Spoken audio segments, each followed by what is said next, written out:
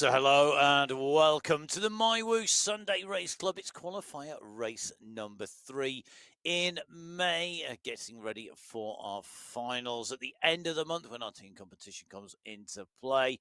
My name's Matt Payne. I'm here in the studio with Emma Martin. And Emma, we're going to be calling the action to what is a monster of a race route in both the women's and the men's races. Women's race up first, men's race up second.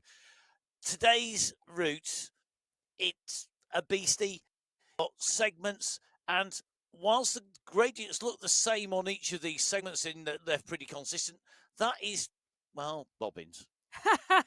Today, the women's race, the endurance climb. It is the one and only epic challenge. Well, it's not the one and only, but it sure is a big one. 35 kilometres of racing, 1,424 metres of climb. And yes, you can see there are indeed 5 full climbing segments today. And let's not forget that last run to the finish line that hits 11%. Last time out, Kristen Kolczynski set the record on 4 out of those 5 climbs. Catherine Fuhr took the PR on the final one. Who's going to do it today? And when you look at the actual gradient of the endurance climb and you look at the segment, each climb segment looks to be a consistent gradient, but it's not. I mean, we're talking gradients of up to 20% in sections of this. We're talking sections at 15, 16, 13. It looks like it's consistent gradient. It's not. Even within each segment, there is variation as well. There is. And there is variation across those segments and within segments. And you can see the first one at an average of 9.7, the second at an average of 10.2, then 8.7 average for the next 2 sections, and then that final section, endurance climb 5, 7.7. It is, I was going to say, the section with the least amount of climb, but it comes at the end, and the fatigue, well, the fatigue seriously will be in our riders' legs by the time they get to that section. And then we run flat to the finish line, but it's not flat all the way because that final 400 metres, well, I'll tell you something, the steepest part of that final 400 metres touches 11%.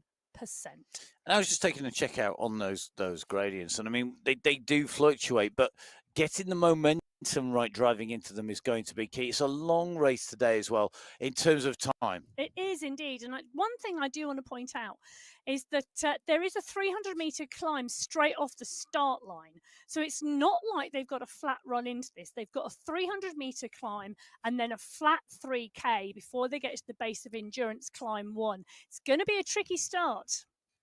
Well, let's see which of our riders, which of our teams are going to be able to handle that start. It is a brutal start, 300 metres straight out from the gun. Going up, our Falcon riders, captained by Musa Al-Mansouri.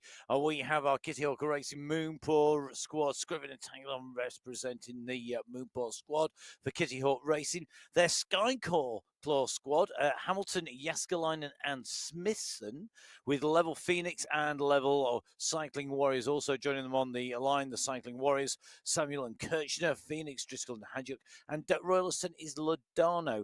It's going to be very interesting to see in Category 6 which of these riders take it on from the gun. It's time to go racing. It is May qualifier race number 3 on the Sunday Race Club, and it's time to slopes of the endurance climb. This test of our riders' climbing ability kicks off, and as you can see already, from the moment that we go out from that start archway and all of our riders starting on the roadway, we're seeing a break now. Jessica Hamilton has gone really hard from the gun here, and this tactic could net her a split and a break in the field very early on, because one of the things there's no downhill to regroup on. Well, there isn't downhill, but there are flats, and those flats will be respites where you can bring your heart rate back down. Now, this is a really bold move from Hamilton. We know that she's a phenomenal sprinter, and she goes really, really well. But what the other riders have got to be really mindful of is this is not a sprint.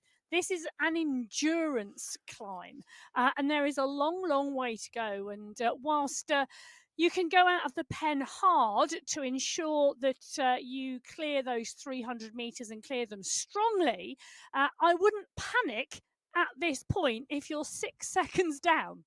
And we're going to see riders 6, 7, 10, 20, 30 seconds down. We're already seeing a spread. Some of the riders having covered half the distance that we're seeing Sarah Sue and Hamilton already having covered, which is at 300 meters. Yeah. So a big range and a big split. And that's what the climbing is going to do, because today is about being able to get up the climb, recover or regroup on the flatter sections. You're not gravity assisted. No, you're not, but you do have, it's roughly 3 to 3.3 kilometers of the flat sections between the climbs. They are long enough to take some recovery, and they are long enough for riders to close gaps down and for the draft and the pack to roll. And you can see one long line at the moment out front with a small group we're in with at the moment, Musra Mansouri. She should go strongly today. She's a great climber. She knows how to pace a race. She's with Hadjuk and Kirchner. Bengston is there as well as Samuel. There are some strong riders in here. So let's just take a little run, shall we? Can I just dive in very quickly? Whilst we've got Musa Al-Mansouri on the screen, congratulations for taking the win in qualifier race number 1 at the UAE National Championships. Just had to get that in whilst we've got Musa on our screen. Sorry. Well, let me just run through who took the wins in Belgium last week. Now, very, very different course, almost a completely different skill set. But Gurney took the win in category 6. Smithson came in second, so Bio came in third, Jaskalainen came in fourth, and Al-Mansouri came in fifth. It's going to be interesting to see whether we see those riders in the mix today. One mention to Narvaez. She's on the start sheets today. This is going to be interesting because she took fourth place in category 4 on the endurance climb when we were here last time back in August. Let's just remember there are only 4 categories in August when we were, well, I was going to say the last time we were on the endurance climb, but it was the first and the last time because it was the only time we've done the endurance climb before. Now, take a look at this, Matt. That group have come together as we expected on the flat section. Yep, leading group just coming back together. We're going to see that become increasingly difficult as those gap stretch out, as that accumulated fatigue goes into our riders' legs. Remember, each of our groups also have the rest of the race field coming up behind them. So if you can imagine, these riders are going to be up the road at 5 minutes after they start. We're going to see category 5 start 5 minutes after them. Category 4, then category 3. There's a 10-minute gap between categories 2 and category 3 and category 2, and then 5 minutes again between 2 and 1. So basically, category 1 are going to be chasing everybody, category 2 chasing everybody, but category 1, and so on right the way through the race field. Category 6 get that start, and it does mean at the moment Daniela Londano is and Sarasuk is the riders on the front of the group in category 6. Now, let's move up a category, move on to category 5. No teams represented here today. That will change when we go to our finals, when we have 3 riders as the minimum number to score in that team competition for the prizes. 7 teams getting prizes and 5 riders maximum. And that will all be changed. Now, Emma, it is our smallest race field in category 5. With no teams represented, each rider's basically riding for themselves. They are indeed. We've got 19 riders on the start sheets today. And what we have seen is that we've got Natalia Idzik. She took second place last week in Belgium. She had a cracking ride last week. Katie Bago took third. Sonelson took fourth, and Wilhelm took 5th. As they go out of the start pen, we're in with Montoya. Now, can I just say, Natalia Idzik took 3rd place in the endurance climbing category 4 back in August. And she's been showing great form again recently and been getting stronger and stronger. I think she could be one to watch out for today. Ferron should go well as well today. And so there are a number of riders in here that could be on a good ride today. And we saw Natalia Idzik on camera as well as in avatar form last week, and we saw just how much she gave to that race finish, how much she invested in there, and how much it takes to take that win. And this is the great thing, isn't it? Racing across all these categories, you are on the limit when you are racing on the way in and through. And in fact, we're going to get a look in at Natalia Idzik again. Change of camera angle this time around. Now, pacing is going to be key. You can't put that sort of all-out final effort that we saw from Natalia Idzik out more than once or twice a race, and we saw her empty the tank at the end. We did. You can't do that too early here because you're going to be in trouble. Well, you are, but she's nicely positioned in the group. The group are moving up the climb together. In fact, she's already split into two groups. She's in that front group. She's watching her positioning, which is absolutely key. Restrepo, Zabala, Wilhelm, Alray. We saw Alray climb really, really well a few weeks ago. She could go well today. Adkins is here as well. Again, I think this could be very competitive, Category 5. I don't think there's anybody in here, and while I may be eating my hat later, who's going to ride away early, clear from the group. Well, we'll have to see if that is going to be the case. I'm not sure. I think I hate predicting this. Of all the race routes, this is definitely the one that I am reluctant to predict, and I just think this is it. The problem for me in terms of predictions is you can get somebody here who is an excellent climber who maybe struggles on the rest of the races and can come out and absolutely annihilate people here because of that.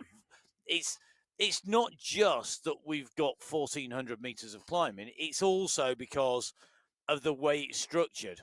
Without those descents and the rest. Let's think about this. Isabella Giraldo, I think she should go well today. I know she's a great climber. Yeah. But let's just take a think about this because, Qualifier 1, 516 meters of climbing over that Vessel rock course. Qualifier 2 in Belgium, 324, a very different race last week. This week, 1,424 meters of climbing over 35 kilometers. Yet again, a very different course. What is good about this is that it's a really mixed bag of race courses this month, which means different riders, different skill sets coming to the fore. It allows everybody to show what they can do, whether they're a punchy rider or whether they really excel on the climbs like today. So let's see who is going to be our excellent riders. Which of our riders are maybe down They're in all excellent. Well, that's true, but some will be in the doldrums and not having such a good time. The thing I always tell myself on a big long climb and you're having a tough time, which happens quite a lot on climbs for me, is no climb goes on forever. And you can always have another day out on the bike, out and riding, and you can. It may be your turn to be the hammer rather than the nail. Now, let's take a look at our riders. We're currently about 1 minute off our next category race starts as we see categories 1, 2, 3, and 4 still down in the pens. It's going to be category 4, the riders in those red jerseys. Each category, for those watching who are new, is represented by a different coloured jersey. All of our riders in category 4 with those red jerseys for the moment. There are no sprint competitions to change that to a green skin suit, but there will be a polka dot skin suit on offer for the riders who complete each of those climbing segments and take away the overall win in that competition. Now, Cycling District 4 are here with Frias and Vieira. We've got the Gear Geeks. They've got a squad of 3, Hadlock, Simkin and Downing. Some big riders in there. Gear Goddesses, Van Rossum, Tonkinson, Johnson, and Herrero, and the Phoenix squad with Majewska. The Gear Goddesses have strength in depth with riders like Johnson, who we know can climb well, who has worked on that. With this team about to leave the start, it's time to see if Category 4 will team numbers count today. Emma, can you use team tactics on a climb like this? Oh, there is a seriously good question and one we may well come back to, but I'm not going to start there yet because Category 4, let's just run through the list because there are some really great things going on in this pack today. 29 riders on the start sheets. They're out the start pen at the moment and they're climbing strongly. Now, what we have seen is Cici Olka go up to Category 3. Congratulations. Since she's joined the Sunday Race Club, she's got stronger and stronger, and that is a well-deserved progression to Category 3. She took the win last week in Belgium. Second place last week with Gina Van Rossum from the Gear Goddesses. I think she is one to watch today. I raced on the same team as her back in the Tour de Monde back in January. She is really strong on the climbs. So for me, she's one to watch. Katerina Krasova took 4th place last week and Nina Dowling took 5th. It was a great competition.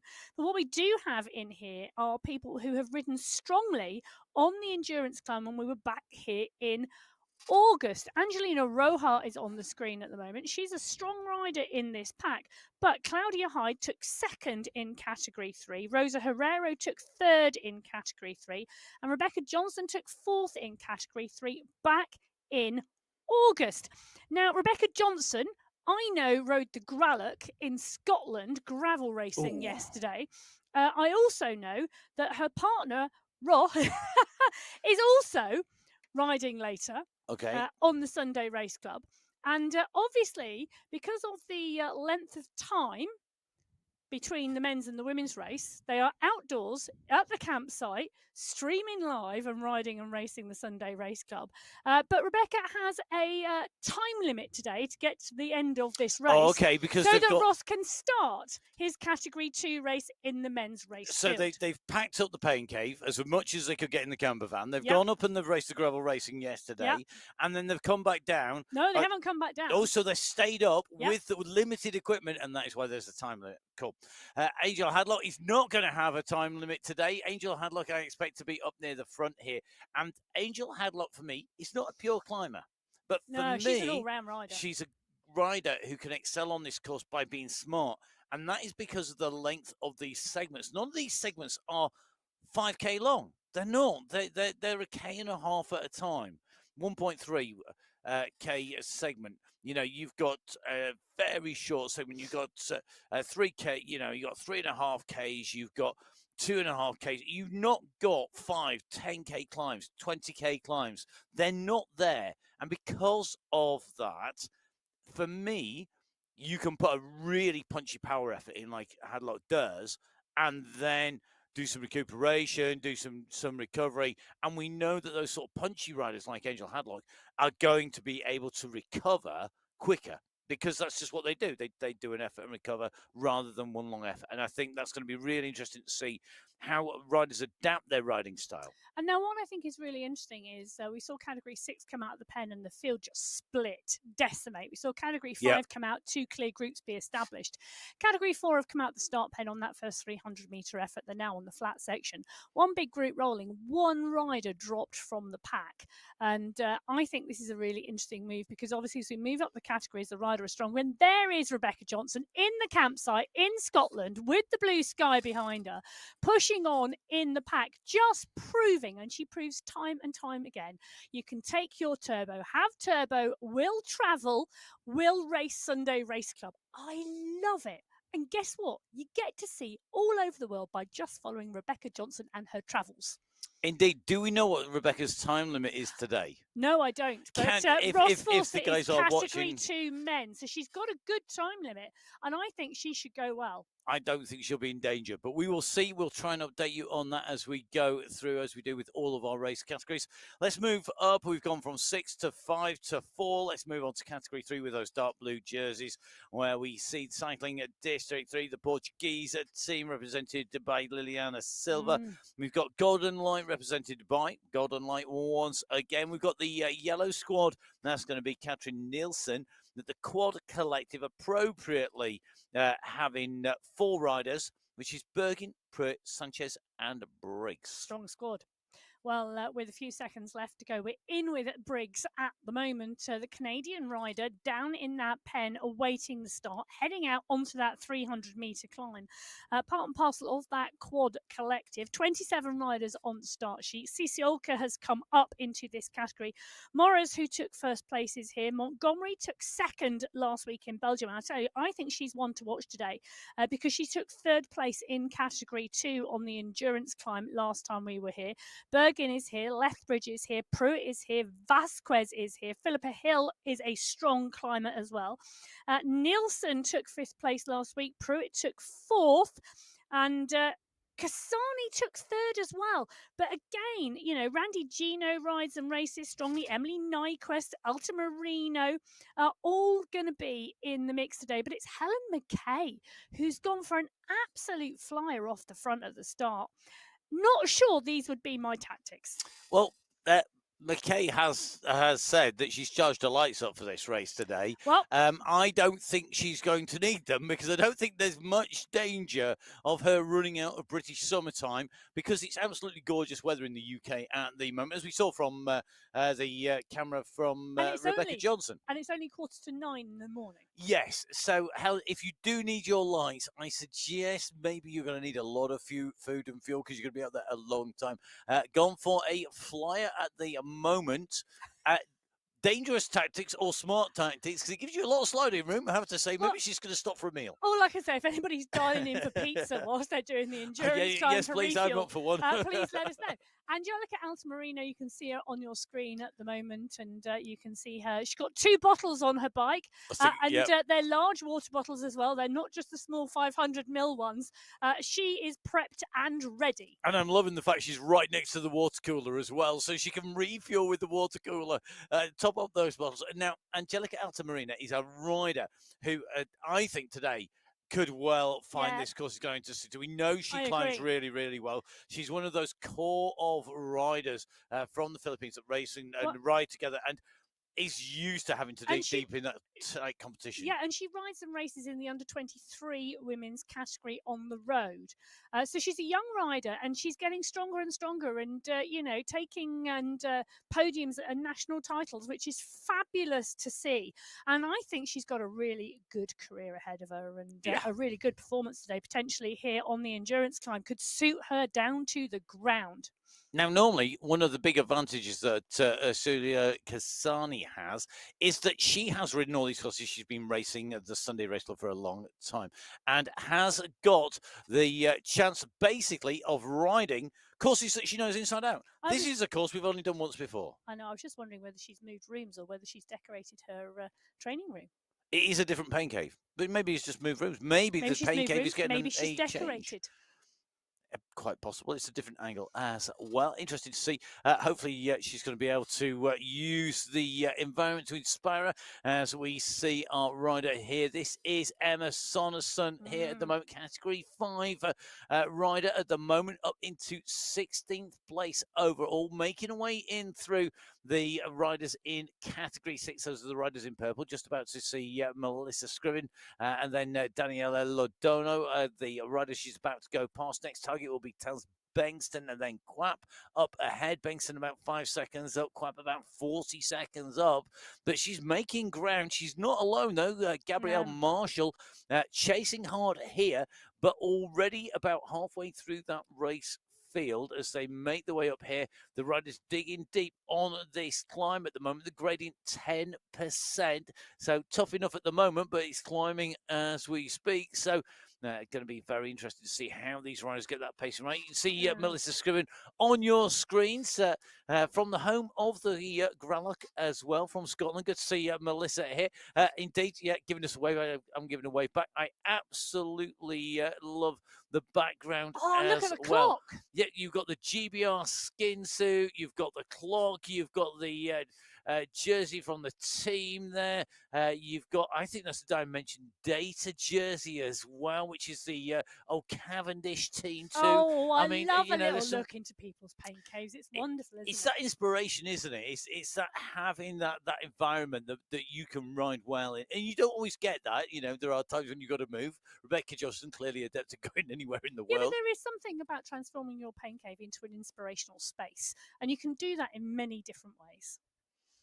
Indeed. Now, Musa Al-Mansouri, left-hand side of your screen, on the climb at the moment, clearly on form, as we saw with that win in qualification 1 in the National Championships. And at the moment, we're in front of Van der Legdam, who has had a great month so far, really riding well. She's came in Qualifier 1 into the Sunday Race Club. This is her first month. She's a strong rider, and she's absolutely showing that. She did really well on that Vessel Rock climb, the first one. She really showed that she can climb and climb strongly. She's matching Al-Mansouri at the moment. She's right on her wheel. You can see the rest of the pack of the Category 6 race. They're not far behind. Jaskalainen, Smithson, Suribayo. Those 3 riders are the riders chasing. So 5 riders within 25 seconds of each other as they start to come towards the top of that first endurance climb. And Just interestingly, Musa Almansouri's taken one win in the Sunday Race Club, and that was on the Paso del Alto, Yeah. which is a big, long climbing. Basically, Yeah, it's all uphill. she is a really strong climber. Yeah, That really great to is see. where her forte lies. Sonnerson is climbing well, as you know, Brilliant. really strongly at the moment. And Marshall is struggling to stay with her. Wilhelm, Bago, Restrepo, all around 25, 26 seconds back. That's the main group in category 5. I wouldn't be panicking if I was in that group at the moment, because there is still a long way to go. They're at the 5 kilometre marker. 30 kilometres to go for that group in category 5. Oh, we can see here, this is our category 3 race field at the moment. Bergen coach on MyWhoosh in with this group, just chasing hard at the moment, because they have got that rider scrubbing down the road, or up the road as it is today. We're jumping in with Julian Montgomery. Montgomery, a rider who is continuing to improve week on week, as we've seen. Going to be interesting to see what Julia does on this course today and how she approaches it tactically wise. Yeah, because this should really suit her. And she is a strong climber, and you can see that she's concentrating hard at the moment. Cici Olka is in there, Hill is in there, Shanks is in there, Briggs. But she's just off the back slightly at the moment. She's going to need to push to close that back. I think for Montgomery, maybe the gradient being super steep here is going to be probably her bête noire of this course. The steep sections, she's going to pay a price where she's going to have to keep on getting back in, but we're going to see how she does with that, I think. Yeah, she has huge amounts of resilience. That, for me, I think, is one of the key skills that she has. She's a resilient, determined rider. And that will play out. You know, it is one of those courses today where it is not over till you are over the line. And I know that sounds really stupid, but what I mean by that is anything can happen. And I'll tell you something, Heather Shanks knows that. Another rider from Scotland with that Scottish flag. She's just sat on Holly Bergin's wheel. Jill Pruitt is there as well. And Shanks, you know, Scotland has a fair few hills. It has. There's some great hills in. I have ridden in Scotland quite a bit, and I have to say, it's beautiful. It's stunningly beautiful when the weather's nice, which is not always, because when it snows, it's blinking cold. But I have ridden there, and I've ridden a lot of the hills, not just on the mountain bike, but on the road bike. And I have to say, if you want to get good at doing climbs of 3.5 to maybe 4K, it's perfect certainly in the borders, around Galloway, around the sort of the middle section. Okay, if you go north, it gets bigger and wilder, and all the scale. They even change the scale of the map that you get in your map book when you're looking at it. But do you know what? It's got some great climbs, I think, to train for if you were looking to train specifically for today. We'll see whether that's going to be to the benefit of our Scottish riders as we move across to our penultimate race category in our women's race field. Remember, the women's race field setting off first. Women's race may be concluded in some of our categories before we start the men's today, because it will be a long race. Category 2, we have got quite a volume of riders in our teams today. The Purebred Daisies have 2 riders, Van der Vliet and Eck. The Velocity Vikings with Goslander and Embering. There are scores with 2 riders. We have 3 teams with 3. In fact, so 2 of 2 and 3 of 3. Teams with 3, the Antipodean Racing Team, Trudin, Banerjee and Gorea. And we've also got the Core Squad, Van Hove, Kalman and Field. And the Racing Rockets. That's Simmons, Marb and Roach. And if Sarah Roach can keep her eyelids open, because apparently they're her biggest opponent right now, we will see if she's going to take victory today. I'm really looking forward to seeing who goes well here in category 2, because they've got some fearsome climbers in amongst some amazing racers. And we've got 1 or 2 new riders who are going to, I think, maybe change the way that this race transpires today. Away go the group. We're heading out with Bridget Kittle, a rider who has very quickly, in the space of 1 race, made herself at home in category 2. We talk about riders progressing. Kittle is definitely in that category. So it's in with this group at the moment. You can just see around her. We've got Jaramillo, Paulson, Eck, Davidson in there. We've got Marb tucked in, Dijkstra in as well. Going to be interesting to see how fast they close on the group in front of them as well, because we saw that the category 3 riders were going very strongly. Category two have come out and have definitely left behind one or two riders, but not too many at this stage.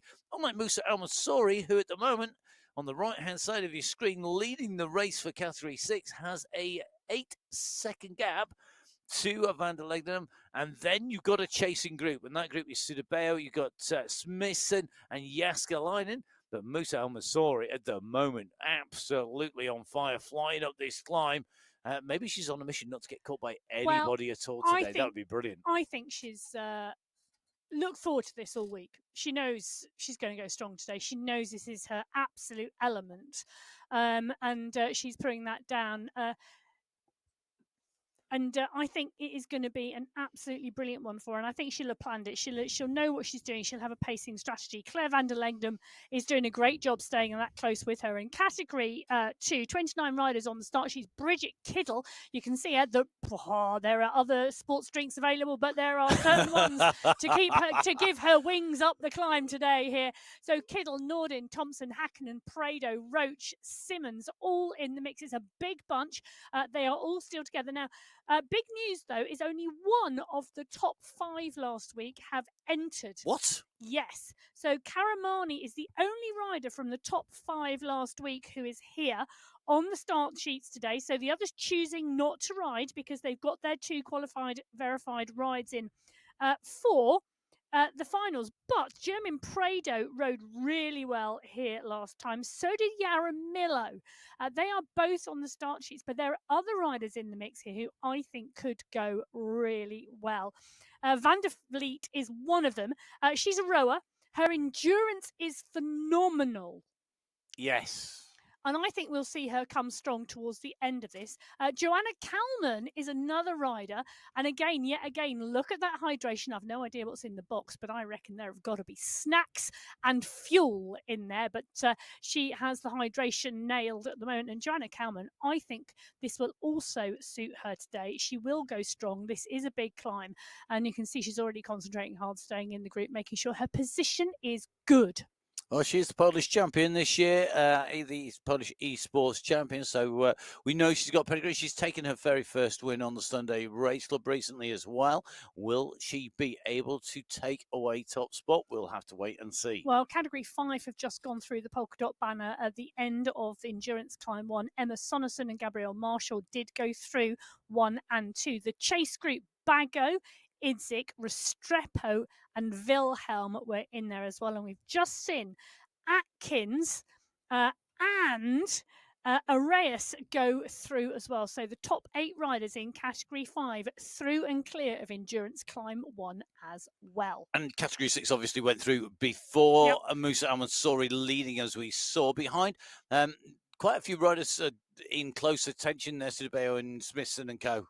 Yes, so it was Al-Mansouri and Van der Legdam, Sudabeo, Jaskalainen, Smithson, Hamilton, Kirchner, Sarasuk, Samuel, Charlebois and Kirchner also through that section. So that was Category 6, but this is Category 1, our elite riders. You can see our teams on your screens. The breakaways have 2 riders with Bjarhead and Larson. They're down in the lower numbers of team riders here today with Cycling District. Anna Caramello representing that squad. However, there are big numbers for the Supernova, the Sweat Sensations, and our block International Supernova with Tomasi, Kolkowitz, and Giovanni with 3. We've got our block International, Kolczynski, Hermansen, Holcroft, and Soderstrom with 4. And the Sweat Sensations, Guerra, Fua, Bruni, and Mayer also with 4 riders. So our elite riders are ready to go. And we'll run through all of our riders as we set off on May on qualifier race number 3. It is the last chance saloon to get those qualifying rides in. Let's see who is going to be able to get to that finishing line as they make their way in there. Let's see who is going to be the rider who takes away race victory. Kristen Kolczynski, I was watching, she was racing yesterday.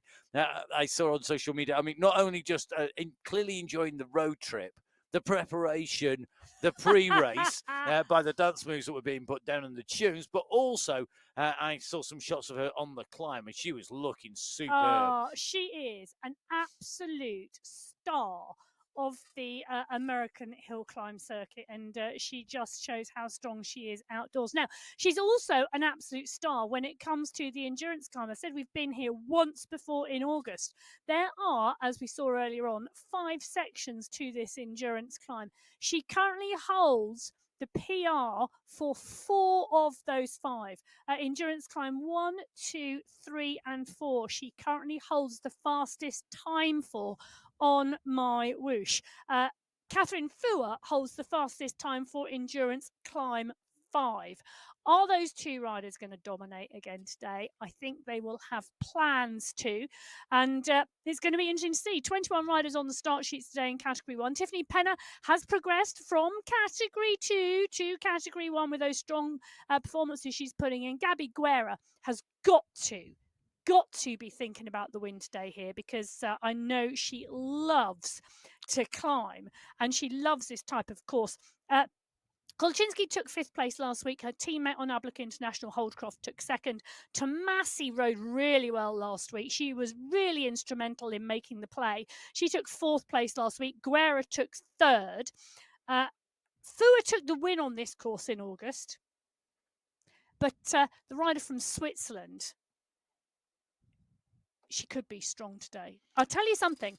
She's also got, I know we're in with Francesca Tomasi at the moment, but Catherine Fua, I think, has a little bit of added motivation today because her sister Sandra has just taken the lead in the World Cup. She's a paracyclist. Indeed, so a family full of talent. Now, you were speaking earlier on about Francesca Tomasi. I was very, very impressed by her riding and her aggressive race moves. She wasn't content to have the pace dictated to. At the moment she got the chance, she went out there and made the moves. She instigated the changes of pace. She chased when she needed. She attacked when she wanted. She was really I was very, very impressed with that. And it's taken her a little while, I think, to settle into the race club. She's got great results. Yes. But I think there's a lot more to come. But she's up against the best in the world. You've got Mary-Kate McCarthy in there as world champion. And can I just say, Lizzie Brooke is in that Category 1 patch today. She took 4th place in the Gralloch in Scotland, the gravel race, the 110-kilometre gravel race yesterday in the elite competition against some really, really strong competition. So congratulations to her, and I hope she has a good ride today. Yeah, Tessanissa, I think, took the victory in that race. Fionn Drake. Yes. Sophie Wright. Yep. Lizzie Brooke. Yep. Top 4. Indeed. Anyway, back to the avatars. On the right-hand side of your screen, you can see we are in with our leader, our climb leader and race leader for Category 5. That is Emma Sonderson. She has now made her way through past all but 2 of the Category 6 riders. Now, interestingly, I'm looking at that screen and seeing Claire van der Leyden and Musa Al-Masori side by side and exchanging places ahead, working hopefully together to try and stay clear of Sonderson and the chase from Smithson, Hamilton, Yastelen and Sudibayo. However, right in the middle, Emma Sonderson absolutely on fire here. And when you look at the top right-hand side of your screen, Emma, I'm seeing one blue dot well up the road from the chasers behind. I think this is a clear and potentially race-winning lead. This is looking very good indeed. Well, she's a 9.7 kilometre marker and she is riding strongly. You would think she has a really strong plan. You can see those 2 riders, the 2 Category 6 riders further up on that bridge. That's the chase group in Category 6 behind Sonderson. This is Al-Mansouri and Van Legem who are just up ahead. And that now you can see the shot back to that next polka dot skin suit, which is Emma Sonderson, Category 5 there. It's a 45-second gap. Might not look like it on the screen, but it's a steep part of the climb at the moment. They're just shy of 13%, and boy, I can tell you that is going to hurt their legs, and you really, really notice that. But Smithson, Yaskalainen, and Sudibayo and Hamilton are the group of Category 6 riders who are further back down the road. But Sonderson is doing a phenomenal job. I reckon Marshall should be the next rider that we see in that Category 5 race behind that chase group in Category 6. But it's not far back, I think, from Marshall to the rest of the group. Now in with Anna Camaramelo in category one, the cycling district rider from Portugal. Here in with the mix, another strong ride last week from Caramello, and great to see. Is today going to be her day at the top? I think they in many of our other race categories, we are seeing missing riders. You said top five riders in category four out of the top five riders in category two. We've seen smaller fields in some of the rest of the race fields. Category one, that's not happened. This is basically pretty much the same size as normal, give or take a few. And I don't think it's any easier today in any of the race categories in terms of the effort, but I think you are going to see, for me, the climbing, the pure, that climbing power that we see from people like McCarthy, Kulczynski really coming to the fore. And I think that makes it difficult for more all-round riders like Caramello, maybe. Yes, potentially, but nobody knows what anybody else has been doing. Nobody knows whether they're True. on a recovery week and they've had an easy week in their training block, or whether they're on a really hard block of training at the moment and they're racing this at the end. Nicole Meyer may well be one of the riders watching this and thinking, this could be a day for me. And Larson is there as well. But Maya, you can see she's a look of concentration on her face, the rider from the USA. She's currently at the front of the group as they go into the first real climbing section, Endurance Climb 1. Now, this is 3 kilometers in length. This section, it's 9.7 average gradient. Now you can see at the moment they're already over 10. It's a big steep climb. And Maya on the front here, this is her 10th participation in the Sunday Race Club. She's a name that we have focused on because we know just how talented she is, and the commitment clearly there, because if you're in the States, it generally involves waking up in the middle of the night or going to bed exceedingly late or getting up exceptionally early to race. So that commitment clearly there, and we know that she's a talented rider currently on the front of the group. Just ahead Guerra's going with her at the moment. She is being marked, though, by the one and only Mary Kate McCarthy, the world champion. And I tell you something, McCarthy, for me, McCarthy's, I'm not sure I should say this out loud on air, but for me, McCarthy's tactics today are going to be sit, wait, let them throw down some moves at you, and then towards the last third, maybe the last big climb section. So going into that big climb section, that is Endurance Climb 5, maybe they're putting a move that takes you clear in a big way. Because I think she can let the others throw some stuff at her and then go later, because she is strong at the end of a race. Well, we know she's strong at the end of the race, and we know she's a great climber. And she has got to have that intention, and I'm sure she's taken a look at the course. And she wasn't riding in August. She didn't ride it, I don't think. Matt's going to do a little bit of research whilst I talk. Just hold the line, caller. But Kulczynski definitely was.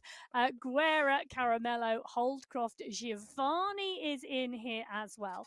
It was really, really interesting. I am going to go back to those results in August. So back in August, Catherine Fua took the win on this course in 1 hour, 29 minutes, 47 seconds.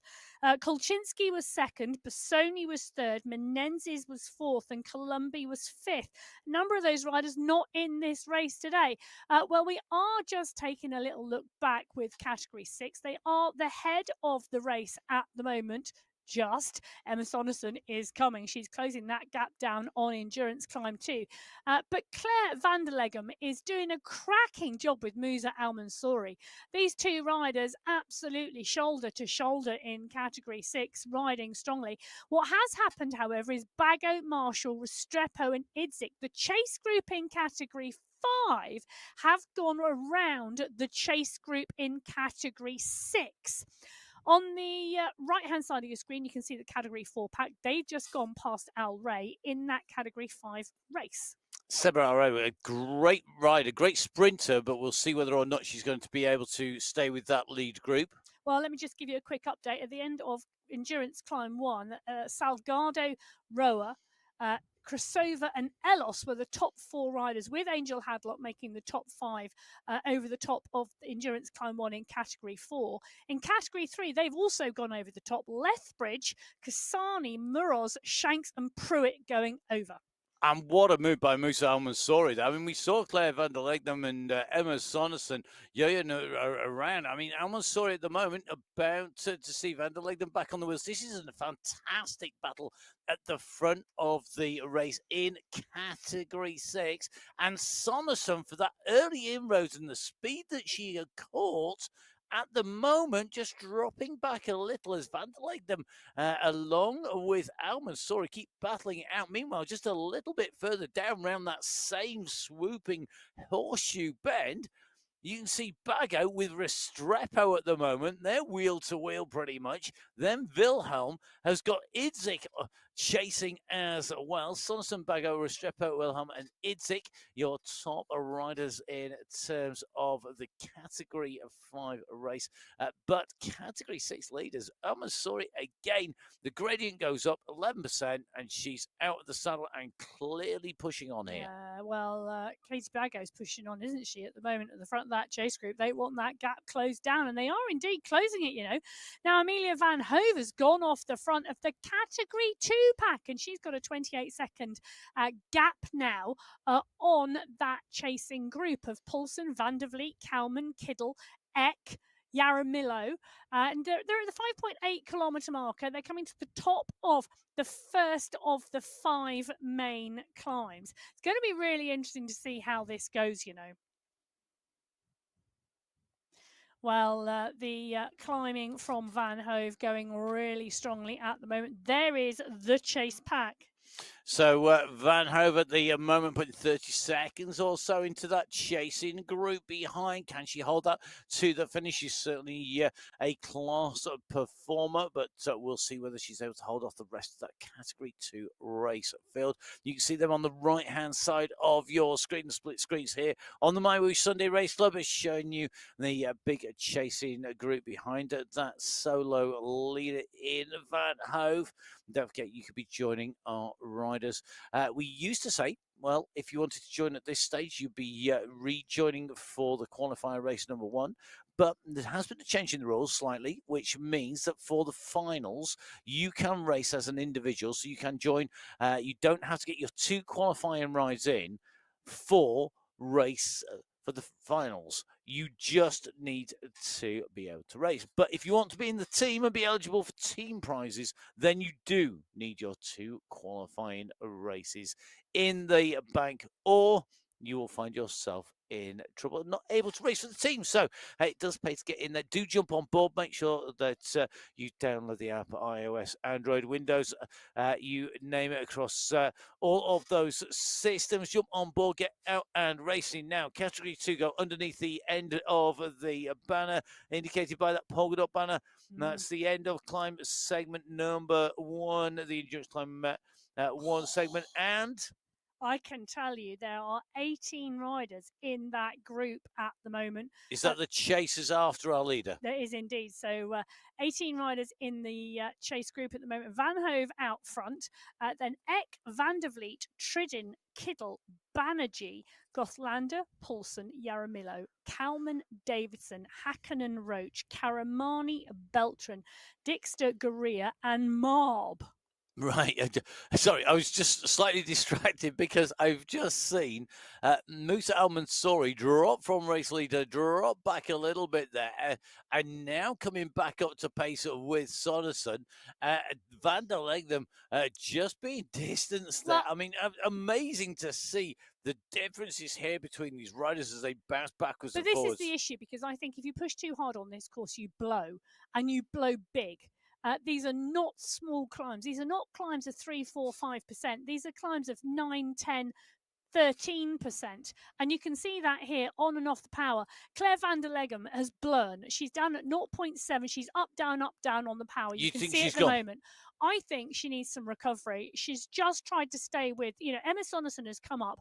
They're trying to stay with a faster rider. Emma Sonnerson started 5 minutes behind them. And in the 45 minutes of racing, they've caught up. So going with a rider who is stronger, because she's already made a 5-minute gap up, you've got to be really, really careful, because there's only 11.2 kilometres of this race now complete. You don't want to blow at the 23 kilometre marker, because you tried to stay with a rider in a category who has already closed a 5-minute gap. No, you definitely don't. I mean, we're at what the distance of the wheels, 11k in. Yeah. You know, we've got a long, long way to go for these riders. Pacing is going to be critical. And I'll tell you something who's chasing hard behind, only 200 metres back, is the leading Category 4. Salgado is doing an amazing job, but she's taken the polka dot skin suit on Endurance Climb 1 and she's climbing strong.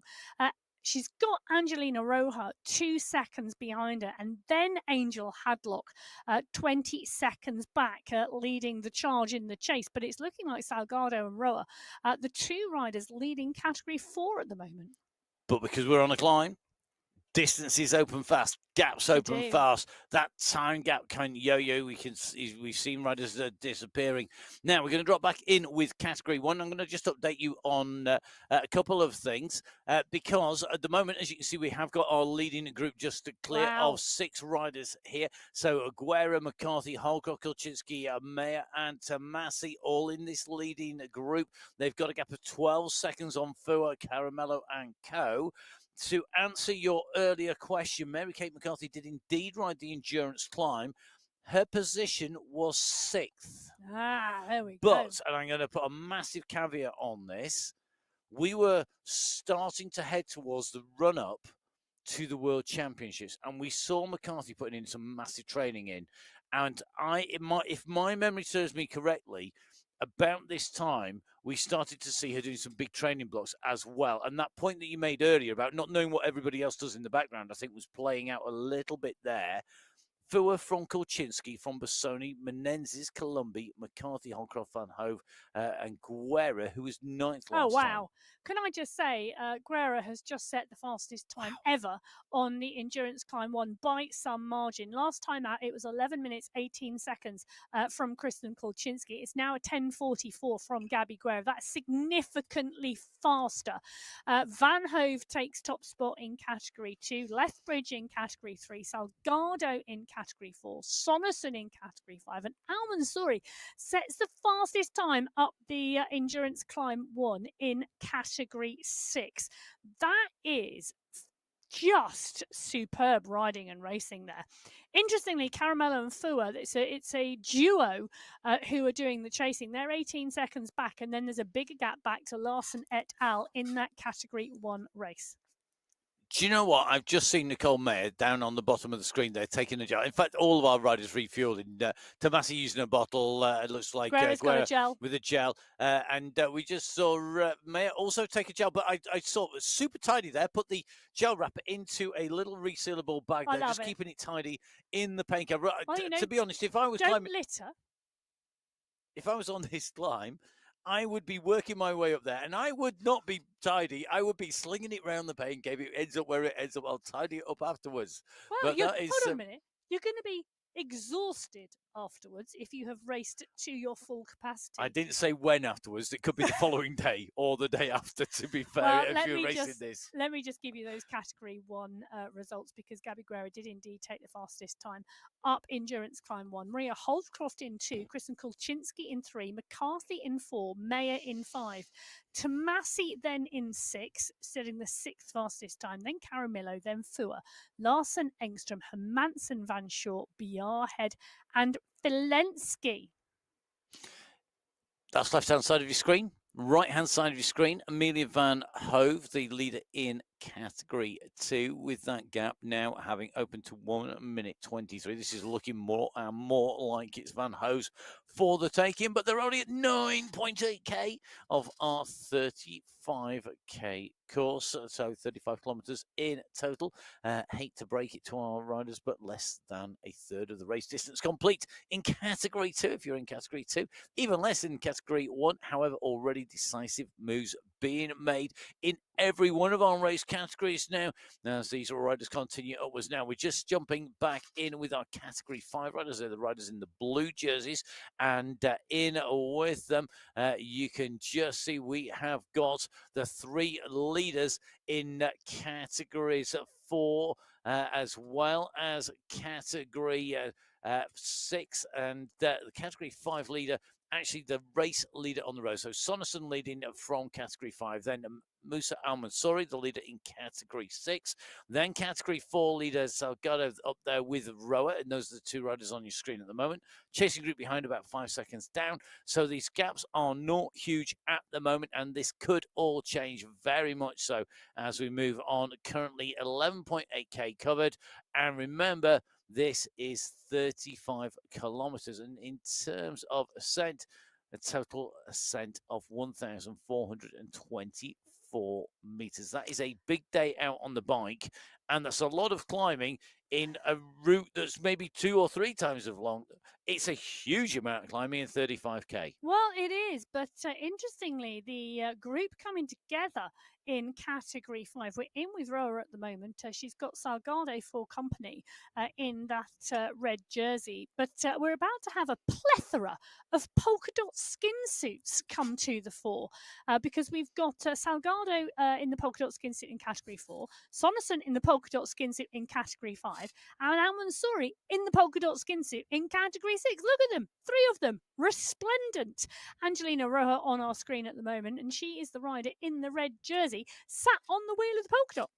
She is. I'm just taking a look at Angelina Rowe there, just getting out of the saddle. I was watching very carefully there, not just because she actually uses the same phone holder that we do in the studio here, total geekery moment there for tech geeking, but also because she was sat down on a gradient, which was like 13%. She was sat in the saddle. Now, there's been a bit of a push from Salgado, and it's been answered by Rowe getting out of the saddle.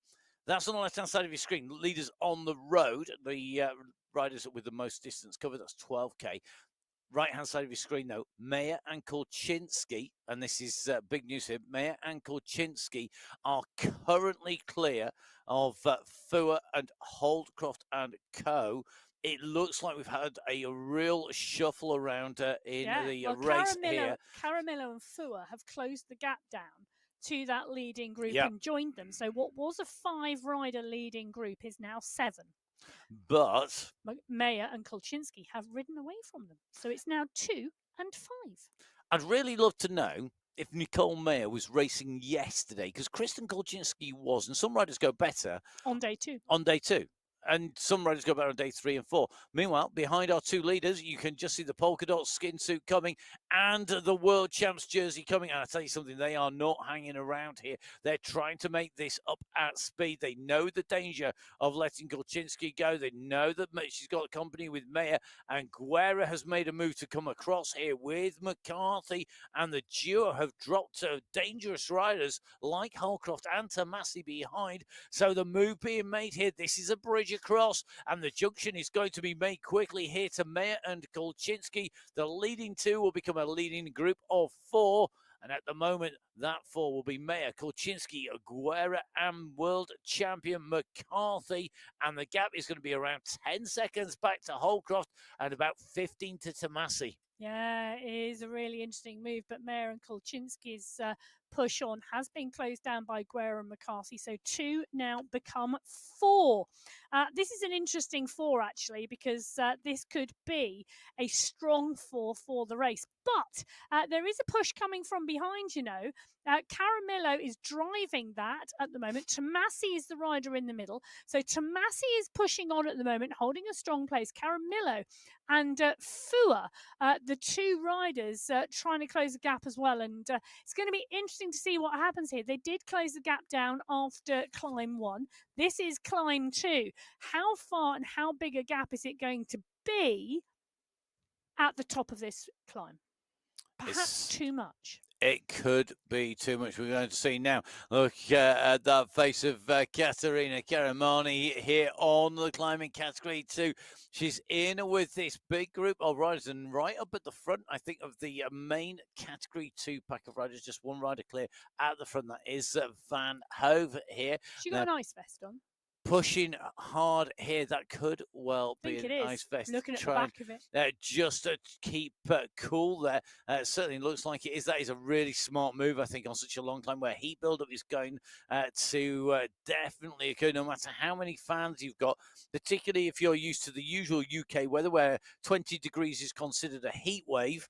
At the moment in the UK, that is the standard temperature they seem to be having at the moment. The dry summer they've had for a long time. It was one of the wettest Aprils. It's one of the driest Aprils this time around. So from year to year changing. And if you're used to cooler conditions and the temperature goes up and you can see the mud guards are there, the fenders are there in the background to deal with that wet weather, you've got a rider now who's trying to keep cool. I don't blame him. I think that's a very, very smart move. Full marks for preparation there. Well, I'll tell you a rider who is smart at the moment, Amelia Van Hove, Category 2. She's in the polka dot skin suit, and she was pushing on strongly there, a little bit like McCarthy is. Now, Matt, you said at the start of the show she would go towards the latter third of this race. Yeah. This is only 10.5 kilometres, so technically this is the first third of the race. Kate McCarthy, the world champion, in that rainbow bands at the moment, pushing on strongly.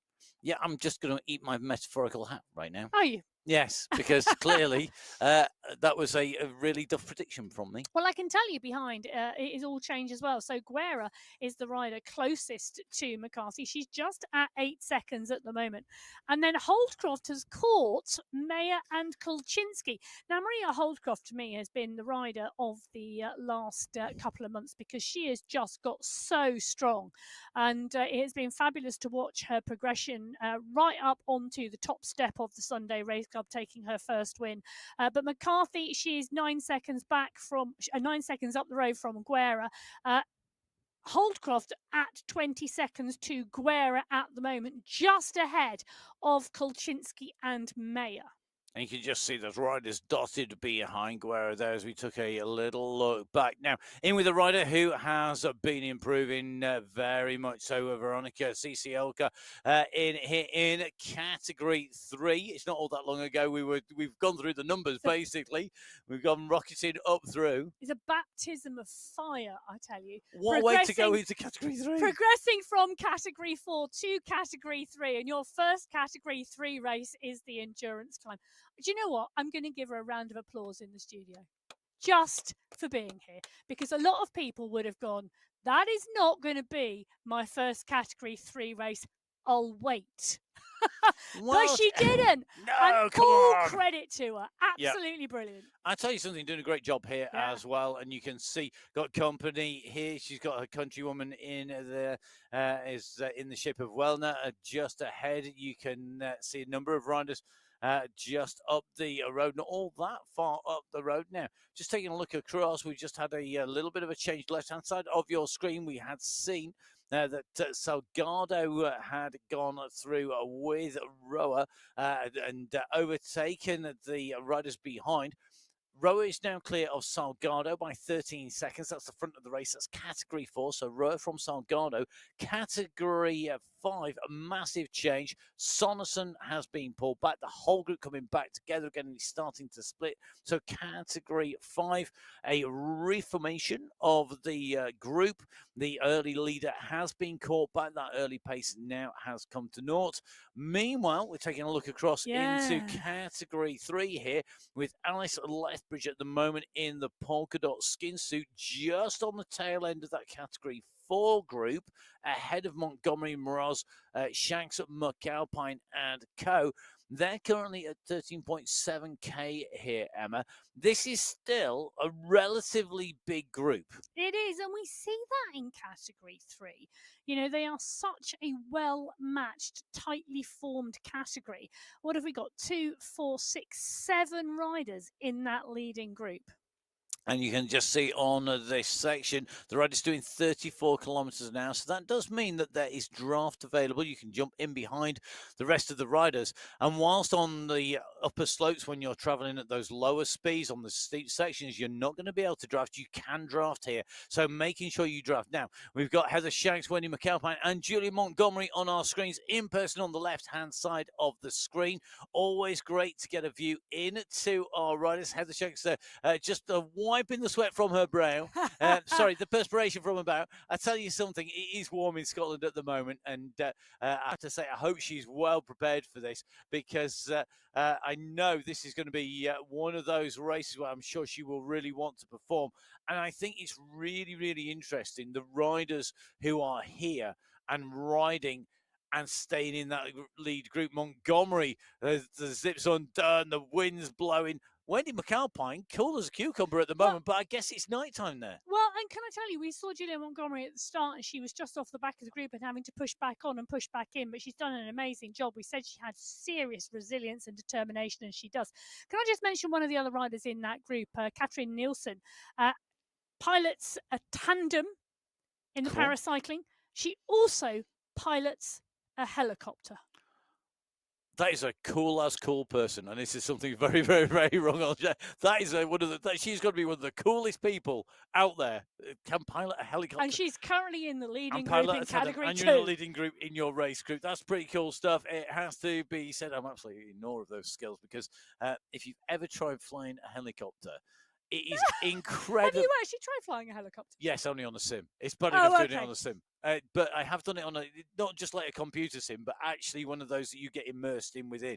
And you've got so many things to change simultaneously with different limbs, fingers, toes, watching. It is incredible. Now, well, I'll tell you what is incredible is the pace of Kate McCarthy at the moment. She's not flying a helicopter. She's flying that bike. I tell you, it is absolutely amazing. There is Bridget Kiddle, and she's got wings herself today, because she's with Kalman and Banerjee and Karamani and Jaramillo and Eck. That is the phenomenal group of category 2. And look at Kate McCarthy. She's just tapping her way through the pack and out the other side.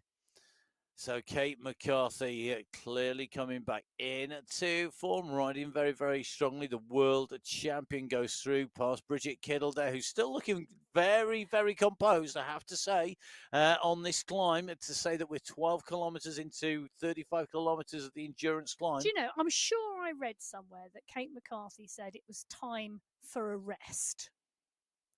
I don't think a little bit Kate of McCarthy knows the before meaning she started of training rest. again for the World Championships. Well, if this is a rest, I was going to say those. Yeah, no, I don't think that she's counts just. as a rest.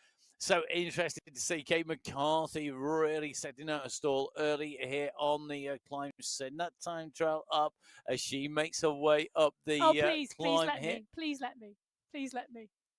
Yeah, feel free. Sarah Roach has just typed, "The song You'll Never See Me Again is playing as Kate and Gabby ride past me." Oh. Category 2 being caught by Category 1. So that's Category 2's rider reaction to seeing the express train of McCarthy and of Guerra going past. And remember, of course, our riders in Category 1, they are the world's best esports riders. And they are here racing on the Sunday Race Club, week in, week out, every single Sunday of the year we are here. Now, I'm going to caveat that slightly, because we don't know quite yet exactly what's happening in August, but I can tell you in August we have the MyWhoosh Championship. 2 years ago, just over 2 years ago now, we had the amazing $1 million MyWhoosh Championship, where there was a $1 million prize fund, where we did 7 stages over the 8 days. Now, we don't know the format yet or the exact dates. We do know it's going to be in August. That was announced this week. Do make sure that you are getting ready. If you have holidays booked in August, you may be spending them on your bike. Well, can I say, if you follow the link off all the social media, it takes you to a page where you can put your email address in and get updated immediately as soon as the details are out. Do that if you are interested, because I'll tell you something. I love a stage race. Yep. And don't forget, jump on board, have a watch back of the MyWhoosh Championship, the last MyWhoosh Championship. You can watch it on the MyWhoosh YouTube channel. It was a long, long time ago. No, Galaxy sorry, that was no. Don't say it. We did enough of those on May the 4th. So certainly coming through, using for the full force up the on the pedals at the moment, climbing underneath the banner goes Mary Kate McCarthy. With this move, she surely is going to take the fastest time on that climb segment on her way towards victory. We will see if that's going to be the case. Mary Kate McCarthy going through endurance climb number 2. And a quick reminder, there are 5 main sections on here, not 5 actual climbs. There are 7 climbs, but 5 main sections here. McCarthy, 12 minutes, 17 seconds for that segment. And I'll tell you something, some of those names have changed on the list because McCarthy takes category 1, Van Hove category 2, Lethbridge category 3, very similar to before. Rower category 4, Natalia Idzik category 5, and Amy Sudibayo category 6. So things are shuffling around in that race out there. As the riders refuel, and this is something that was very noticeable. I was on a ride yesterday with a couple of riders. It was very noticeable when certain riders were refueling that their pace changed. Not just the technical aspect of actually getting the fuel, taking it on board, eating, but actually just you're putting fuel into your body. And some riders respond very quickly, some riders respond slowly, some riders have bad patches. You know, we've all had that. I'm sure the sort of the cafe legs. If you've ever gone on a long ride, you stopped at the cafe, maybe had cake and coffee, in my case, and then you start going again. The first hill afterwards is always purgatory.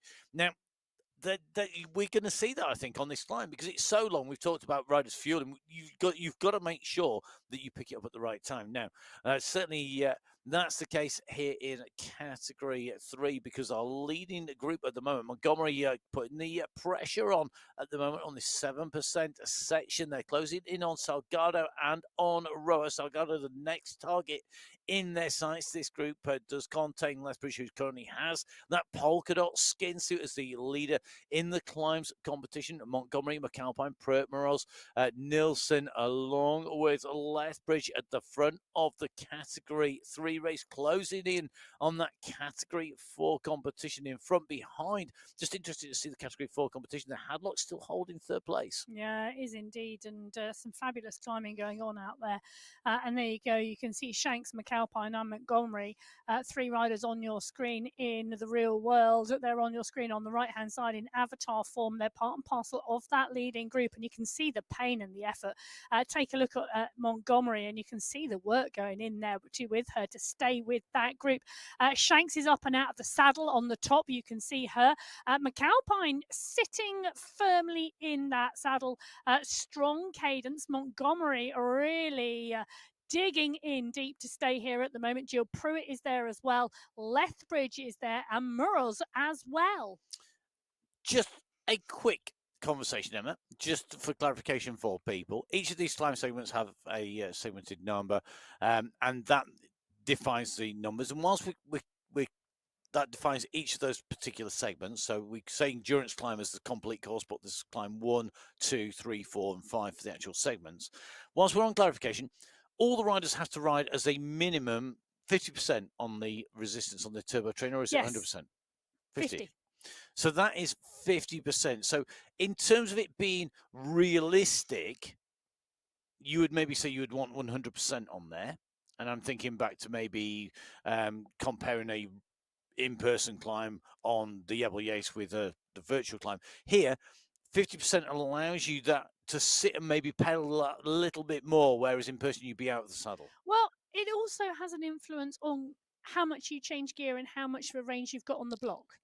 You know, if you've got it on 100%, you've got to work your way through those gears a lot more. You may need a bigger range on that back sprockets. Those types of things are also part and parcel. So it's not just about jumping on your bike and letting the turbo do the work. You've got to think about these things as well. So what your gear sprocket range is, whether you're using the virtual gearing that's available on MyWhoosh. Whether you're using the bike. Yeah, and you don't need controllers. It's literally controllable by the mouse or the keyboard, and you can literally click and change gear. You don't need to physically change gear, but you might be using a combination of both. And if you're on a turbo versus a smart bike. You know, the smart bike, you can program it and you can have a bigger gear range, you know, et cetera, et cetera. So there's lots of practical things you have to think about as well. And that is part of that game of chess. Now, Roa clearly looking like she doesn't want to let that group get too close. You can see Salgado, Roa there at the front of the race. And I tell you something, Salgado has made the most of this junction. Roa goes with her again. Category 3 had almost got them in their folds, and we're thinking about trying to get rid of them out of the bag. But these two have responded in style at the They moment. are Great working. riding. Yeah, really, really strongly. And it's been really interesting. We've had category 6 at the front of the race, then category 5, now category 4, and category 3 are coming. But Roa and Salgado are continuing to push here. And I tell you what, these two are working brilliantly together. Oh, I'm going to argue with you now. Wow. They're not working together. They're working to drop each other, surely. Well, You've seen these gaps open, and look at Roa. She's stamping on those pedals, 4.5 watts per kilo. They're trying to drop Salgado. yeah, but she's not going to be able to hold that pace. And take a look, she just dropped to 2.9. And it depends on the style of riding. You know, some riders like to be a little bit punchy on climbs. They like to put in a bit of power, then a little bit of recovery, then a little bit of power, and then a little bit of recovery. Others like to hold a consistent pace. Me, for one, I pick a pace on a long climb and I just sit at it. I don't want to do the up, down, up, down, up, down. I want to do, right, I'm doing 3.5 watts per kilo all the way up. I'm doing 3.5 watts per kilo all the way up, and I will not budge. But people ride differently. They have a different style. Lorena Beltran is on our screen at the moment. She's in category 2. And we can see her working hard. Kristen Kolczynski has just gone past. Tomasi and Fua are behind. And she's doing a great job of being in the mix here. Absolutely, and sitting, getting that rhythm. Look at the effort on her face, I I know, tell you. It's wonderful. That's just gone on to the flat. Been on that flat section, getting that recovery down, trying to make the most of this, trying to make sure that she's ready for that next climbing section. It's coming in towards her. She'll be able to see that in front of her, and she knows that the climb is going to come. And at the moment, just getting onto the back wheel here of Lopez and Kirchner. She should go past them because she's a category 2 rider.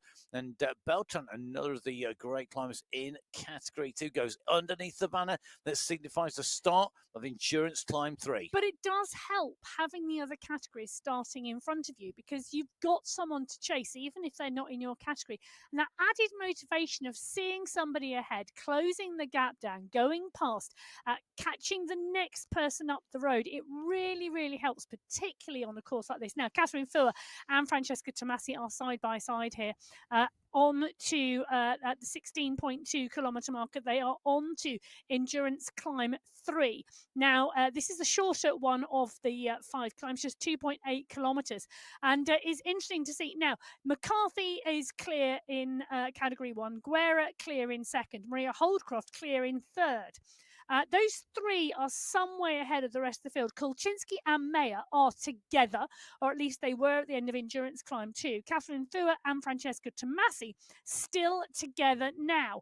The chasers behind are some way back, but Hermansen and Engström, it was with Caramillo before. And you can see on the screen at the moment, there's 600 metres separating McCarthy, who's about to catch Van Hove.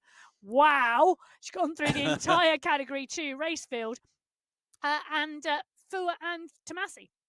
Indeed, and you just mentioned Caramella there, one of the teams from the cycling district squads in Portugal. You've got to think at the moment, I mean, we often see shots of people with the riders in their pain case, but I am going to put a big shout out to the people that we don't often see necessarily, and they are the director sportives of the teams. So, for example, for the cycling district squad, Luis Silva doing a great job for them. He is going to DS. He's going to be the man calling the tactics and the shots for that squad, looking after those riders across the women's and the men's race fields. Yep. He's got a huge squad of riders. He's got riders in categories 1, 3, and 4. In the women's race, in 1, 2, 3, 4, 5, and 6 in the men's race. He's going to be looking after a lot of riders. I haven't actually added up all of the riders, but I think it's around about 20-something riders he's looking after. So they work really, really hard, and they really are critical for looking after the riders, what they're doing, what the course is, getting that coordination together. And everyone who looks after the clubs and the squads together, a big, big shout out to them. I've been in that position in doing it in other sports and doing it on esports. I have to say, you are worth your weight in gold, whoever you are doing that role. for sure. Absolutely, and the riders really welcome not just the support but the direction as well, and of course the encouragement. Now Vellner is the rider we can see at the moment, Katarzyna Vellner on the screen, category 3. She's pushing hard and she's riding strongly. You know, she's behind Angelica Altamirano, the rider from the Philippines, who we said had been riding strongly,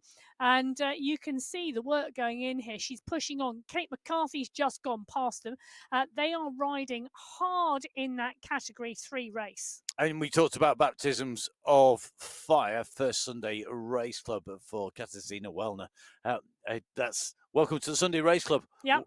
Welcome to the En Feu de Son. Well, I have to say, she's doing a great job. First race out. McCarthy's doing a great job as well, climbing so strongly. She's just gone past. That's the leading group in category 6. Al Mansouri has been caught and brought back into the fold. That's a really interesting move. So that category 6 race hotting up now at the 17.8 kilometre marker. Kate McCarthy has gone past the first group of riders out of the pen. She's also heading past the category 5 pack as well as she continues to climb on the left-hand side of your screen. On the right-hand side of your screen at the front of the race at the moment, it is indeed the category 3 group, McAlpine, Nielsen, Pruitt, Muroz and Lethbridge. Julia Montgomery has now been dropped from that group. So Lethbridge holding the fastest time yet again up endurance climb 3 in category 3. She's doing a really strong job out there today. Roja and Salgado in category 4 are also over endurance climb 3. 3 climbs done for those, well, 9 riders so far out of this entire race field today. 2 more climbs to go. Plus that finish. Yes. Going to be an interesting run in for category 3. I think because we've got these leading 5 riders, there is a point at which they will start looking at each other and thinking about tactics rather than just riding up these climbs as fast as they can. The final 400 metres. Well, possibly, but you've got to look at this, haven't you? Because a 400-metre climb is virtually a sprint.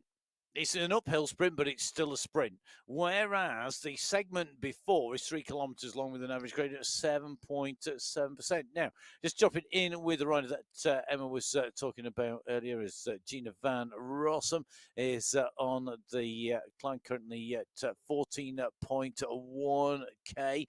And Gina van Rossum just tapping those pedals around at the moment. Good to see Gina. And she's having a nice steady ride today. Well, do you know what? I have to say, if this was me, steady ride, this would not be a steady ride. Oh, look, she's zone 1. My view is, I don't care whether it's zone 1 or zone 6. It's uphill for blinking miles. And I'll tell you something, I'm with Gina. I would be sat there and I'd be making sure I got the tunes in my ears. I would be tapping away the rhythm. I'd be thinking, all these are kilometres in the bank for next time we go to a sane course, not a crazy one. Shall I tell you what I think? I think she was second. Well, I know she was second last week in Belgium. And I think she's saving those legs for the final I thought you said she was partying too hard, celebrating the fact that she was got a podium. Well, maybe. I didn't say that at all. But that podium last week, I think, in Belgium means she knows she's on form. And actually, do you know what? There is indeed a little bit of balancing going on here because do you hold it all for the final and have a bit of a recovery week going in, or do you give it large today? Nope. And I think she's doing the sensible option. And there's nothing wrong with being sensible. No. I was talking with I want to call him a young rider, 17-year-old rider on the ride yesterday. I'm talking about a junior rider. Junior rider. Yeah, that's probably the correct phrase. And I was talking to him about not trying to go crazy every single week of his training, because if you just smash yourself week after week after week after week after week, you're going to end up in trouble, and you can end up really badly injured. That's not good news at all. What you need to do is almost plan when you're going to go hard. And there's obviously for many people, almost plan. Well, remove the word almost. Okay, you can plan it, but still be flexible. That's maybe a better way of phrasing it, so that you actually are going to be able to get the weeks right. So, you know, he's lucky. He's just got college to deal with, which is hard enough for some of us, me particularly, when I was at college. But I think for most people, they've also got jobs, they've got families. Life gets in the way as well, so you have to plan around that. I know that I'm going to be heading back to the UK for a 4-week gig. Set of gigs, and at that point, I'm going to get less training in. So when to get that phasing right is correct, I think it's really necessary if you want to perform at the level that these riders are performing at. I mean, you've got two class performers, Angel and Hadlock and Gina Van Rossum, both class performers. Hadlock at the moment right in the mix. She's in, I think, what is third place in category 4 at the moment. Gina Van Rossum is not in third place in category 4 at the moment. She's shaking her head at you. She's got you in her ears.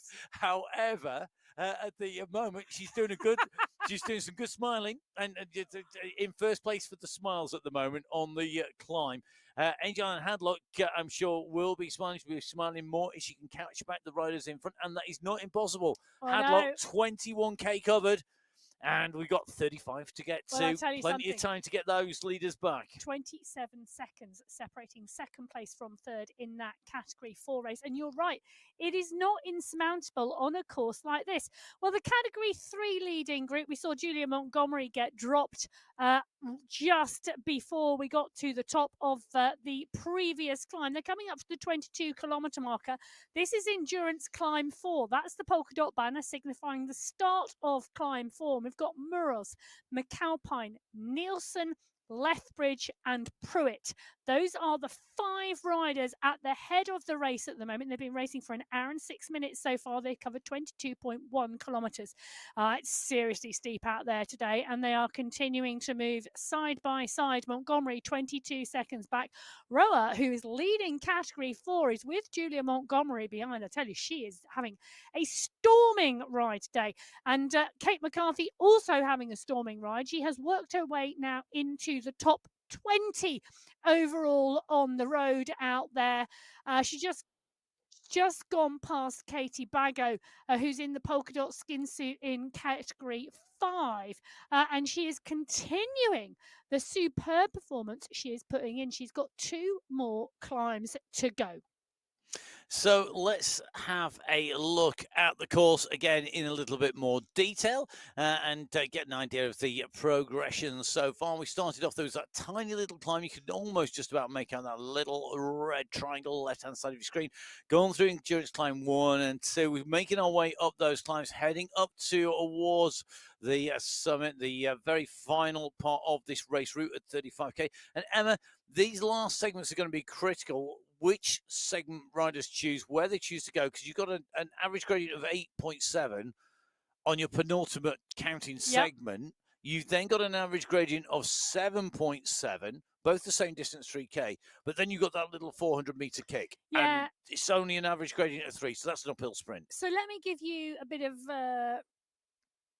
times to put against this. So category endurance climb 4, Kristen Kolczynski set a time of 11 minutes 15 seconds last time out on the course for that climb. Endurance climb 5, Catherine Fuhr's fastest time 9 minutes 56. So one is quicker than the other. That gradient does make a big difference. And then you've got that final kicker before the finish. These 2 climbs in relative terms, the climbs are steeper and harder and longer at the beginning of this race than they are at the end. But you've got the fatigue of the first 3 climbs coming into the last 2 climbs. And we can see massive changes. Riders can lose minutes on these last 2 climbs if they have not got their pacing right or their fueling right coming into this race and during this race. Hydration and fueling coming in and during, absolutely critical. As well as pacing. And it's going to be really interesting to see how this plays out now over the last 15 kilometres of this race at 21.8 kilometres, 53 minutes of racing done. McCarthy is continuing to move. I tell you what, she's got a minute on Guerra in second place. Holdcroft is in third. Katie Bago doing a great job in category 5. She's in 21st position overall on the road. She's 40 seconds back on McCarthy. McCarthy has gone past her. Guerra has not gone past her yet. McCarthy goes underneath the banner to start endurance climb number 4. This is going to be interesting to see how she goes, but the riders now ahead of her. It's the Chase group in category 3 who are ahead of her now, and that's the group she's going to be reeling in. We'll see whether or not she can go past them at the usual pace on the left-hand side of our screens. Right-hand side of your screen, though, the race lead. Catherine Nielsen at the moment on the front with McAlpine, Pruitt, Lethbridge for company. Moroz just hanging on to the back at the moment, closes that gap down. And then it is Montgomery at 23 seconds. So Montgomery had gone to about 30 seconds. She's pulled that back to about 23 seconds. So keeps on yo-yoing backwards and forwards just a little bit. This race very much still wide open at 23 kilometers covered for the furthest riders down the race route from our race start.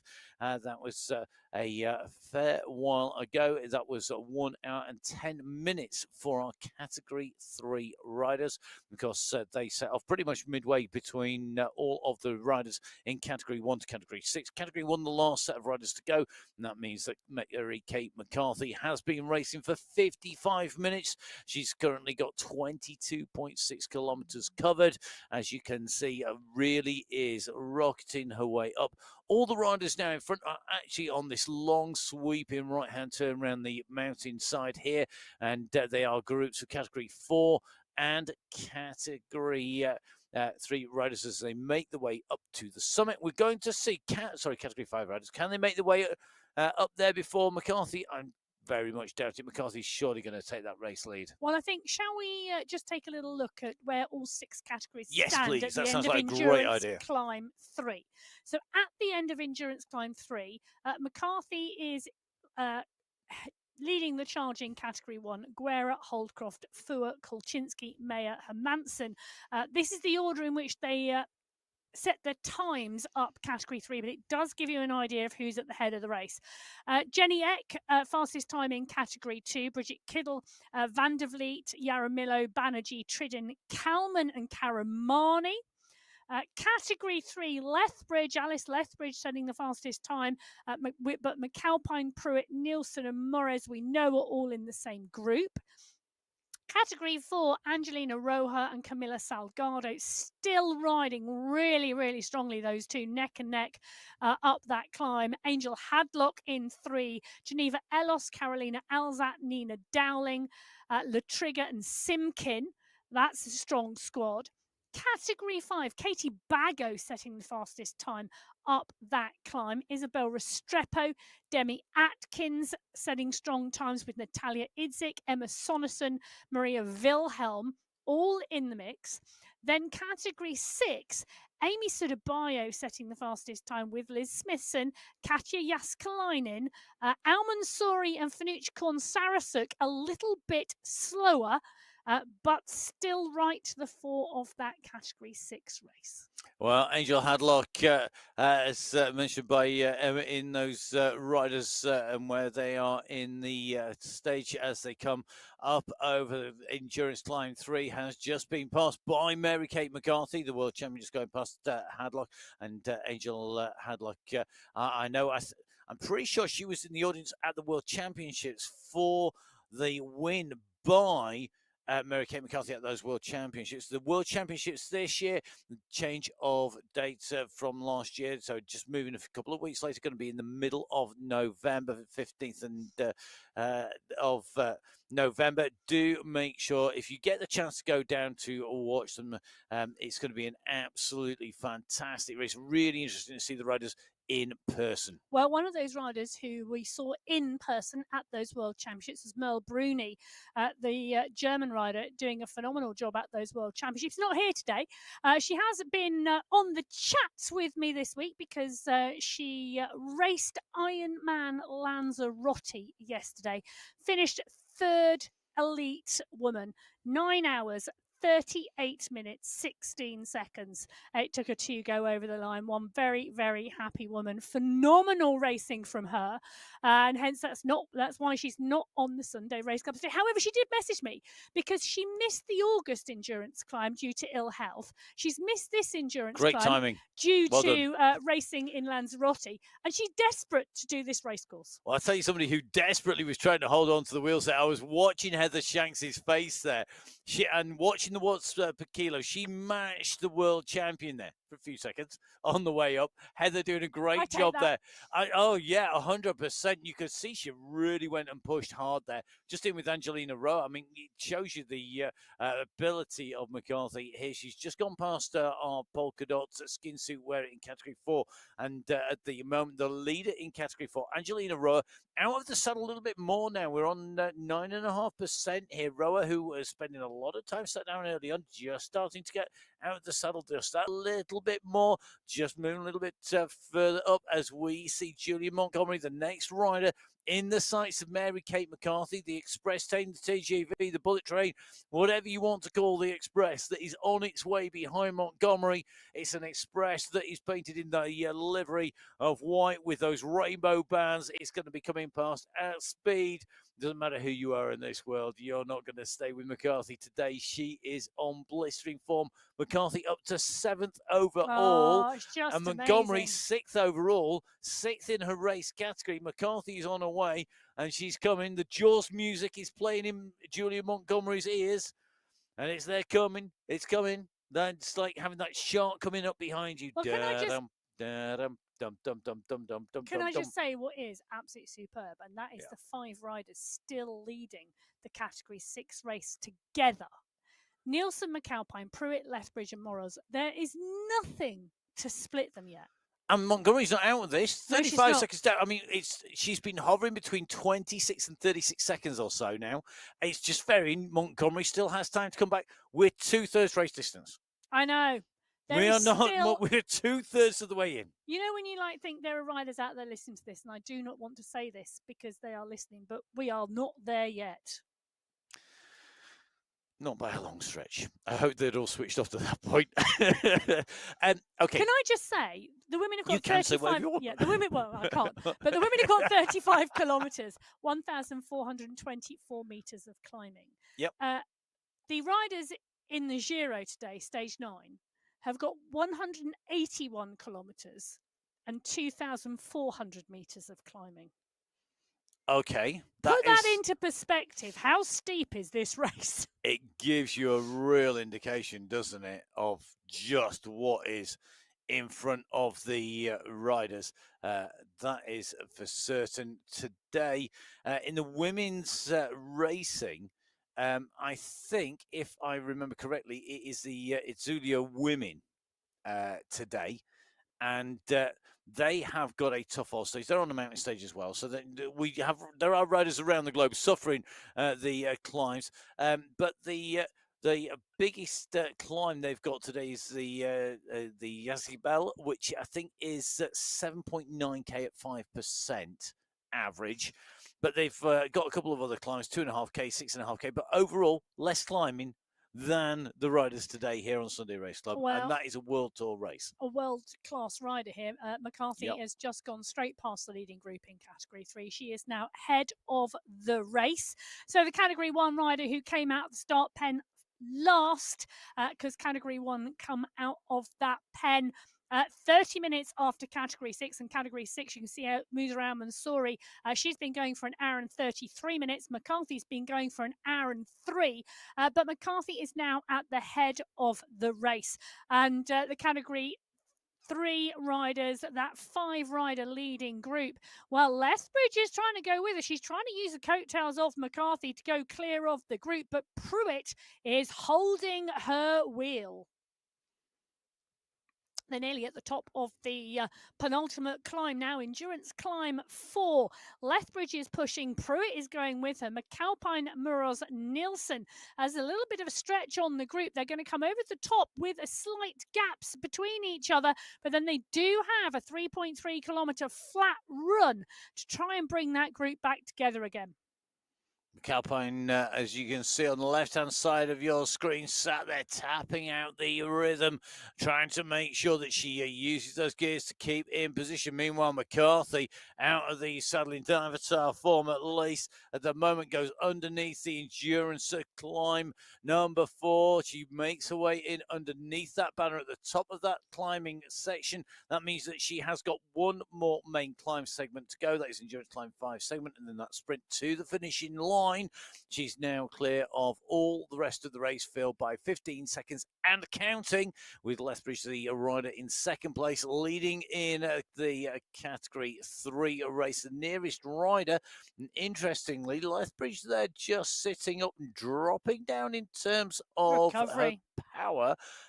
Going for recovery, I would agree with that. And I think looking to mop up those segments and then leaving it till a little bit later to see if that climbing prowess will be enough to settle the race for a Pruitt at 3 seconds, McAlpine at 7. Well, I think what's really interesting today is the climbing competition as well, because we've got the 5 climb segments, no sprint segments today. It's not often that actually the person who takes the climbing segments in the races on the Sunday Race Club is actually the winner of the race. I know you're giving me a really strange look in the studio at the moment, because when I did looked at the results from Belgium, I was quite surprised actually, because in Belgium last week, 4 of the 6 winners took the climbing segment. Well, I'll tell you something who's climbing strongly. That's Gabby Guerra. She's now just gone underneath the banner, and in that category 1 race, she is chasing hard. I reckon she's still a minute's gap there, however.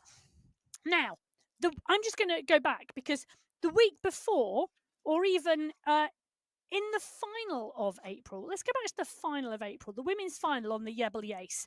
Okay, big climbs. The only 2 out of the 6 category winners actually won the climbing competition. I was going to say to you before, when you put the initial statement there, I hope you got some stats to back that up, because that would surprise me. And needless to say, it's perfectly normal. It's perfectly normal, and we see it a lot. A lot. A lot. Not just a little, a lot. Yep, a lot. There you I go. can take you back to Qualifier 2 in April. We were in Wollongong, which has 2 really steep climbs, and only 2 categories there out of the 6. The winner took the climbing competition overall. That's not very regular. Okay, I'm homework for Emma for the next few weeks. In terms of courses that finish with a climb finish, where you climb to the finish, okay, I would suggest that if we have a climb finish, that it is always the best climber. No. And the climber who takes that finish. Because in Australia, the climb is midway through and there is time for packs to regroup, to break away. With a climbing finish, where you climb through, and that's a climb segment finish, not just a little bit of a rise in the road. Okay, so where there is a climb segment finish, the best climber generally takes a win. How about Mount Fuji, the February finals? Okay. Category 1, the second place rider took the climb competition. Category 2, it was the fourth place rider who took the climb competition. Category 3, it was the second place rider who took the climb competition. Only in category 4, 5, and 6 was it the winner who took the climbing competition. What about when we went to Paso Alto? Hold on a minute. Let me find the results for Paso Alto, Colombia. Paso Alto, qualifier 2 in February, 4 out of the 6. In category 1, it was a second place competition. And in category 3, it was a second place overall in the competition. Who took the climb competition. In category 2, 4, 5, and 6, they did. It is not an assumption that the. It's not a given. It's not a given. It's not an assumption. Never make an assumption. No one do that. The winner takes the climbing competition as well. Okay, there we go. That's the stats for you, courtesy of one of the many notebooks available to Emma, who has compiled more stats on the Sunday Race Club than I care to think in paper format. Can I just clarify that? There's only one MyWhoosh Sunday Race Club notebook per year. Oh, there you go. I'm not quite sure I believe that. Catherine Tompkins on your screens, left hand side. I'm not going to leave you answer that. Catherine Tompkinson on the left hand side of the screen in person form. That big screen in front of her. You can see the avatar on the right hand side of your screen at the moment. We're climbing up on the climb, currently at 22.5k. So nicely going over the 2/3 race distance, going into that final third now at the moment. And certainly looking like as she goes on this endurance climb segment number 4 that she's got a rhythm, she's got a plan, she's sticking to it, and it's working well at the moment. And Tomkinson at the moment, as you can see, very focused on that big screen in front. Mary-Kate McCarthy focused on one thing, I think, today, and that is that finishing line and getting there as quick as possible. Her gap to Gabby Guerra, currently 1 minute 14 seconds. The gap at the moment. So the gap is there, sandwiched in between our category 3 leaders. Oh, don't talk about sandwiches. Right. I'm going to give you a little bit of an update after Endurance Climb 4 as McCarthy powers into Endurance Climb 5. McCarthy leading the charge in Category 1, Guerra in 2. Then we've got Holdcroft. She's still in 3rd. Then Kulczynski, Fua and Tomasi all climbed through that climb at a very similar pace. So those 3 are going strongly as well. Nicole Meyer also over that climb now in Category 1. In Category 2, the riders over that climb. Eck, who set the fastest time in Category 2, Kalman, Kiddle, Banerjee, Yaramillo, Guria, all climbing very strongly. Tridden, Van der Vliet and Van Hove. Category 3, Lethbridge, Pruitt, McAlpine, Miros and Nilsson, all climbing strongly. Briggs, Sanchez and Bergin doing really well as Shanks. Category 4, Salgado setting the fastest time on that climb with Angelina Roja close behind.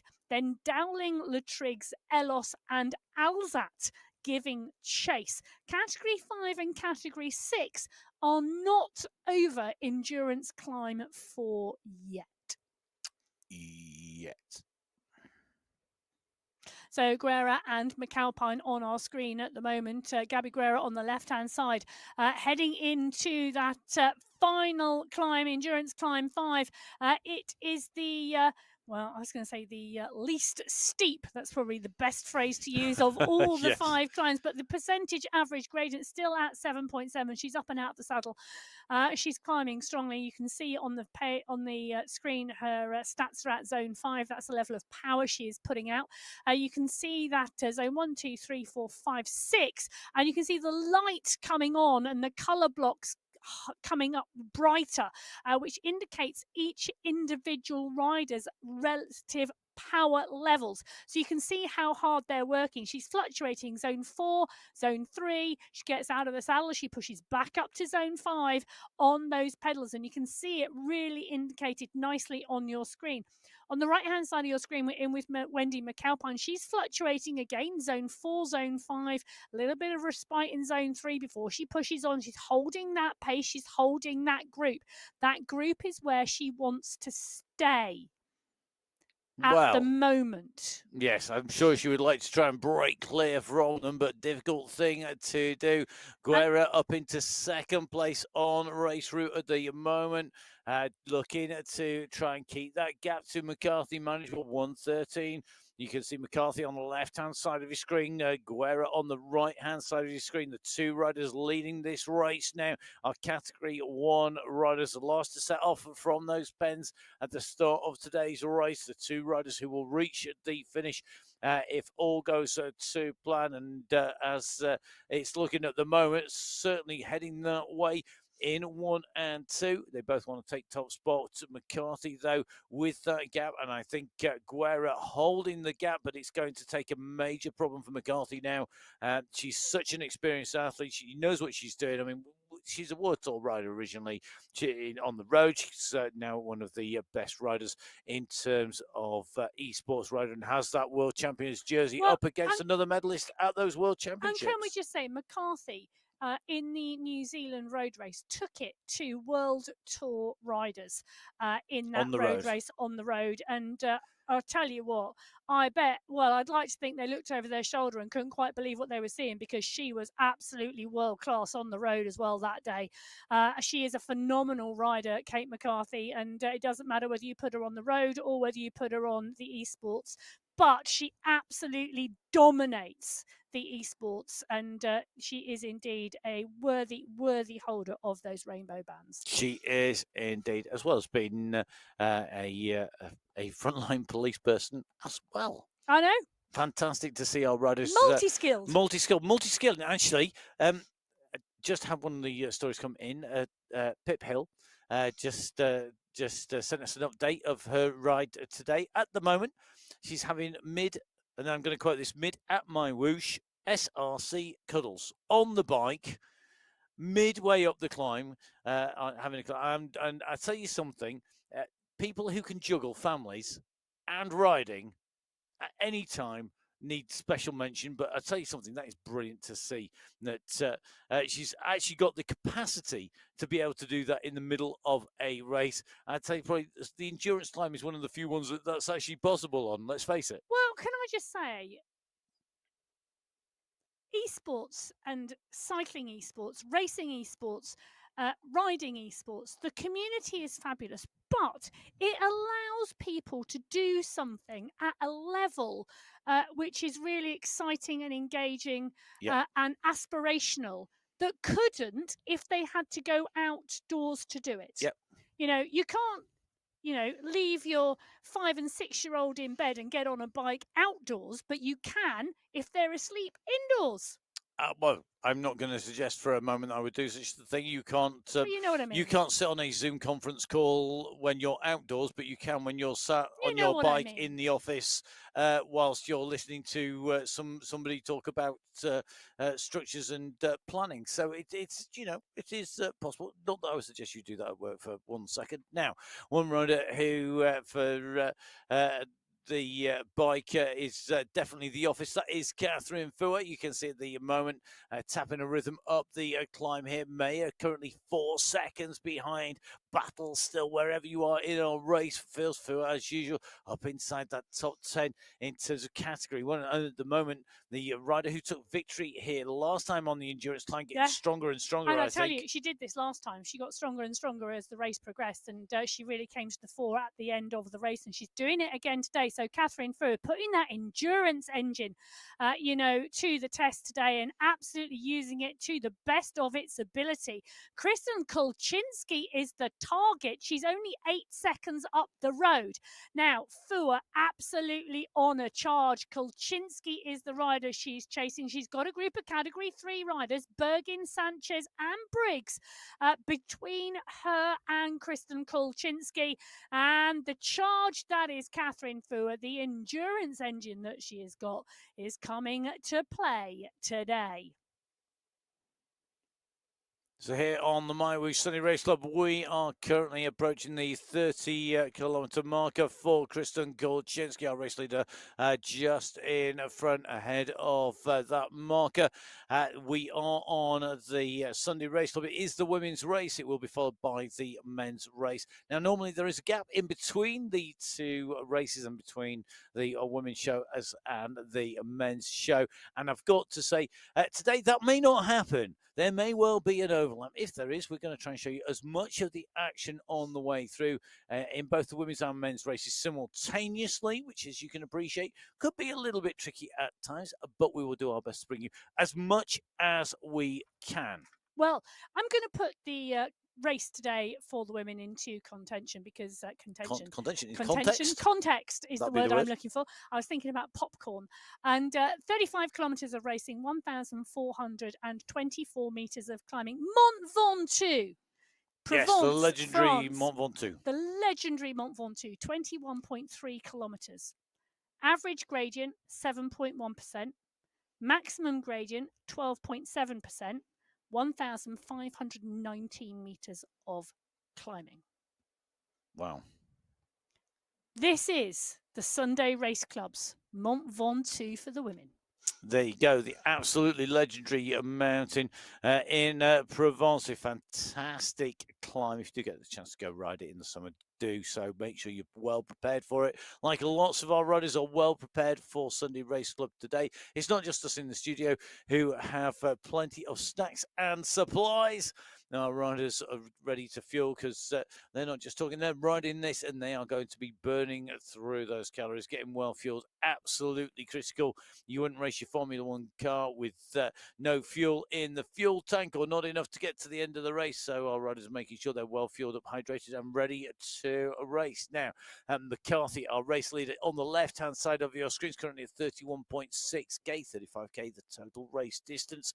The rider immediately behind is Guerra at 1:16 down. She's on the right-hand side of your screen. And Maria Holcroft in third place now, third on the road as well, 1:59 down, so just shy of 2 minutes down. In fact, it takes 2 minutes down on our race leader. 2 minutes separating first, second, and third on the race at the moment. The rider who is the jam in the McCarthy-Holcroft sandwich, that is Gabby Guerra. At the moment, not being squeezed either direction, pretty much holding station equidistant in between, but McCarthy with that bigger lead. I think Guerra, for me, this is all about digging, making sure that she stays as resilient to the fact that McCarthy has stormed off and clear, and being ready to pounce and be in the best position if something happens. Because in bike racing, you've got to keep that mindset, haven't you? Anything can happen, and you need to be in the best position to take advantage of that. The race is not over till you have crossed the line. Nope. And I'll tell you something, there are a number of junior and youth riders who needed to be reminded of that. Many years ago. There's plenty of pros that need that reminder as well. Now, through underneath the banner for the end of the endurance climb number 5. You can just see Gabriela Guerra goes through chasing McCarthy. Can I just say, Guerra takes away Catherine Furr's PR from August. Catherine Furr in August, 9 minutes 56. Guerra, 9 minutes 13. But Kate McCarthy, 8 minutes 44.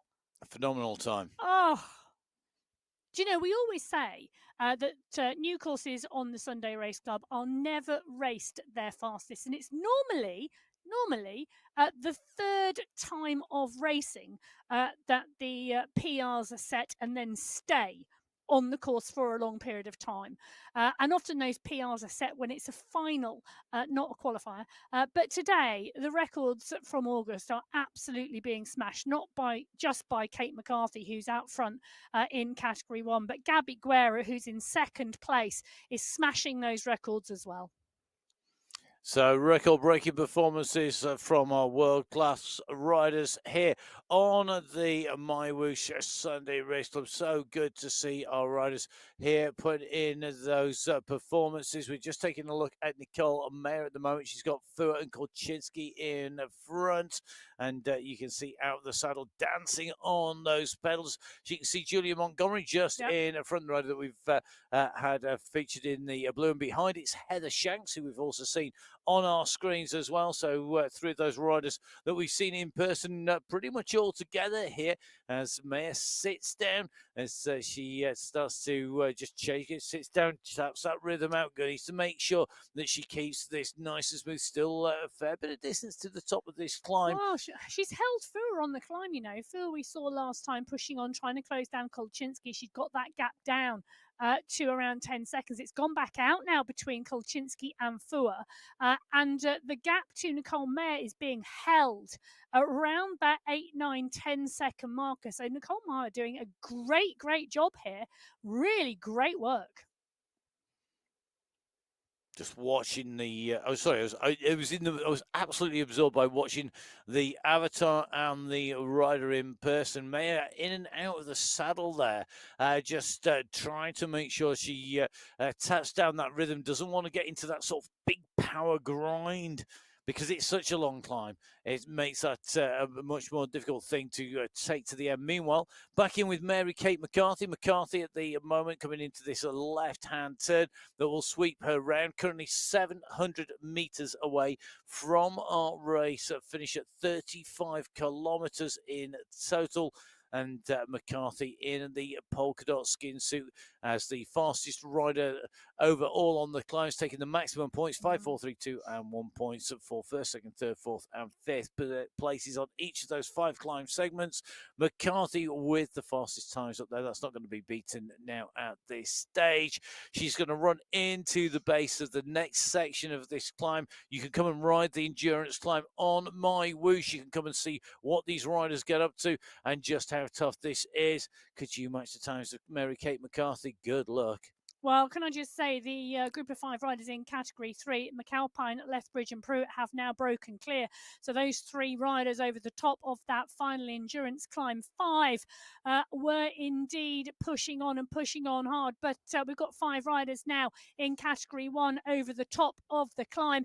And now it is McCarthy who is pushing on this final section. It's an uphill finish today. The final 100 metres are underneath McCarthy's wheel. That's the UCI banner. This is the world champion, Kate McCarthy.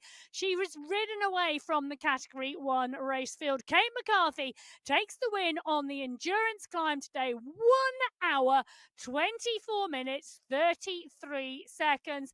That's a new PR that's going to be hard to beat. So the world champion taking top spot, 124.28 of riding.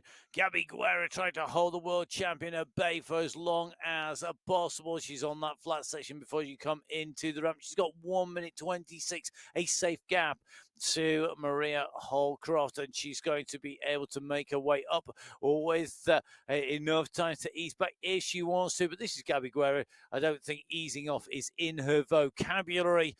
It's time for her to take that lesson to get her way up and round on to the climb and run into the finish. Holcroft immediately behind. And then it's that intriguing battle between the 3 riders chasing for victory in Category 3. They've held off the Category 2 leaders, interestingly, on the way up this climb, because it shows you just how hard that race has been in Category 3. But this is Guerra in person and in avatar form. Well, it is indeed. And Guerra gets up and out the saddle in her pain cave. She's coming into that final 400-meter climb. And I'll tell you something, never one to shy away from an absolutely fabulous finish. She's putting in the effort. She's putting down the power. She's going to sweep round this right-hand bend into the left-hand corner, which is going to take her to the finish line today. She has put in a phenomenal performance here on the endurance climb and is going to smash the previous course record by 3 minutes today. She's going to have to settle for second place, though, behind Kate McCarthy. But Gabby Guerra, phenomenal performance today here on the endurance climb on the Sunday Race Club, comes underneath the banner for second place. Chapeau Guerra. So second place to Gabby Guerra of the Sweat Sensations, immediately behind that world champion Mary Kate McCarthy. Our third rider on the road, Maria Holcroft, also now making her way around these twists and turns. Will Holcroft come inside the previous course record? What was the course record, Emma? Previous course record was 1 hour, 29 minutes, 47 she should seconds. do this. It would mean that our top 3 riders, our podium riders, will get through and beat the course record previously held on here. That is some racing, and it shows you that since we were here on the endurance climb last, the improvements that have been made in terms of performance by these riders. Maria Holcroft, well, I think our top 3, a real summary of our top 3 riders at the moment on the Sunday Race Club, with Holcroft currently in third place, Guerra in second, and McCarthy in first. But any one of those riders on a week could take away victory and have done. So they're on the way on the left-hand side of your screen, on the back onto main screen. In fact, it is Holcroft on her way in about 2.5 minutes or so behind. We should be seeing that sprint in Category 3 in the battle behind, but we'll focus on a rider who really, really has shown us just how good a climber she is. Yeah, she has indeed. And Maria Holcroft, we had her pegged as a sprinter, but her climbing has been phenomenal in recent weeks. Underneath the UCI banner for third place today. Holcroft as well beats the previous course record by nearly 2 minutes. So they are your top three riders back in. It looks like it's called Chinsky at the moment, who's got the gap from Fur in Category 1. Category 3, though, leaders are just up the road. In fact, left-hand side of the screen, this is where it's going to be close. McAlpine, Lethbridge and Pruitt are together here. Well, they've got 500 metres, 400 metres to go. They're coming into the climb. Lethbridge is in the polka dot skin suit at the moment. McAlpine is in front. Pruitt is on Lethbridge's wheel in the yellow cap, as opposed to the yellow helmet of Wendy McAlpine. These three riders have been neck and neck. They are going to dial into this final 300 metres. Lethbridge has launched the attack early. McAlpine covers, so does Pruitt. What has Lethbridge got? Lethbridge is absolutely dialing it at the moment, but Jill Pruitt has just launched a sprint at 10 watts per kilo. Lethbridge, she's lifting it, but she cannot match Jill Pruitt. We're in with Wendy McAlpine. McAlpine is digging deep, but it's Pruitt. Jill Pruitt is going to take this today. That's a phenomenal finish from Pruitt to break away from Lethbridge and McAlpine in the final stages of the race today. Congratulations, Jill Pruitt. What a ride. Category 3. First race win for Jill Pruitt on the Sunday Race Club. She takes away race victory. Phenomenal performance with that sprint at the end, coming in ahead of our climb winner. That is a Lethbridge, and then a third place for Wendy McAlpine, who has looked super composed all the way at the climb. Kristen Kolczynski is rider for number 4 in the Category 1 race. She is coming through underneath the banner right now as she comes through fourth place today in Category 1, and the battle is on behind because Muroz is coming in Category 3, but it's Fua and Mayer battling it out here, but it's Catherine Fua who's going to come through and take 5th place today.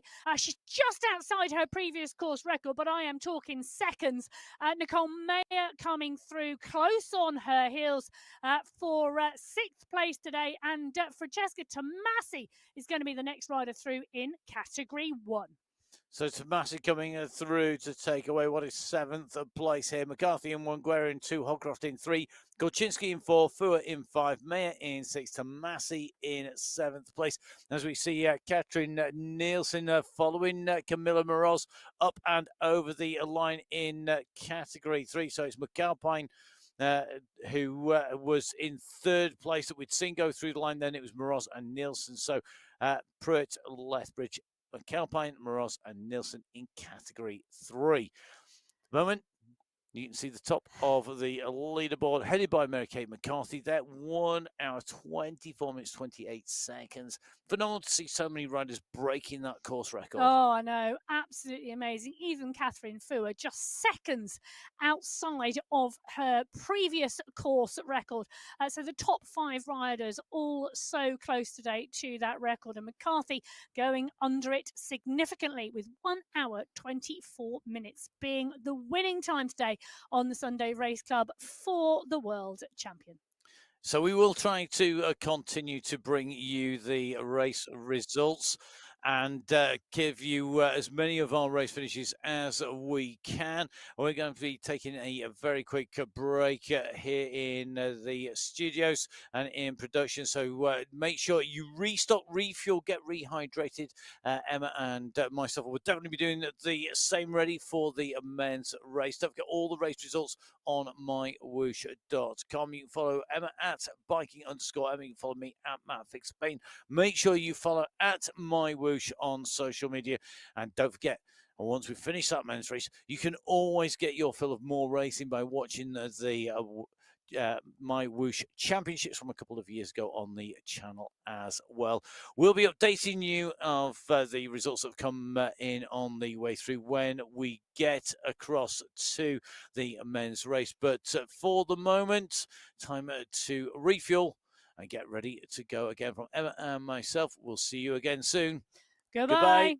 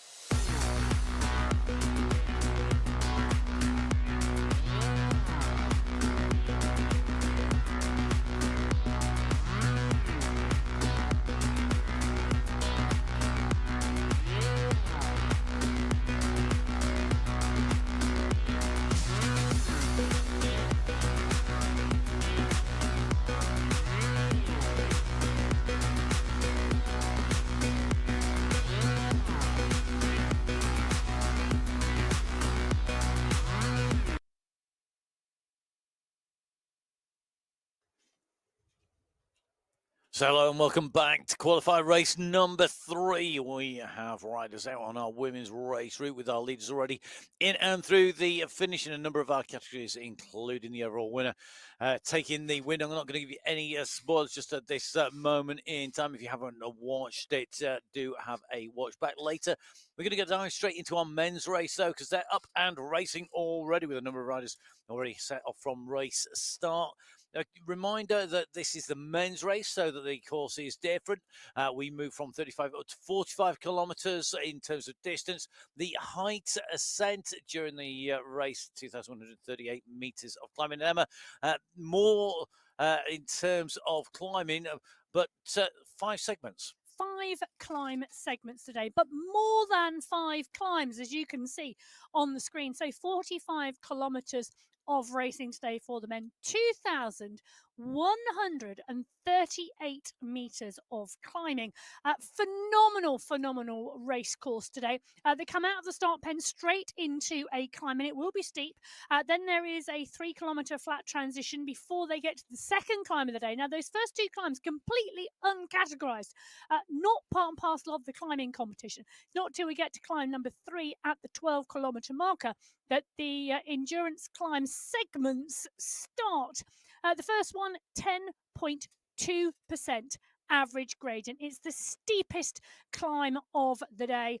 And let's not forget, there is a climb with 1 kilometre to go as well. Now we have teams that are represented here. They're going to be up on your screens in category 6, 5, 4, 3, 2, and in fact in category 1 as well. So you can see that the squads already lining their riders up in preparation for our finals, which come at the end of each and every month here on the Sunday Race Club. No team prizes today, but they will come when we go into those finals. And riders have to ride 2 qualifying events to be into the finals and race for a team.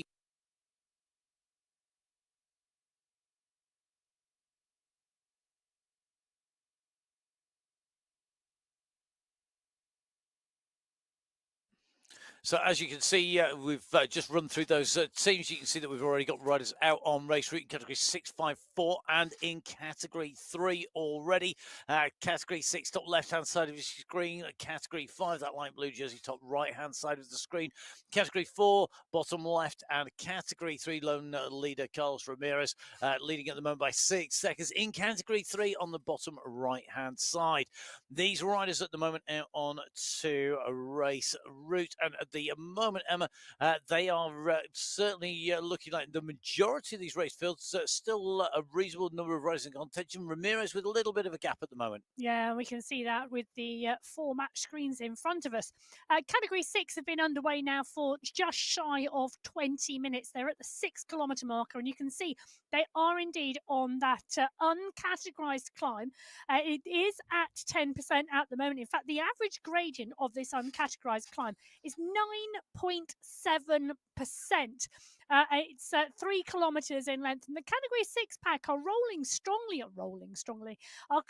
strongly on it. And as you mentioned, Matt, it is indeed a good-sized group. Take a look at that. Mamba at the front, Manuam, Steele, Lenador, Hoy in there, Abbott, Fabra in the mix. And, well, last week we saw some great performances on a fairly flat course, just 300 metres of climbing last week. Fielder from Fabra, from Arago, from Smith, from de Manuan. A number of those names that you will recognise because I have just mentioned them. They are in the leading group today. A very, very different type of course today. David Winfield took the climbing competition last week, but there was only 1 climb and it was 800 metres long.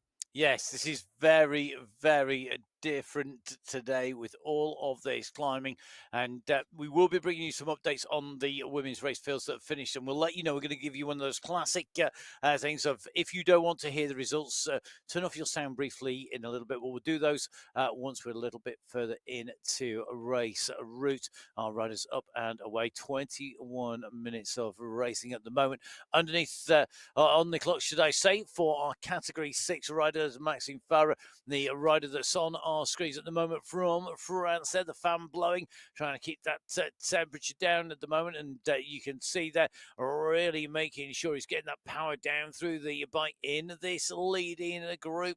In Category 6, Lanador at the moment setting the pace on the front. The rest of the riders behind trying to stay with him, and already at 6.5 kilometres pretty much covered. We've got a number of groups behind this race field being split by the climbing here today. So Category 6 well on the way up the climb. And I think Category 5, not all that far behind us. So the leaders, Bertram, Mohamed Bakhtari in there, Dawson, Yannick, and Clendon, also in the mix. You can see they're closing in on the back of the Category 6 race field. So Mohamed Bakhtari on your screens at the moment, and one of our riders who today is on my hit list ever in Category 5. Ooh, interesting. Matt's going early with a choice of Category 5 riders. Bakhtari, Bertrand, Dawson, right at the front of this group on the climb at the moment. Coming onto the back of the Category 6 pack now, 46 riders on the start sheets. In Category 5 today. Wang, Navarro, Dawson, Gibson, top 4 last week. Very, very different course. Jacques Russenek is on my start sheet. He finished 4th in Category 4 in August when we were here, which was the last time and only time the men raced on the endurance climb on the Sunday Race Club. We'll talk a little bit more about what happened in August in a short while. But this Category 5 pack moving strongly.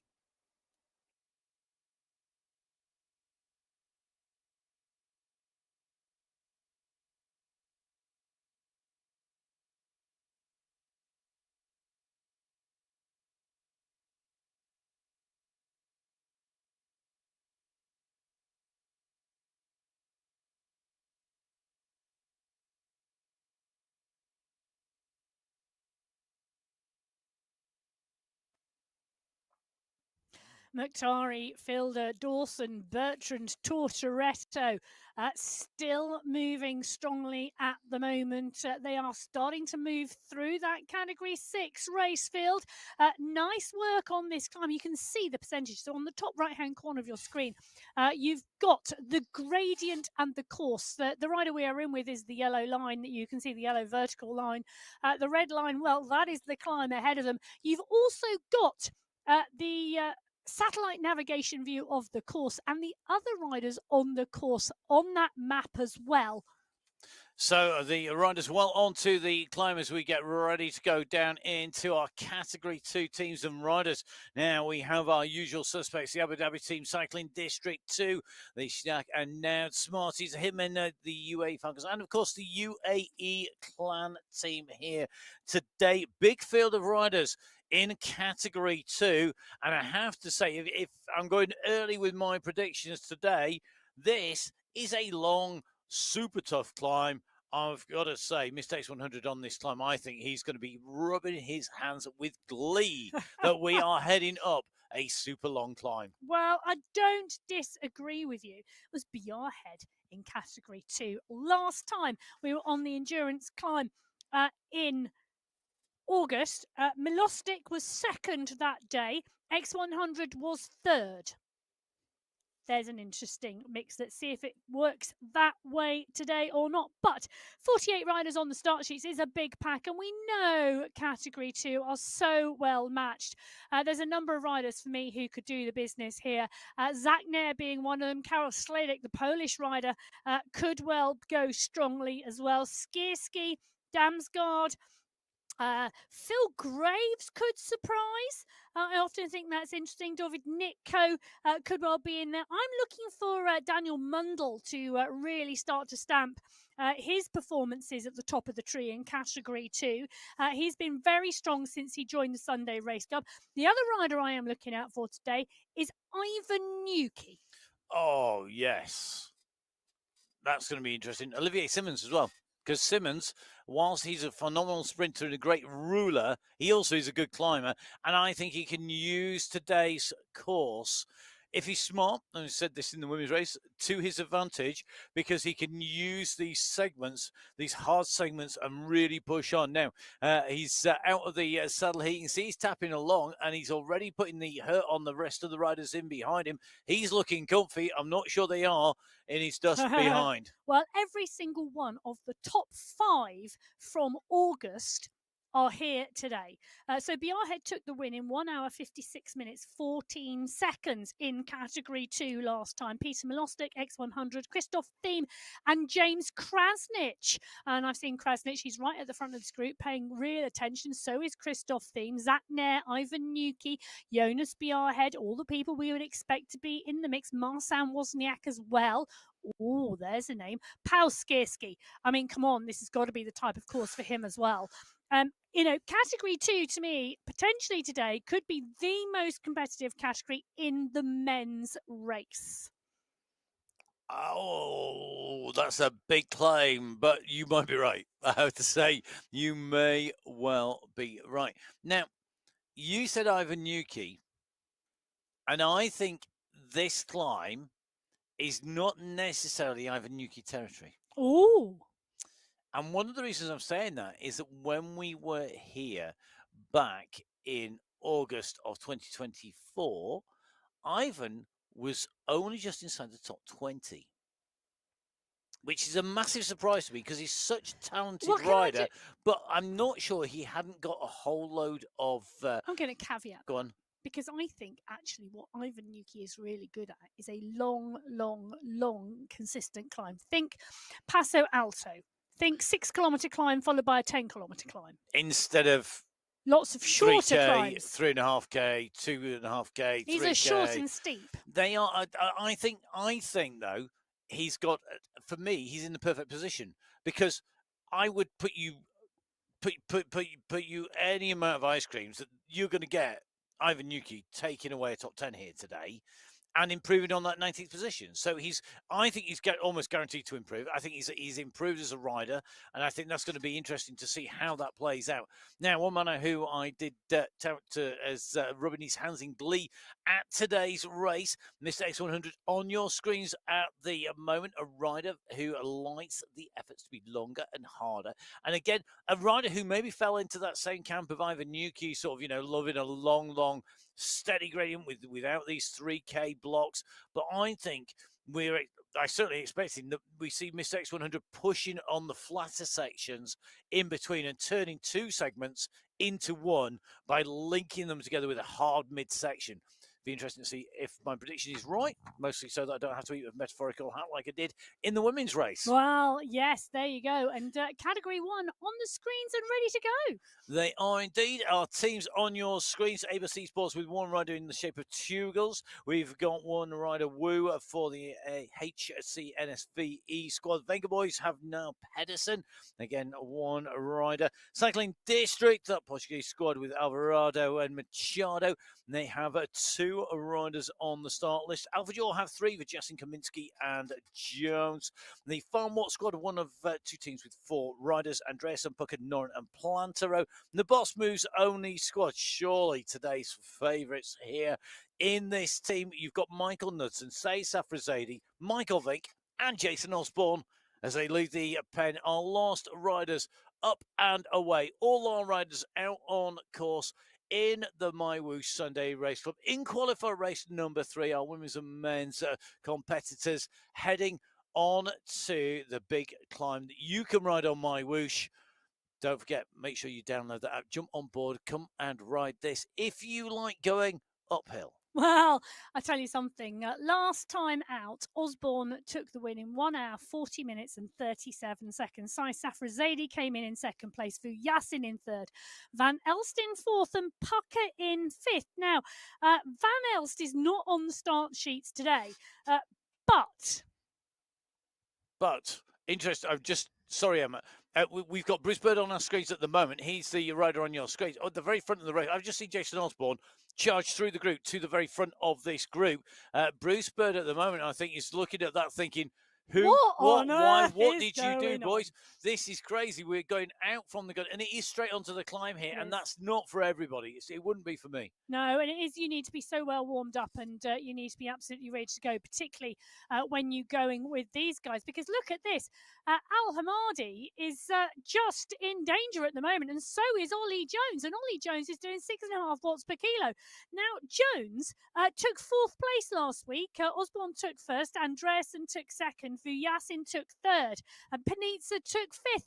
And at the moment, there's all kinds of hurt being thrown down in this Category 1 race by the world champion. And it is an attack from the gun. Is he looking to lead it from flag to finish? We will have to see. Osborne has got, he's got Wu on his heels at the moment. But Justin Norum, Vink Savasedi are also back with Knudsen. So the teammates of Osborne are sat there. And Wu, the only rider really at the moment trying to go with Osborne at this early stage. We have not yet covered 1 kilometre. And we are in the middle of it already because Osborne has set out his stall. He said, right, let's go. Let's get on with it. This is the time. I'm going from the gun. Stay with me if you can.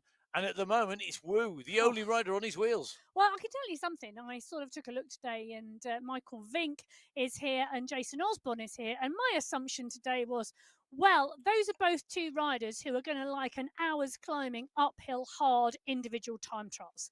And my assumption was at some point they would ride away from the rest of the pack and the 2 of them would battle royale to the finish. But Jason Osborne obviously had the same assumption as me and thought, well, let's mix it up and do something unexpected. You don't think he's just time trialing at between 6.8 and 7 watts per kilo, and that's what he can hold for the hour? Well, I think probably actually what he could well be doing is a mini interval session. I don't think he's doing an interval session. I think he knows he can do this, and he's just going to try and ride them all off his wheel from the bottom of the climb to the top. Well, and he's going to show them just why he is the world champion. Do you know what? We might have a group of 6 by the end of the first climb. And the first climb finishes, well, at 3K. Yep.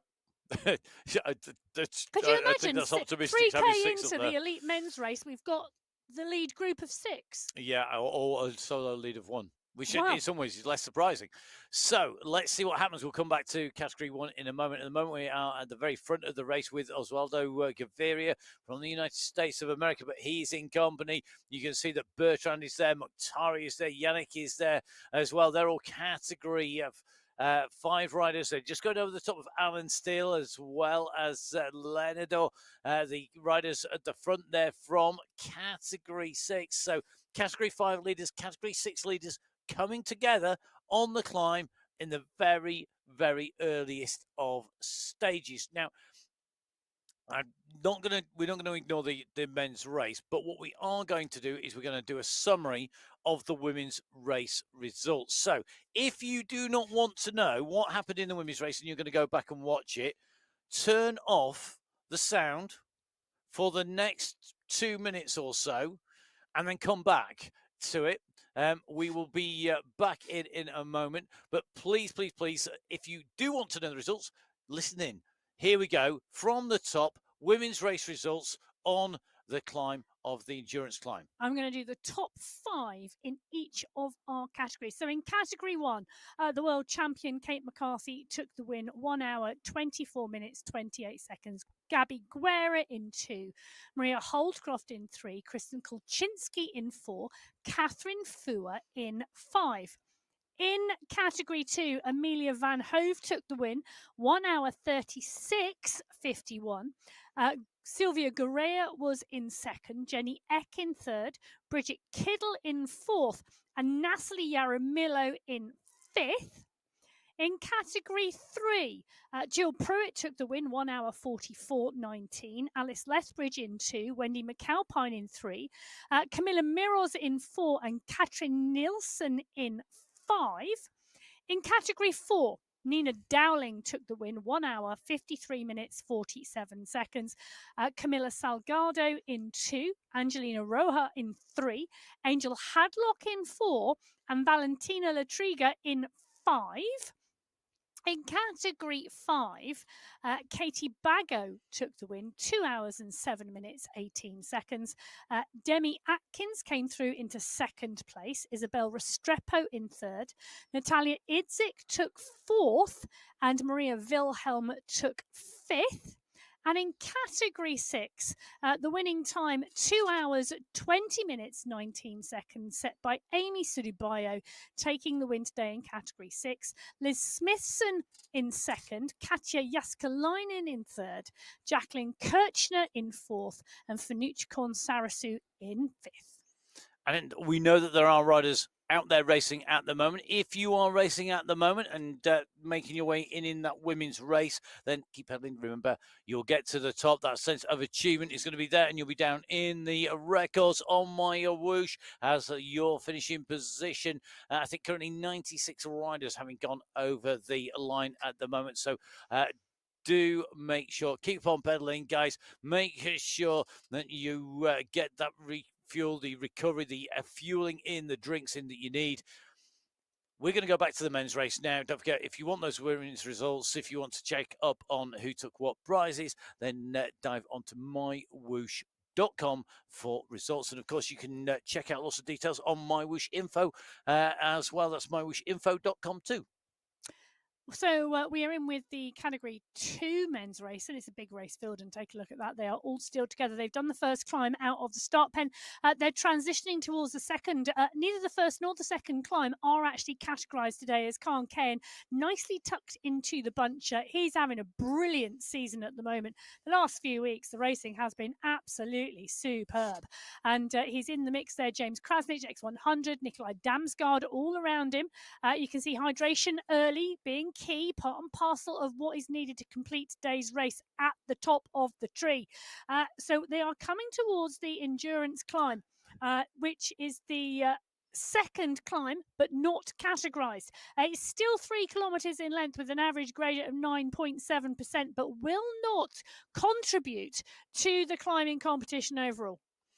Interesting that he was there waving the bottle, just proving that he was drinking. Meanwhile, category 1, we dive back in with our elite riders. Marshall Wu, we saw last on the heels of world champion Jason Osborne. Michael Vink, though, has bridged across whilst whooping on that summary and checking out the other race categories. So it now means at the front of the race, Michael Vink, Marshall Wu and Jason Osborne.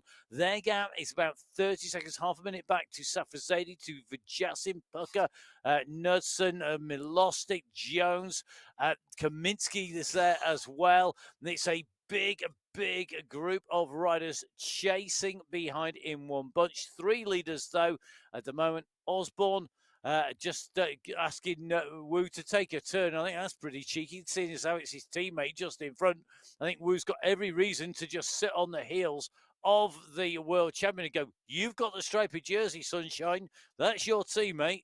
Get on with it. You do the riding. You get on the front. I will sit here on your wheel all day long. Yeah, and that's exactly the tactic I would be playing if I was Marshall Wu, and it's exactly the tactic he's playing. He's glued to that wheel, and you can see Vink on the front here now, absolutely pushing on. Osborne into Marshall Wu in through 29-second gap back to Michael Knudsen. Now, let's just remember, this is a 45-kilometre race, not a 6-kilometre race. We're only at the 3.8 kilometre marker, and we've only done one of what will be, I'm going to count even the final climb, 8 climbs.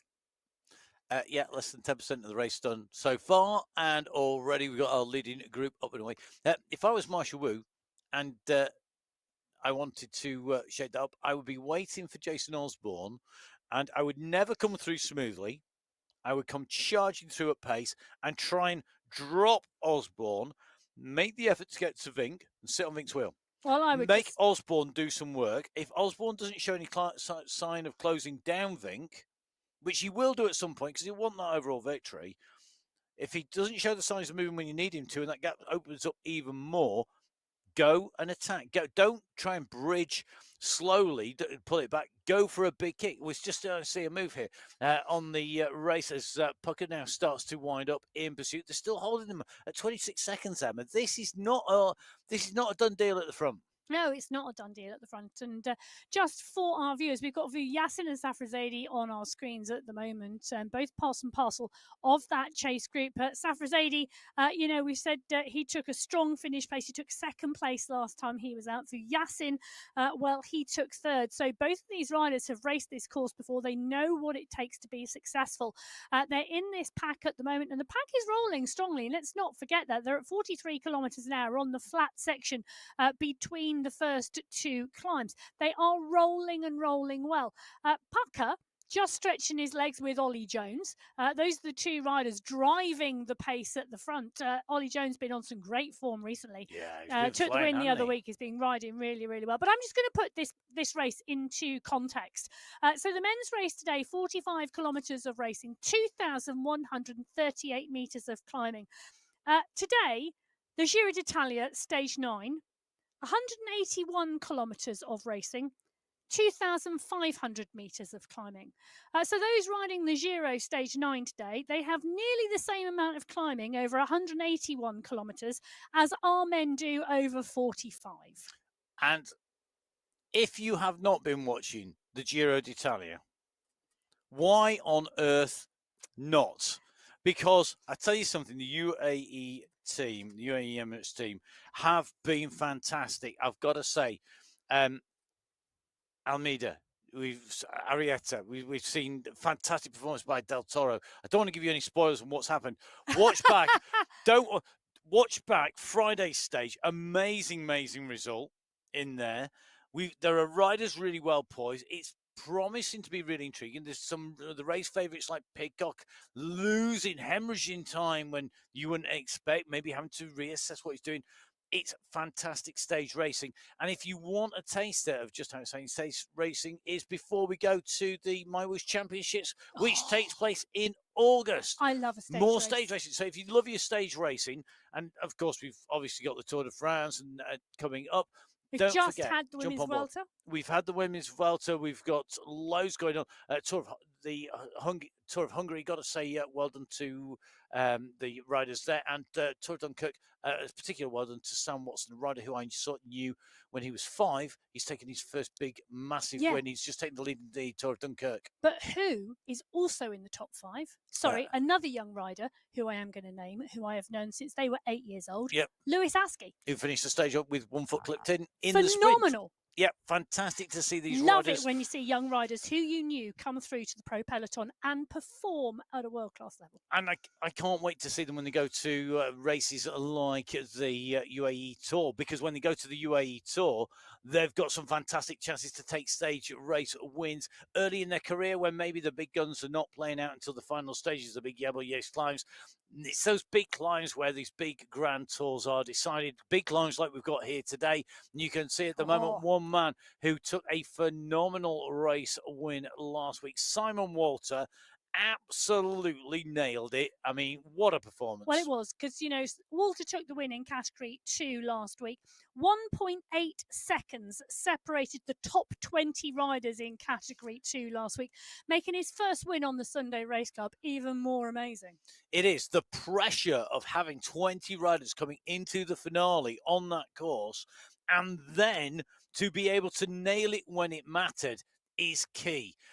At the moment, what is key is that Simon Walter stays with the group. He stays with Ivan Nuki, with SS and co, because it's Ivan Nuki again. We saw him earlier on our screens. He was out of the sort of tapping away a nice rhythm. He sat back down again. We know Nuki can climb. I tell you something, he's making this a long, tough ascent, and he is doing damage. There's some big names going out of the back of the group, and everybody wants to be on his wheel. Utkin's there. SS moves up onto the wheel. SS with that blue bike, with a blue bandana on.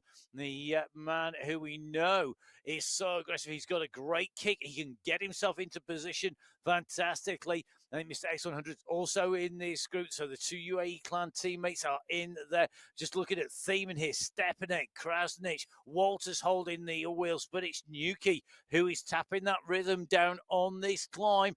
And you look at the gradient on the right-hand side. I mean, we're at nearly 10%, and we've still got a long way till this levels out. Yeah, we have indeed. But Nuki is absolutely pushing on here. SS coming to the fore in the group behind. Zach Nair is going to be there. I think we're going to see him towards the finish here. James Krasnich, he knows what he's doing. He took a top 5 here in August. It is going to be a really, really tight race in Category 2, and they're just showing their mettle on this climb. Look how tightly packed that bunch is. The gradient's just shy. Well, it was just shy of 10%. It's now down to 9. You can see Newkey's power there. So zone 1, 2, 3, 4, 5. Zone 5 lit up in bright orange at the moment, indicating that is the zone that the rider is currently riding in. So zone 5 for Ivan Newkey at the moment, managing that performance, just tapped into zone 6 and then comes back down in, managing the effort. And that is what it is going to be about today, managing the effort so you are where you need to be at the finale of this race, because that's when you want to be right at the front. You do indeed. You want to be there now. Osborne at the moment with WhooSh, Vinca chasing here. The front of this race, it's interesting, this mix of 3. Well, it is a real interesting mix of 3. I'm really just sort of. I thought so this excited. would split. Yes. I thought this would have split already. 3 riders together, and WhooSh is climbing brilliantly. Well, can I tell you what I think is really interesting, as well as the fact we've got Osborne, Vink, and WhooSh. Really nice selection. Marcin Wozniak is here. They've just gone straight past him, and Daniel Mundell and Karel Sladek, and they are now only 50 seconds off of the leading group in Category 2. These Category 2 riders came out of the pen 5 minutes before the Category 1 race. The pace, the power, the push, the Osborne, WhooSh, and Vink, they are already carving their way through the Category 2 bunch. Jason Osborne's now on the front. Michael Vink is on the back. Marshall WhooSh is in the middle. Whoever's wheel you want to follow, well, WhooSh will be following it. I think we can guarantee that. So Ivan Newkey on the right-hand side of your screen, still pushing on at the front, setting his own tempo here. And quite often riders like to ride a tempo, like to ride their own pace rather than trying to follow a wheel. It all depends on what your style is and where you feel comfortable. Newkey obviously feeling very, very comfortable setting the rhythm. Jason Osborne on the left-hand side of your screen in those rainbow bands, feeling very comfortable setting the rhythm in Category 1 as well. In fact, he's just pulling away a little from Michael Vink, whose rhythm and power isn't quite where Osborne wants it to be. So 4 seconds the gap. But WhooSh, I tell you something, he's obviously come in today saying, right, I'm sitting on Osborne's wheel for as long as possible. How long can he do it? Well, it's at 1 second. Is it just the inevitable? Is this just the inevitable happening? Jason Osborne starts to ride clear. He blows everyone off, and eventually he loses everybody and climbs to a solo victory here today. He was on he was World Tour Road Pro. He's been world champion multiple times. He's an Olympian, Olympic rower. Let's face it, he's a medalist at the Olympics. He's two-time world esports champion. Twice world champion. He is a rider who knows what it takes to win, how to put the pressure down when you need to do it, and is a rider who has got that focus. We saw that when he was at the World Championships. That focus is there. For me. And that killer sort of take the win attitude. Well, for me, this is going to be really interesting today. We're just coming up to 20 minutes into this race. In August, he took the win in 1 hour 40 minutes, which it means there's another 80 minutes of racing to go for Jason Osborne. My big question that I'm going to wait to see if it is answered is, has he got his pacing right from the start, and is this the winning the move at the 8-kilometre marker? Because Michael Vink and Marshall WhooSh, well, Michael Vink has just come back on his wheel. Marshall WhooSh is gapped at 7 seconds. This could have been a team strategy. You talked earlier on, is there any space for team tactics? We could well have just witnessed team tactics. Osborne could have just said to Vink, well, I'm going to push on, you sit back, let WhooSh sit back with you, and then when the gap is big enough, you cross. Okay. Team tactics at play. Vink and Osborne now a leading group of 2. Well, Olivier Simmons is on our screen at the moment, and I'll tell you something, he's just seeing Osborne and Vink go past him. He has, and he's seen him go past at some speed as well. He knew that was coming, I think, and now he knows that if he's on this flat section, this is a great time to recover some time by sitting with Vink and Osborne at the moment. They have eased back as well, in fairness, so they have come back a little bit. He has pushed on, and this is allowing them to come back together. Well, it is indeed. And Simmons sitting on the world champs wheel for a short while, but at the front of the Category 2 race is Nikolai Damsgaard, who's pushing on. They're on the flat section at 9.7 kilometres. They are coming towards the first categorized climb of the day. Someone tells you, when you've done this much climbing already, that you haven't yet done any categorized climbing. Wow, what can you say? But it is true. So at the 12-kilometre marker, they come to Endurance Climb 1, the first categorised and timed segment of the day.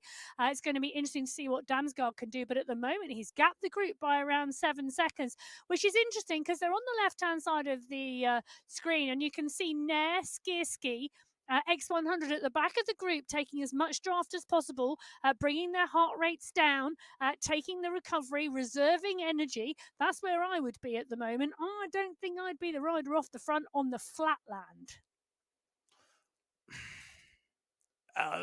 Well, I don't know, because it gives you sliding room. It also means that you're making it hard from segment to segment. So you may be doing that thing of making the 2 segments one. Whether that's going to be the case, it's very difficult to tell. And I think that's one of the things, because we use this course once, maybe twice a year, it's hard to develop great race tactics for it because you don't have the time on the course. If it's a course that we use regularly, a Belgium, maybe a California or similar, where you've got that regular sort of racing, you get to know what tactics work, you get to develop that, and that's very hard when you don't do a course very often. I'm talking about talking about the riders who are riding Grand Tours. I mean, they don't get to see the course before. They know what's coming. They've got the rule book, they've got the guidebook, they've got the parkour, they've got the road book. They know a lot of them using tools like Velo Viewer to get the information. It's something that we use in econometry with all that detail in there of gradients, etc. I mean, similar to the detail you get on MyWhoosh info, but it's still not the same as going and racing it in company. And I think when you're using tactics like Damsgaard, like Miss X100 here, like pushing on Jace Krasnich coming across onto the wheel of Miss X100, you are dictating what other people have to do. And I think that's a really good move. Interesting that Olivier Simmons, he's still got the energy to wave. And he's still sat in that group of leaders in Category 1 on the right of your screen. Is Marshall Wu has just joined them. Yes. So from that 7-second gap, Wu has closed it down and he is back in the mix now. I love that. Olivier Simmons. Let's just appreciate the fact I'm here. Wave to the world champion. I am in exalted company, and I am here, and I am in this pack, and I am rolling. He's held on. He's held on from the top of the climb right the way, and I'm sure he'll hold right the way to the base of the next time when the next salvo is fired in the Category 1 leaders race. Well, the salvo is being fired in the Category 2 race as well at the moment because Damsgaard is still clear at 3 seconds. X100 and Krasnich are the 2 riders chasing, and I tell you something, they are chasing really hard into the base of the climb. Peter Milostic and Mikael Utkin are leading the group behind at 12 seconds. They are waiting for the climb. Jonas Bjarhead is there as well. Patrick Stepanak 2 as Damsgaard goes underneath the polka dot banner, signifying the first segment of this race in terms of the climb. Khan Kayan is in the mix in that Category 2 bunch, about to go underneath that polka dot banner. Mohammed Mukhtari, well, he is in the leading group in Category 5, and they have come up onto the leading group in Category 4 at the head of the race. Interestingly, both of our riders said, both Turkish riders, a place that is no stranger to elite competition. And in Turkey, of course, it has a World Championships this year in the XCE for the UCI, so the World Championships for the mountain They're bike at Sakaria. eliminator, going to Sakaria, a fantastic sports venue, host road races, Yes, mountain bike bikes, stages, and clearly esports now very strong there as well. Now, we just saw the leaders of Category 2 go into endurance climb segment number 1, first of our categorized segments. Guess who's there as well? Leaders in Category 1. They've just arrived. They are arrived. Well, they've done more than arrive. Arrive and departed to start. I mean, honestly, I'm looking at Paul Skirski. He's 18 seconds up the road. He's in the leading group in Category 2. This trio are flying. They are indeed. Now, just a really interesting comment from Joel Lewis on the chat, live chat on YouTube. There's an argument, basically, do the course but half of it, it'd be the same result ultimately. May I suggest, Joel? Possibly in Category 1. That might only be Category 1, and even then may not be. But if you want the counter argument, watch the women's race and see who's leading at the halfway stage and who's winning the halfway stage. In all of the 6 categories. And then see who takes the race win, because I don't think it's as clear cut as all that. It's an interesting point. It is. I don't agree with it, but it's an interesting point. You know what? It might be a really interesting thing to note, and the difference between the men's and the women's race as well, because it might be true in Category 1 in the women's race, but it's definitely not true in any other of the categories. So it works in 1 category, but not in 5, because at the halfway point, the person who was in the lead in Category 2, 3, 4, 5, and 6 was not the ultimate winner of those category races. I think it's very dependent. It's going to be interesting to see what happens in the men's race. That's what I think, because it may be a little different. And indeed. And I think it's going to be very interesting to see how that. And that's the great thing about racing. We see people hemorrhage time, lose time. One of my favourite phrases of the day, because we're on a climb, and that's exactly what I do. I think I lose a little bit of my soul every time we go up a big long climb like this. Never mind about 2 kilos in weight, because we're going up some huge climb. Well, I'll tell you something. Talking about going up the climbing, Osborne, Vink, and Wu have gone into the base of the climb. Jason Osborne just is on superb form at the moment. I know he's targeting those World Cup gravel races to qualify for the World Championships. He is on phenomenal form, and take a look at this. Just dominating today. He's dropped Vink, he's dropped Wu, he's gone past the leading group in Category 2. He is absolutely a man on a mission. He's clear. They're on segment number 1. Now, we are getting some results coming in now on the endurance climb segment number 1, as we watch Damsgaard and Mr. X100 at the moment, with a little bit of a gap. 9 seconds to Krasnich with the big group behind. So at the moment, they are on a mission to go clear at the front of Category 2. We have got Category 4, I think, Emma, and Category 5 over the top of endurance segment number 1. Have we got some top 5s? So I've got Category 4 and Category 5 are over the top. Let's do Category 4 first. So Daniel Moretti sets the fastest time in Category 4. Nick Scolari, Ryan Giuliano, Alexander Salazar, Matteo Pino, all very, very close behind. Excuse me. Rudolf Bertrand sets the fastest time in Category 5. Then Mukhtari, Wang, Klenin, Gavaria, Yannick, and Friedrich. And it's Moretti and Bertrand, the 2 leaders in Categories 4 and in Category 5 on the right-hand side of your screen at the moment. Category 6 have literally just gone underneath the polka dot banner at the top of the first segment as we're talking. Daniel Dotto setting the fastest time, going through neck and neck with Junior Silva.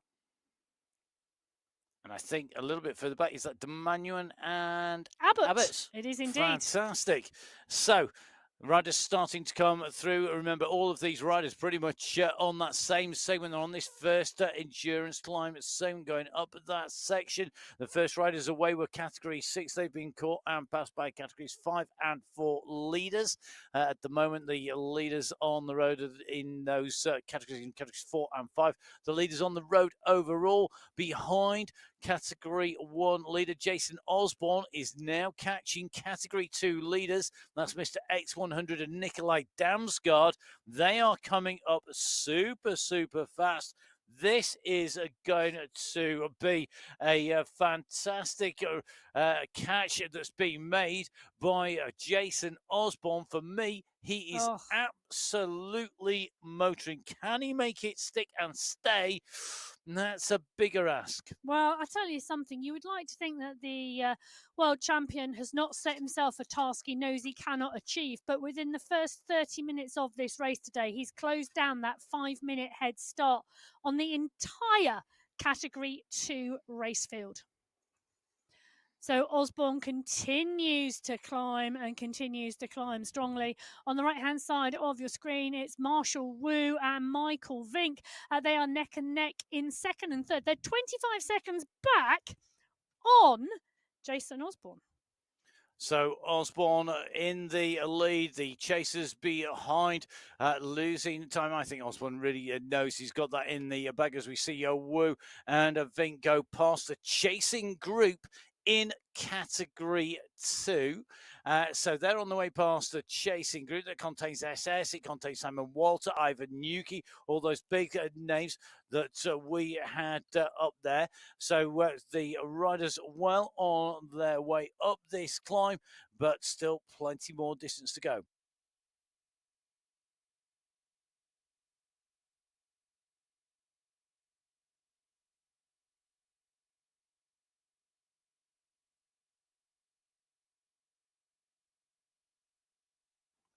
So Mr. X100 at the moment with Nikolai Damsgaard. You can see them at the moment clear of that chasing group behind. They got that sliding room early on, but you can see Wu at the moment and Fink in yellow bridging across. They're going to come across this gap, and the Category 2 chasers would wish they could get across as quickly. They're stretching it off from one side to the other. This is going to be absolutely critical. Can Mr. X100 and Nikolai Damsgaard stay clear of the chasing pack behind? We are still not at the top of this section. This is section number 1. We have had our Category 3 riders go through. Let's give you the top riders in Category 3 over the top of Endurance Climb section 1. Carlos Ramirez with the fastest time in Category 3.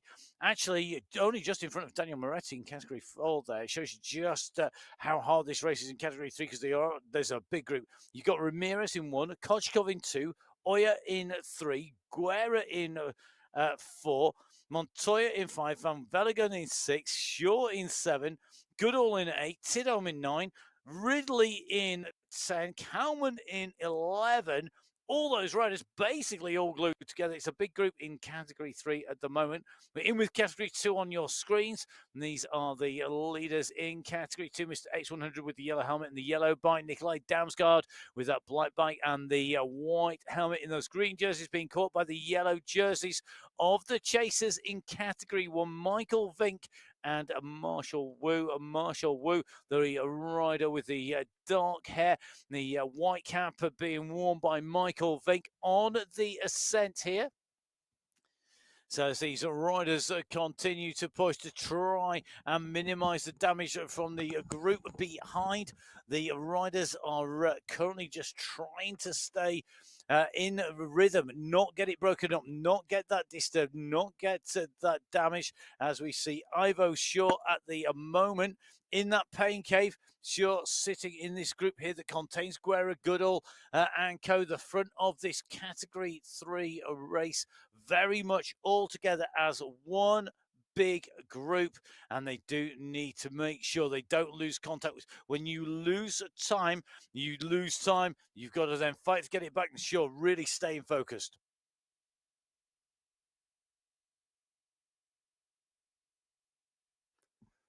So right-hand side of your screens, sure, in that Category 3 group, left-hand side of your screens, you can see that we've got Carlos Ramirez. He is the Category 3 leader. He's the person with that climbing a jersey, currently at 18.5K. He actually leads that race out at the moment. He's got Almeida and Bua Murph for company, and they're chasing the riders in Category 6 in front.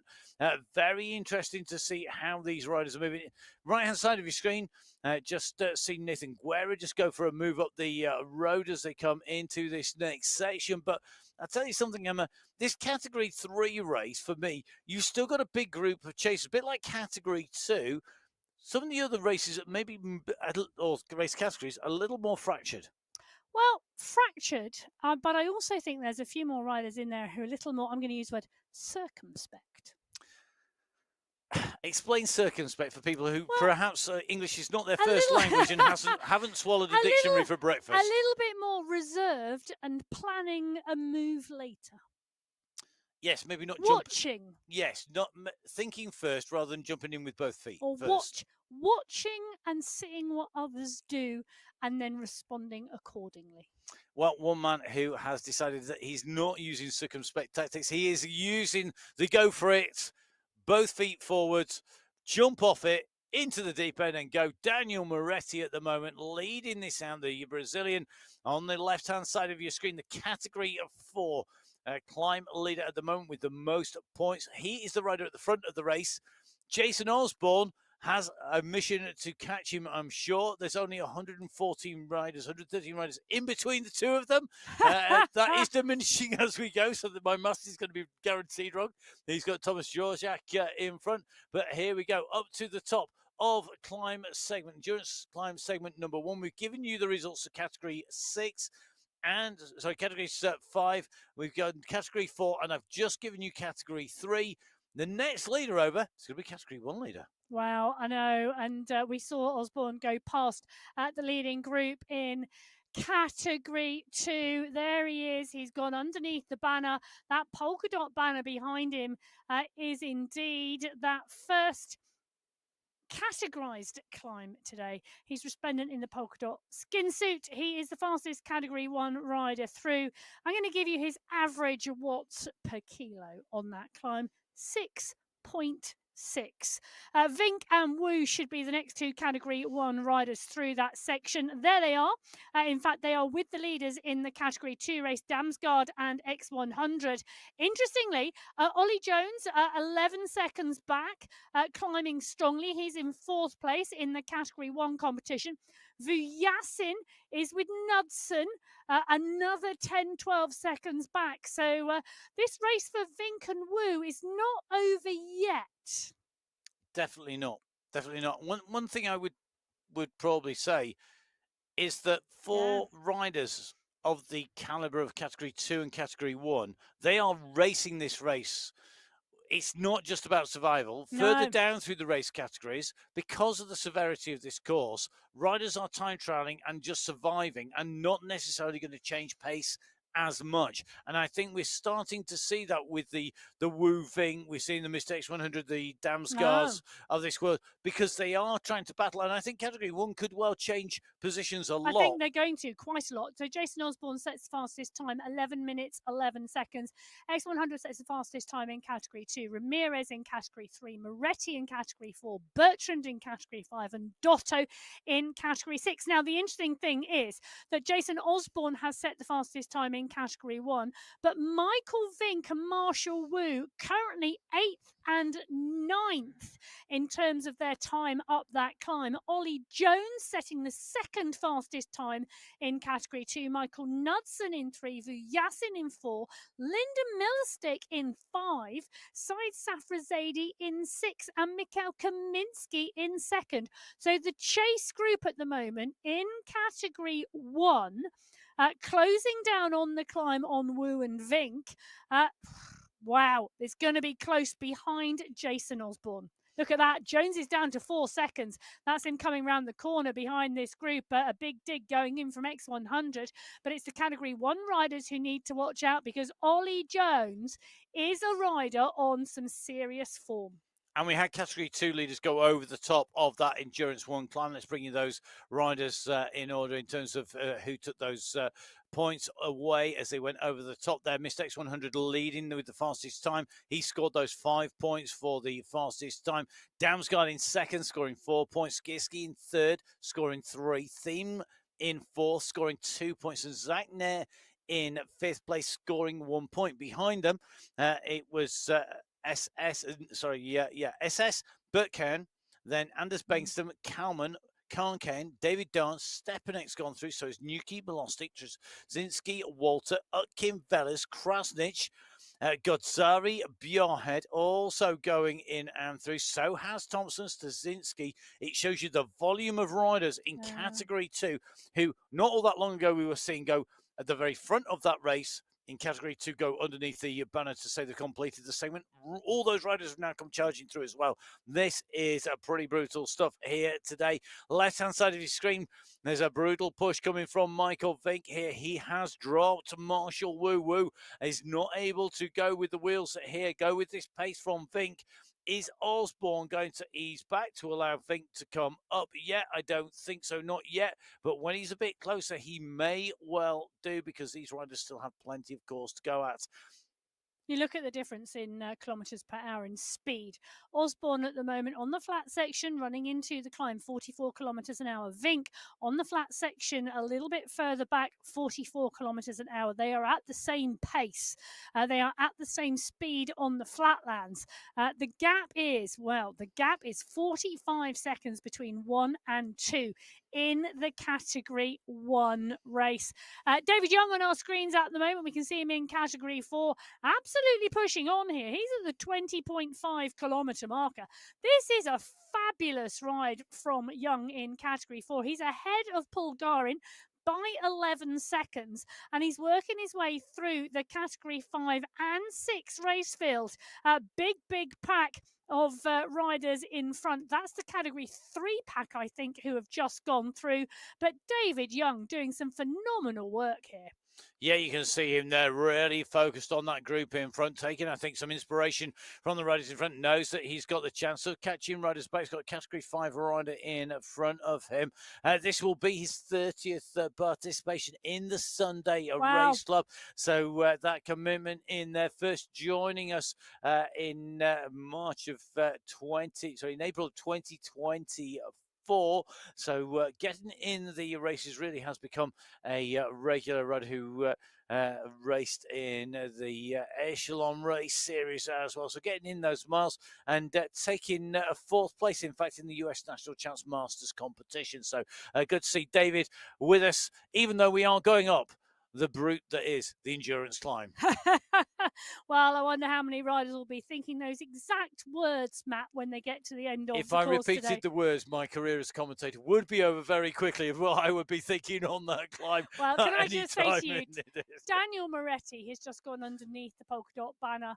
That is the end of the second categorized segment. He's leading the Category 4 race, but he hasn't set the fastest time on the climb on the segment. In fact, Nick Squilari is the rider in the polka dot skin suit. The chase group have gone up the climb quicker than the leader in Category 4. This is the Category 4 race. They are at the head of the race overall at the moment. And Squilari in the polka dot skin suit. Salazar is there. Bedoya is there. Stevenson is there. Moretti is 9 seconds up the front. Moretti was leading with a big gap. He had got that gap. He was racing. He rode the Cup of Brazil race in Belgium. That was not all that long ago, only a few days ago, 4 days ago. He raced qualifier race number 2 and put in a good performance there, took 13th place there. He's on the front at the moment, but he's got an experienced rider in Nick Squilari behind him. He's got an old school rider in Nick Squilari behind him. Look what he's got in his hand.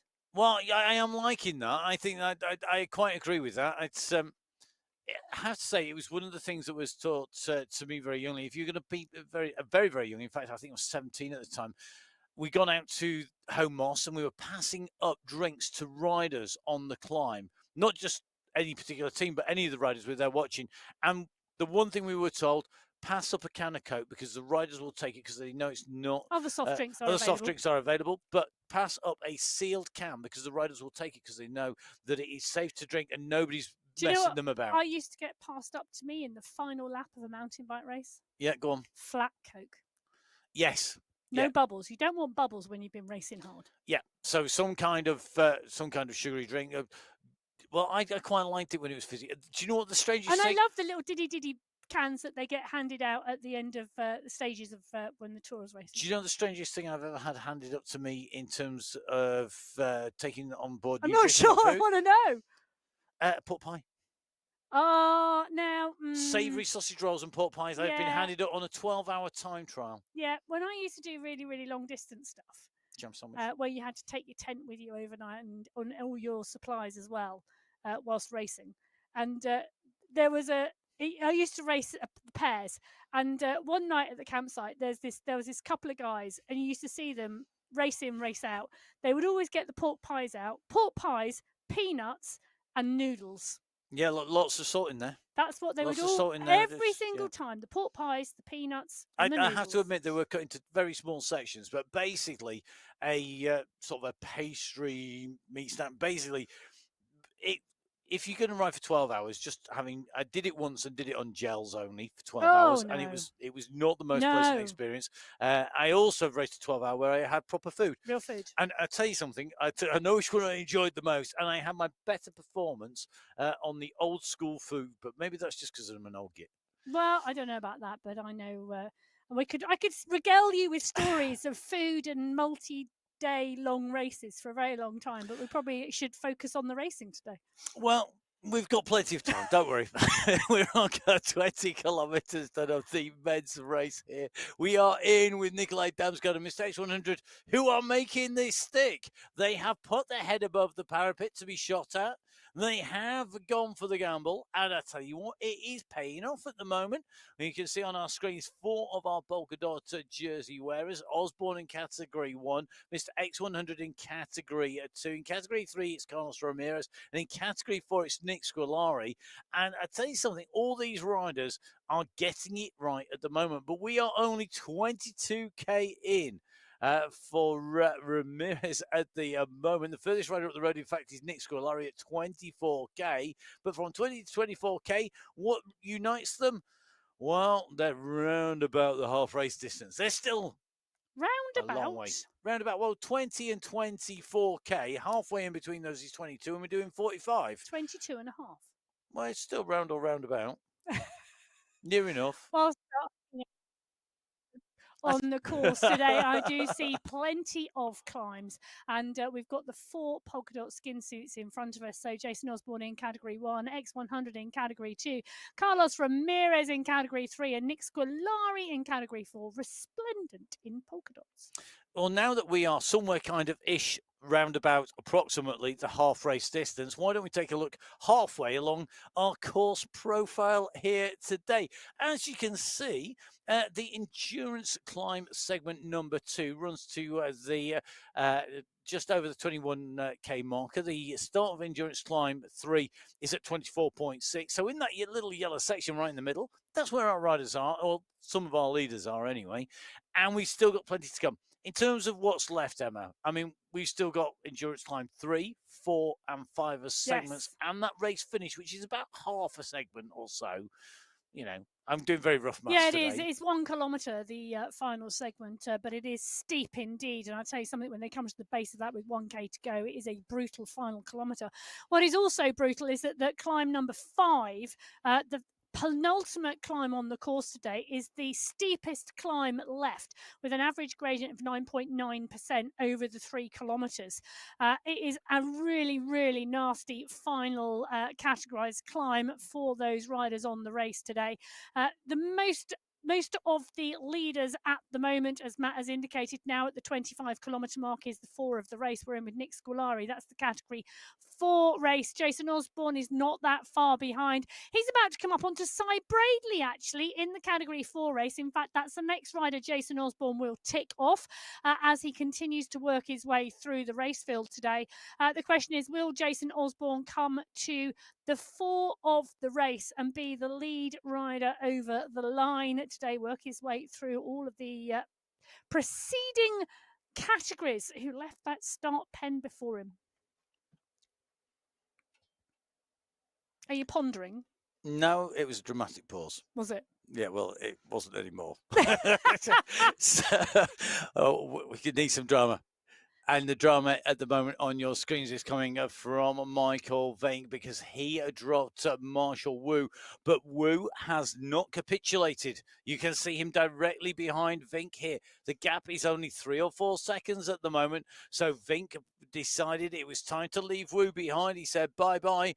Marshall Wu had other ideas, and it means that Wu is closing. But on Wu's wheel, Ollie Jones, well, I think Joe's maybe just taking a little bit longer to get warmed up, maybe a bit more of a diesel engine to get going, or just getting more circumspect. Indeed, or just getting the timing absolutely spot on, because the only place you need to be at the very front of the race is when you cross that finish line. That's the most important time. The rest of it, well, it doesn't really matter. What goes in those record books is all about that race win and where you finish on that finishing line. Certainly in terms of our prizes for the race win here today. Don't forget all of the prizes, the rules, the regulations, how to get into and race on the Sunday Race Club is available. You can download that from MyWhoosh.com. Make sure you go to the Sunday Race Club, the main Sunday Race Club page, not necessarily just the next race that's coming up. You find that on the events. There are generally about 3 pages for the Sunday Race Club on the events page. 1 page of which is the general page, and 2 are the men's and the women's stages that are coming, the races that are coming. Interesting comment I've just read. Somebody saying that whilst some of the comments were that this has been really hard, and this is from riders who have finished in the women's race, somebody already petitioning, no names, going to be given for this one, petitioning for this to be part of the MyWhoosh Championship in August. Oh my goodness. If that's the case, the rider who's petitioned for this, you are in charge of sending supplies to the entire production team as well as the commentators. If that comes off because you petition for it. Jacques Russanek, and you can see we're in with him at the moment. He is indeed riding here in the group with Pablo de Manuan, and Franklin Almeida is a little bit behind, but the group rolling, and he is rolling. And currently, well, it's hard work at the moment for Jacques Russanek. You can see the effort going in. In fact, all of our riders today, it doesn't matter whether you are at the front of the race, whether you are mid-pack, or whether you are the last rider over the line. I am going to absolutely stand up in the studio and give you a round of applause, because this is an epic race today. Turning up deserves a medal. Pushing on and completing it deserves a second. And thank you ever so much for being here today. Thank you ever so much for racing the endurance climb here on the Sunday Race Club. You are climbing over 45 kilometres, 2,138 metres of climbing, which is nearly as much as the pros are doing today on stage 9 of the Giro d'Italia. I don't need to say very much after that, because it really does put into context just how hard this ride is and how tough this is. And it's not just a ride, it's a race. It's about getting that race position. All the results on mywhoosh.com. You can go to results on the main menu and then scroll through the various races in there. There's some great racing. Don't forget, not just the Sunday Race Club. You can ride on the Masters competition. And that is each and every Friday evening, if UK time. So translate that to wherever you are in the world. That is a fantastic race. Lots of great Masters racing in there. Some great competition. I will warn you, the word has been nuclear from the race start. Well, I have to say, it is really, really popular, the Masters racing on Friday night. I've got a number of the riders who turn up for live coaching on Mondays and Wednesdays who are participating in that series at the moment. They are loving it. The competition right the way across the board, whether you are in that nutty group who go out the start pen so fast, or whether you are further down the field, the competition I hear, and I could well be tempted to join it. You heard it here first, Emma. But apparently they are absolutely loving that Masters racing on a Friday night. Just in terms of feedback for the course, we have in the studio, we always have, Emma contains our books of race routes. One of my favourites, it's not a comment so much as a picture.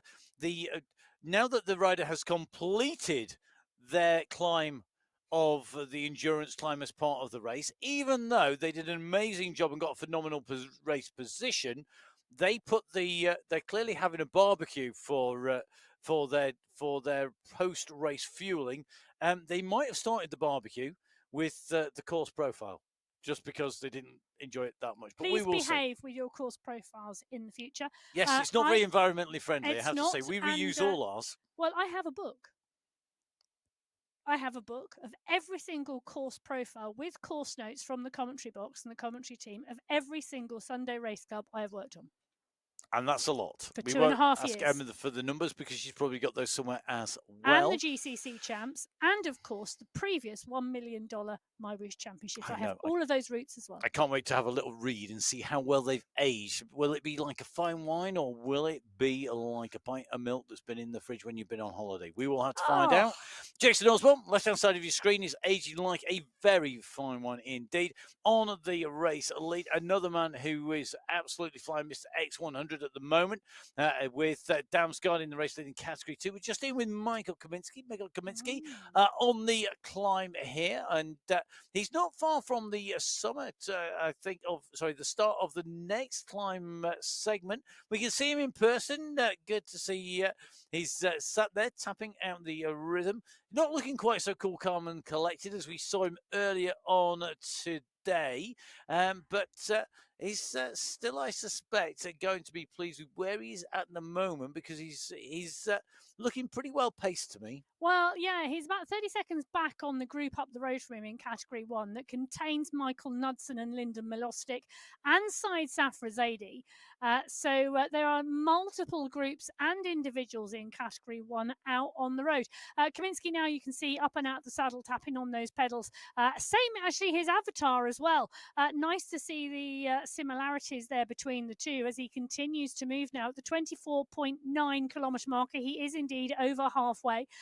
He's now coming on to that endurance climb number 4. So 3 categorized climbs left to go, and then that final climb to the finish. Nice pacing from Kaminsky today. He's on the right-hand side of your screen.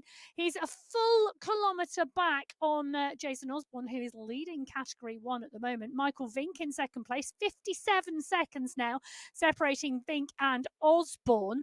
God, phenomenal riding from Jason Osborne. You know, at the start of here, we questioned as to whether he'd got his timing right, whether he'd got his balance right. But obviously, you know, multi-time world champion, you would expect him to get his, his pacing strategy right for the race. I do believe one of us in the commentary box said he may well be just time trialing his way from start to finish at a pace he can hold, and he's holding it well. We will see. Let's keep an eye on all of our race categories. We've got 6 race categories out there. Category 6, our standard category, moving up to 5, then 4, 3, 2, and of course, top of the tree, it is Category 1. They are our leading riders, and at the moment they are currently working their way through the rest of the race field. Lewis Ridley and Martin Wang, the next targets, in front of Jason Osborne at the moment. Wang at the moment just being caught back. Then it's going to be Ridley, Van Velligen, the Goodall group in Category 3. So Osborne, who set off in that last group, currently heading towards the top 30 at the moment. Wang took the win last week on the flatter course. The only climb last week on that 50.3 kilometre course was the Liwa climb at around 800-900 metres. Whoa, but it was the only categorised climb. Let me caveat that. Yeah, I've ridden that course previously, and I know that that's not the only climb. It's just the only categorised climb. Yeah, well, every climb counts. He is. He does indeed. But he is doing a strong ride again in Category 5 this week. But a number of riders further up the race field. Ivo Sur, we can see in the mix here. This is a group of 7, 8 Category 3 riders. Goodall is here. Sur is here. Kochkov is here. It's a strong group, but is that Henrik Oya I see further up the road by 20 seconds? It is. Yes, it is. With 6 race categories, obviously, we can't give you all the detail in every single race category. That would be impossible, even if we were to multi-screen it the whole of the way. It still would mean that we were trying to, we'd probably need to cover every single rider at every single point in time. We would need several hundred screens. You're not going to be able to see those at the simultaneous time and pay attention to all. We will try and bring you as many of the race results as we can each and every week. My name's Matt Payne. I'm here with Emma Martin in the commentary studio, backed up, of course, by the amazing team behind the scenes at MyWhoosh. Got to say a massive thank you, not just to the team for putting together the shows, but also for trying to keep on top of the race action across all of those race categories, whereas we don't need to do that. We just have to make sure that we know what's in front of us. Well, they are keeping an eye on the racing across multi-categories and, of course, making sure they bring you as much of that race action as can. Do an amazing job. So a big thank you to the production teams behind the scenes. Massive thank you as well, of course, to everybody who puts the game together, because without the team putting the game together, we wouldn't have MyWhoosh in the first place. That's been bringing you the Sunday race club, and before that, the Friday race club, and we'll be bringing you not only the $1 million Sunday, the $1 million. Sunday? I hope not. I hope we've got Sunday race club as well. The $1 million MyWhoosh Championship, but also, of course, the World Championships, which are coming to you from Abu Dhabi, and all of those qualified events. That's in November. So a busy year. The team, no doubt, are working their socks off. If they're wearing socks. It's got air conditioning in the offices, so I hope they are. Anyway, it'll be cold otherwise. Apparently, the production team just said in Norris, it's freezing in the offices. So there you go. Big woolly socks then today. Well, I'll tell you something. Endurance climb number 3, the third of the 5 categorized climbs today. The leaders in category 4 have gone over the top, and so has the leader in category 3. So Carlos Ramirez leading category 3, the solo leader of that competition through endurance climb number 3 now. Category 4, well, Ryan Giuliano, Juan Quiroz, Nick Squilari, Alexander Salazar, Trent Stevenson, Geronimo Badaya, and Daniel Moretti. That is the group of 7 riders at the 4 of the category 4 race. It's 6 riders in the leading group. It is indeed. Quiroz a 1 minute back. Well, can Quiroz get himself back in touch? One man who is definitely in touch with his self-climb. It's climbing prowess and he's climbing rhythm. It is Jason Osborne, now up to 9th place. He's gone top 10 now. Let's just clarify this. He has gone through the entire Category 2 race field. The entire Category 3 race field other than Ramirez. The Category 4 race field other than the leading group, the entire Category 5 race field, and the entire Category 6 race field. And he's only at the 27.9 kilometre mark. This a race of 45 kilometres in total. Leaders in Category 2 at the moment at 26.5 kilometres. Mr. X100, Nikolai Damsgaard, about to see Hayden Pucker coming up on to their wheels. Pucker at the moment chasing on that blue bike, the blue wheels, and the yellow jersey of Category 1 on his shoulders. He's going to be on his way riding that pink Colnago bike. I do believe that's your bike that you use in your life coaching, isn't it? It is. I have exactly the same setup, though, that Jason Osborne is riding. Which is? The pink Envy wheels. Oh, the pink Colnago. Rather than the bright high-vis. I haven't got enough thingies for that yet. Are you going to put them on? Because I don't like them. No, I like the pink Envy wheels. Yeah. Anyway, let me just give you a bit of an update, because the battle is happening here in Category 3. So Carlos Ramirez is the lone leader. Nathan Guerra in second place, chasing hard, and I tell you, they are chasing hard, because Montoya, Kochkov, Kalman, Tidholm, Goddell, Ramirez, Van Velegum, Sur, Oya, and Ridley, all riding so hard, pushing on in Category 3. There's a real battle going on there. The battle that is also going on is I can't find Michael Vink. Because on my screen at the moment, Jason Osborne is leading, and Marshall Wu and Ollie Jones have gone through in second and third. I am waiting. Michael Vink by the side may of the have road. an issue. He's decided to stop at the side of the road. It could well be There is a technical issue with Michael. It or could he could be. have just pulled up. He could have done the smart thing and decided, you know what, blow this. I'm going to go sit in the sunshine with an No, ice that's cream not and the coffee. smart thing. The smart thing is to, Don't just stop. Well, finish the race. Finish the race. Well, I don't know if There may it's be a a smart real thing. reason. It depends if you've twisted or pulled a muscle. If you And pulled again- a muscle, the smart thing is to go and sit by the pool. This is one of those things, of course, as well. And don't forget, of course, our riders around the world. We here in the commentary studio, we have a large number of backups so that we always stay connected to. In fact, I'm not even going to bore you with the tech geekery about it, but basically, so we stay connected because that's what we do for a living. The team at MyWhoosh, of course, with the same. However, you can't always put that in, and particularly if you're racing out and around the world in all sorts of places, then that becomes more and more difficult. It could well be that there is an issue there technically, but it could also equally be that, you know what, it's not to be the day today, and today he's going to take a rest day, he's done a shorter effort, and he's going to stop there. Hayden Pucker could well benefit, be one of those riders that's going to benefit from that on his way up. I was watching the Category 4 race just coming charging through, Emma. That was pretty close, but Category 1, can you update us where we are now that we know that Vink has come to a standstill? So we've got Jason Osborne out in one. Wu and Jones, the two riders, neck and neck together, second and third. Then we've got Safrazadi, Vuyasin and Knudsen. Those three riders are all together as well. So one rider down the road, Osborne, a group of two chasing, a group of three behind that.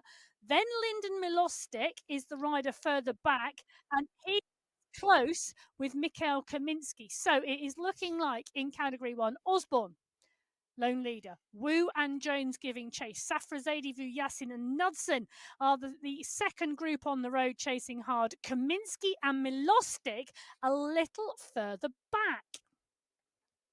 So that's your update at the moment. We just seen Hayden Pucker going past Vink, who is at the side of the road. Pucker's next target is going to be in front of him. Nick Scolari has nobody in front of him. He's the leader on the road. He's got Trent Stevenson, Geronimo Bedoya, Ryan Giuliano, Alexander Salazar, and Daniel Moretti for company.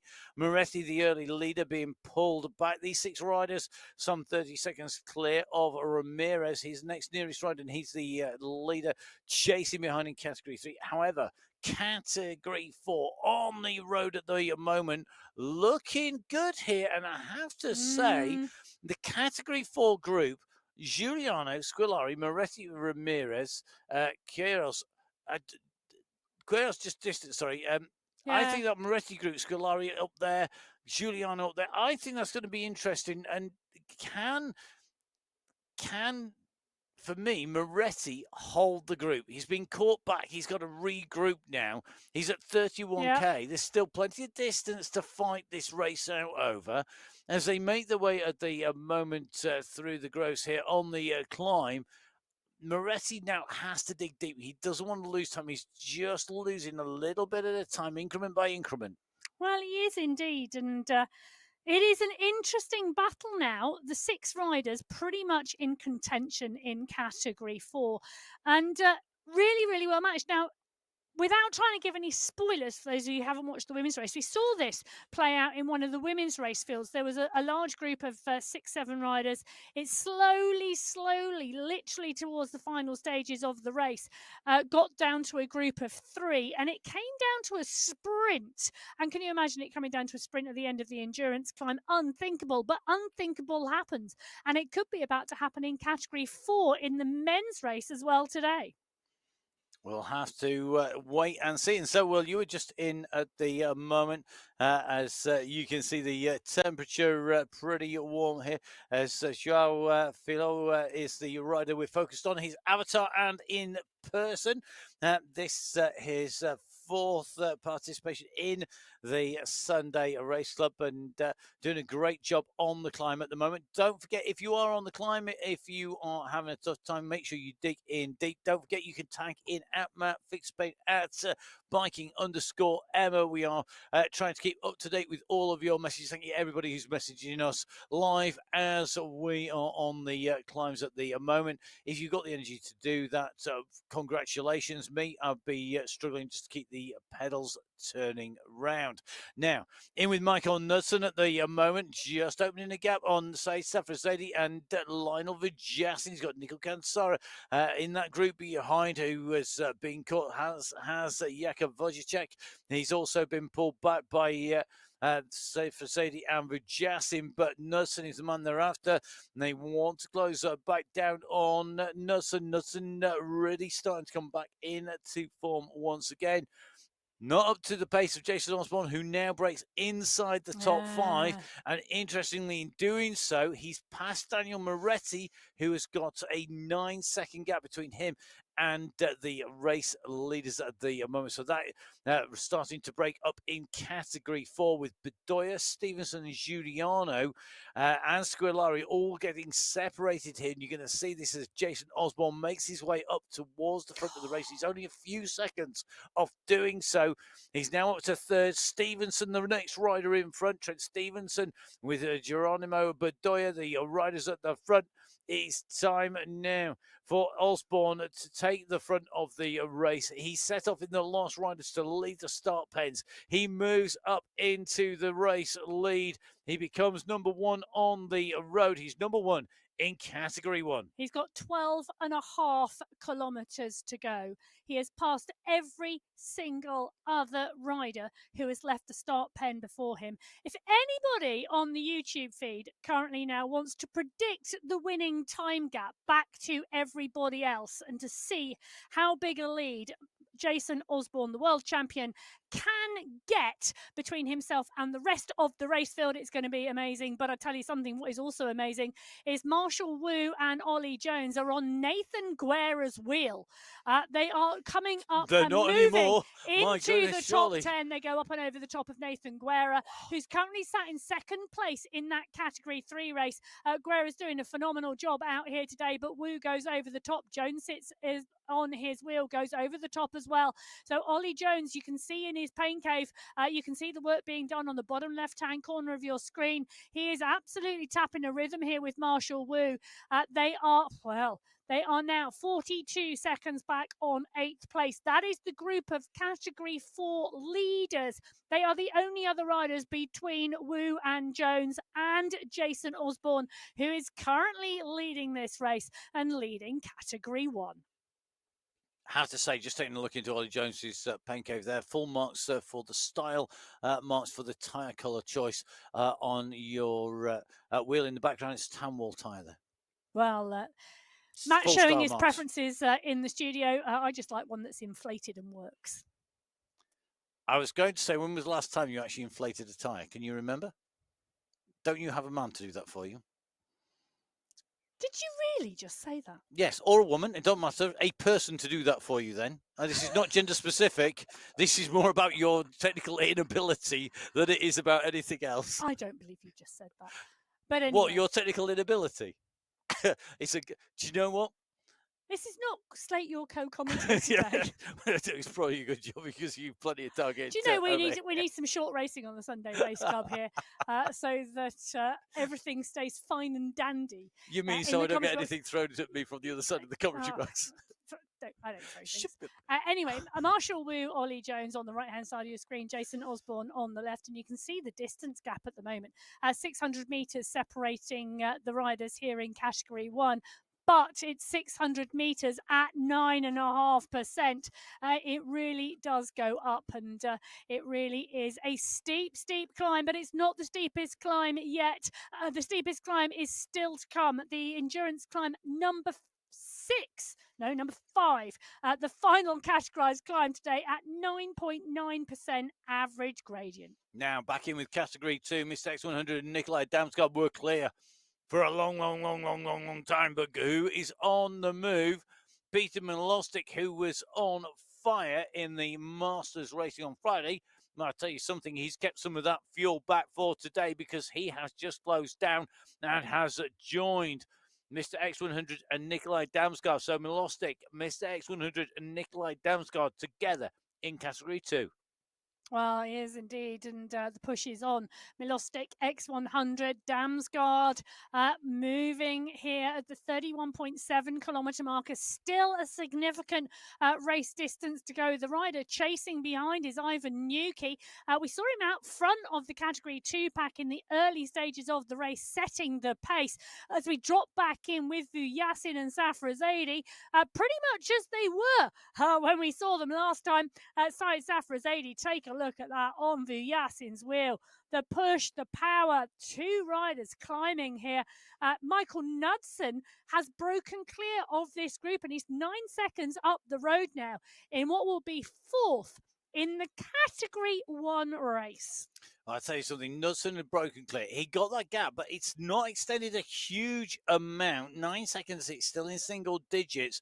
And you know that if you were Knudsen, you would know that you're not going to get an easy gap to Vujasin and Safrazadi, and they're not going to give up. You can see Knudsen just in front here.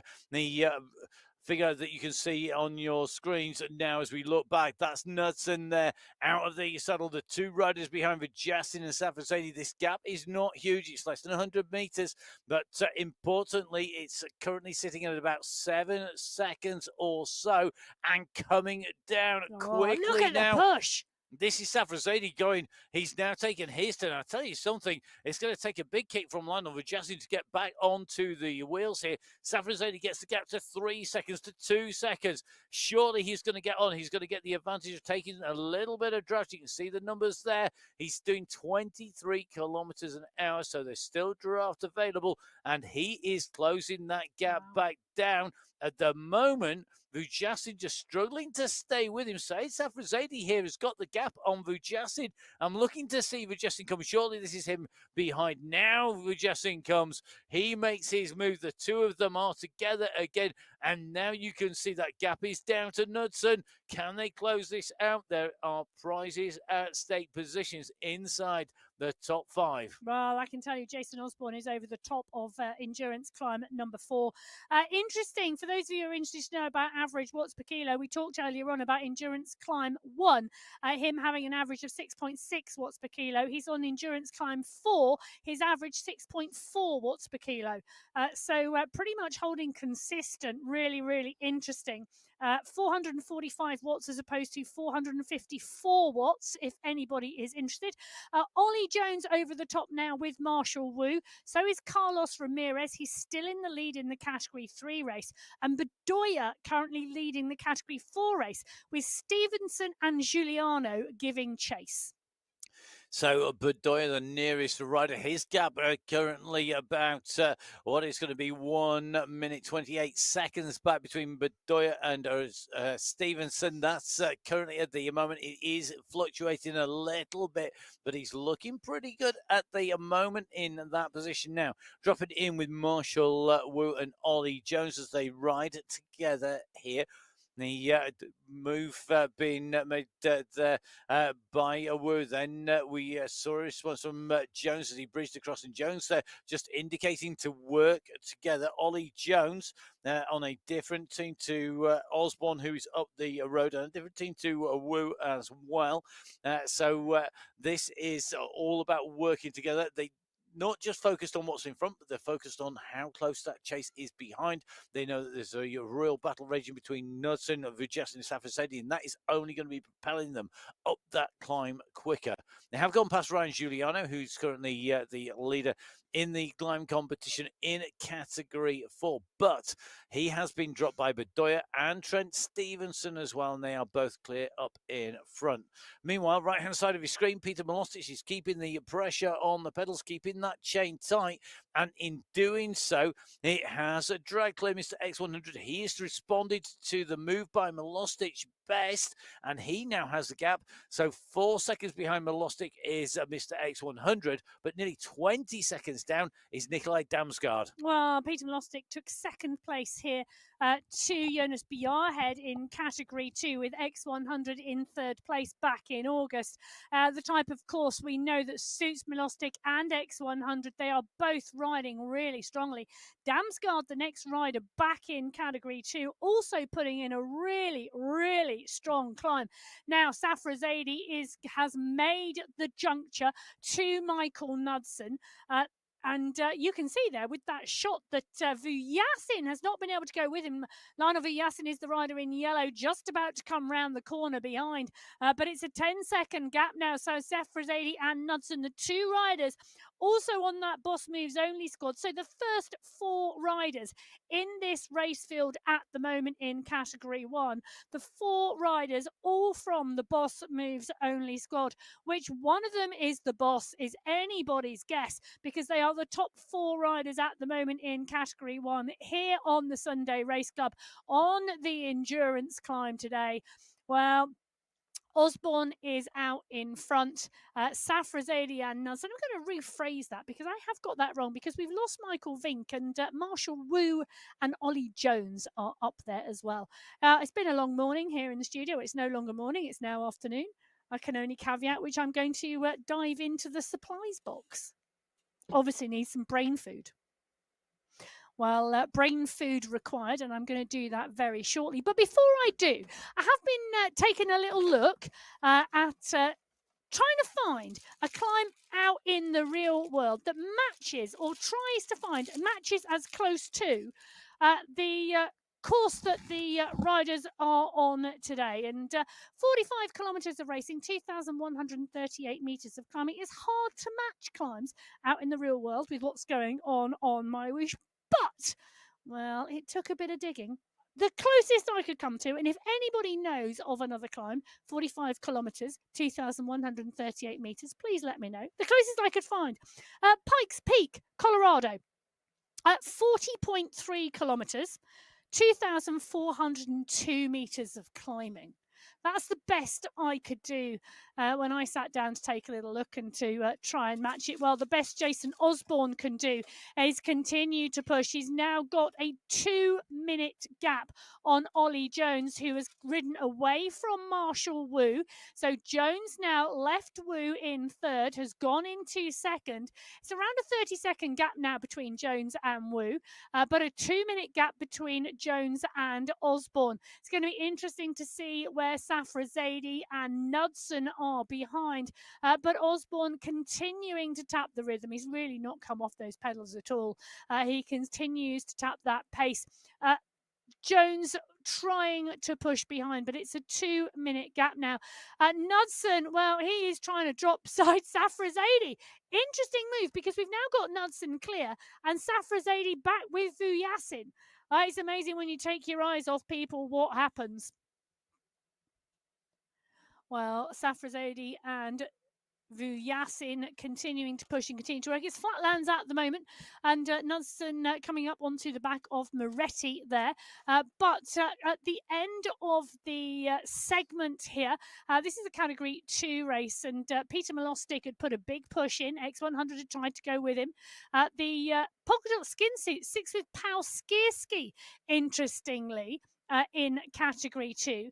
He set the fastest time up the climb in Category 2, but he's not at the front of the race in Category 2. Peter Milostic is 30 seconds up the road, and this group here is chasing. So Pal Skierski, SS, Alexei Kalman just behind. So is Zach Nair, David Darn, Khan Kayan. This is a good sized group, actually. They do have riders ahead of them. There you go. You can see the size of the group. So X100 on the back of this group. This is the chase.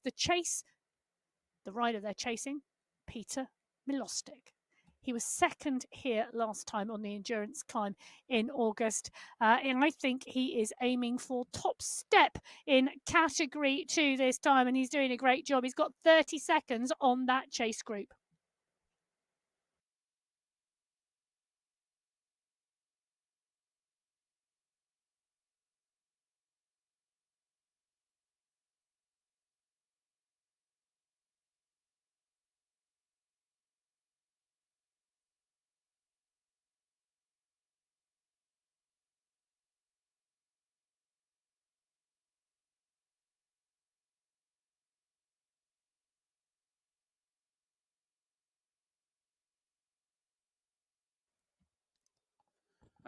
So Peter Milostic with that gap to the chasing group behind to Mr. X100, David Duncan, Ken and Co. There on the bottom of your screen, top of your screen, the leader and the chaser in category one, or one of the many chasers. Ollie Jones on the top right-hand side of your screen, the man who is on the move at the moment. He's up into second position now behind Jason Osborne. That gap still resides at just under 2 minutes between first and second place in category one. In category two, Peter Milostic's gap is about 28 seconds to Khan Kane and Mr. X100. This duo just clear of the chasing group of Dan and Kalman, who are still not that far behind. But this is a useful pairing, Khan Kane and Mr. X100, riders who race together. In fact, in the last MyWhoosh Championship 2.5 years or so ago, in fact, I think that's where Khan and Burkham really came to our notice, that they were both riders who could sprint, who could climb. So at the moment, Ken with Mr. X100 in pursuit of Milostic. Behind looks like Zach Nair in that chasing group with Trzynski and with Kalman and Co.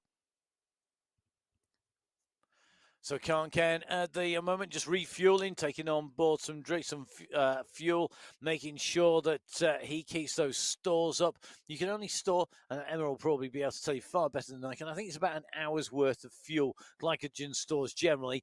And then if you're going flat out, you are going to basically hit a deficit. So what you need to do is keep them topped up and keep fueled up as long as you can, particularly on a long race like this, where our riders are really under pressure. 1 hour, 30 minutes, an hour and a half racing for our Category 2 races at the moment, and we are at 36 of our 45 kilometres to cover today. Michael Plantero, the rider who has moved up through the race field, currently in attendance. And Plantero, very interesting, very much moving his way up through the top 10. I think a rider on the move, somebody who we know likes the climbing, and it could well be a rider who is going to take away a good position here today. He's not going to touch Jason Osborne. Just taking a look at that gap, Osborne is still continuing to open the gap. It's at 2 minutes and 4, so still yo-yoing around that 2-minute marker between Ollie Jones on the right of your screen and Jason Osborne on the left of your screen. Marshall Wu secure currently in third place, just over half a minute down on Jones. They're your 1, 2, 3, Osborne, Jones and Wu.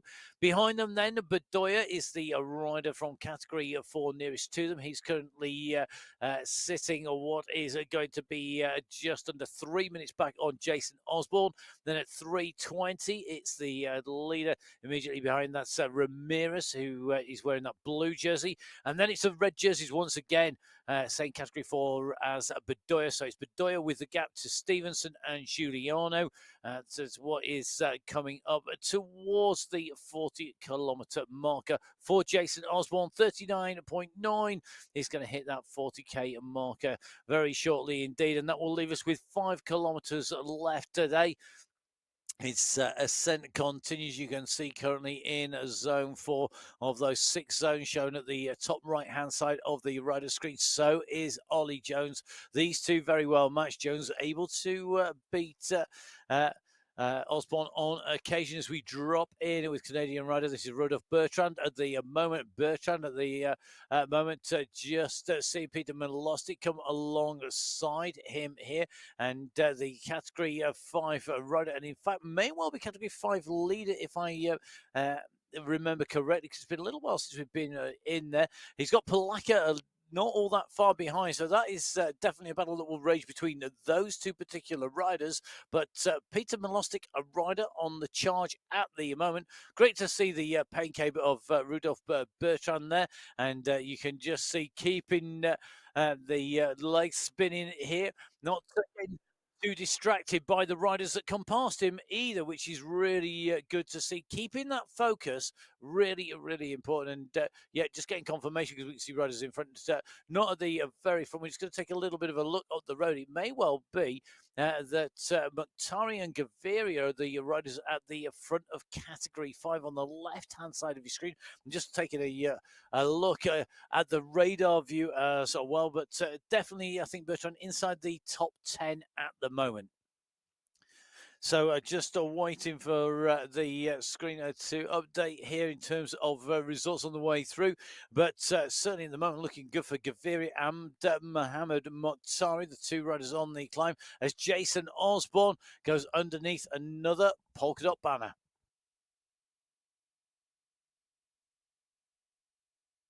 So Jason Osborne goes underneath the end of the next climb segment. Emma Emma has been watching whilst refueling. Metronomic is what I could say. That's the word of the day for Jason Osborne. Yet another climb segment. This one of the steepest of the day. So 3 kilometres in length, 9.9% average gradient. Average watts per kilo, 6.4. Average watts, 443. Identical to the previous climb. Metronomic. Which comes from a metronome, which or vice one of those versa. Little machines. It is to keep you in time when you're playing the piano or music. Tick tock, tick tock. We're good. Yeah. Do you know there's an electronic version of that now that goes into the ears of the drummers to keep them That'd be such a shame. To keep them in time. Anyway, I tell you what's not a shame, and that's Ollie Jones, because Ollie Jones and Marshall Wu are still chasing hard of Jason Osborne. They are second and third on the road. Jones 3 minutes back on Osborne, but that's an interesting one. We're going to wait to see till Jones comes onto the flat to get a really good check on how far back he is. In terms of distance, 1.2 kilometres. Is how far back Jones is. He's now got a good gap on Marshall Wu, over 40 seconds. The gap then back to Michael Knudsen, another 2 minutes. So the top 5 here on the Sunday Race Club really spread out on the road. And it was Safrazadi and Vuyasin who were the last two we saw chasing for that 5th spot last time.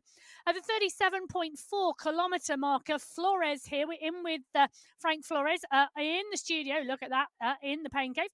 He's with, we've got Brian White behind him, Phil Graves ahead of him as he continues to tap a rhythm here on the Sunday Race Club. He's at the 37.5 kilometre marker. He's been riding and racing for 1 hour 51 minutes so far, and he's got 7.5 kilometres still to go. He's doing an absolutely sterling job out there. Johan Noren and Phil Graves are ahead of him. Brian White is just behind him, the rider who moved from Category 5 to Category 4 very recently. Bjorn Andreasen is coming fast behind them, the previous world champion who took 2nd place on the Sunday Race Club last week. The riders are all over the climbs at the moment. On the top right-hand corner of your screen, you can see the multicoloured dots representing all 6 race fields out on the climbs at the moment. Peter Milostic is one of the riders who took advantage of the climbing and the fact that he's been here before, and this is his prowess. This is what he knows how to do. Milostic at the head of the Category 2 race at the moment. He's 34 seconds clear of the chasers, and you can see the chasers behind now really starting to stretch because Kalman and Nair are pushing on this final categorized climb here. There we go. We're in with Ski. We said he'd be there or thereabouts. He's in the polka dot skin suit, though. He's been pretty much there every single climb.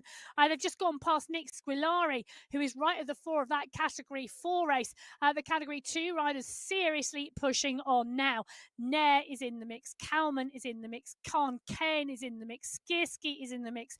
Nikolai Damsgaard a little bit further back as the polka dot skin suit of Skierski tries to close down onto the back wheel of Khan Kane. He's got to stay with this group. And Skierski's first win on the Sunday Race Club.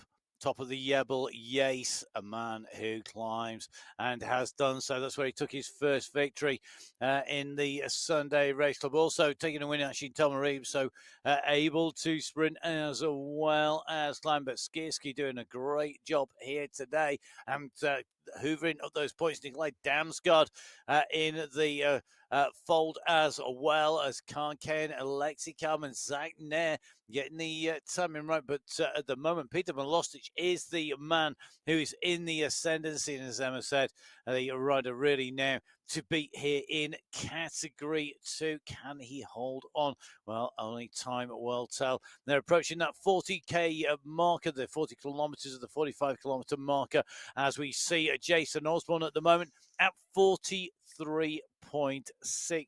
Osborne at the moment, solo leader, 2.5 minutes up now on second place. He is indeed, and that's Ollie Jones a minute further back, Marshall Wu. Michael Knudsen a minute further back on that, and Syed Safrazadi. Well, I'll tell you something, not far off the back of Michael Knudsen's wheel.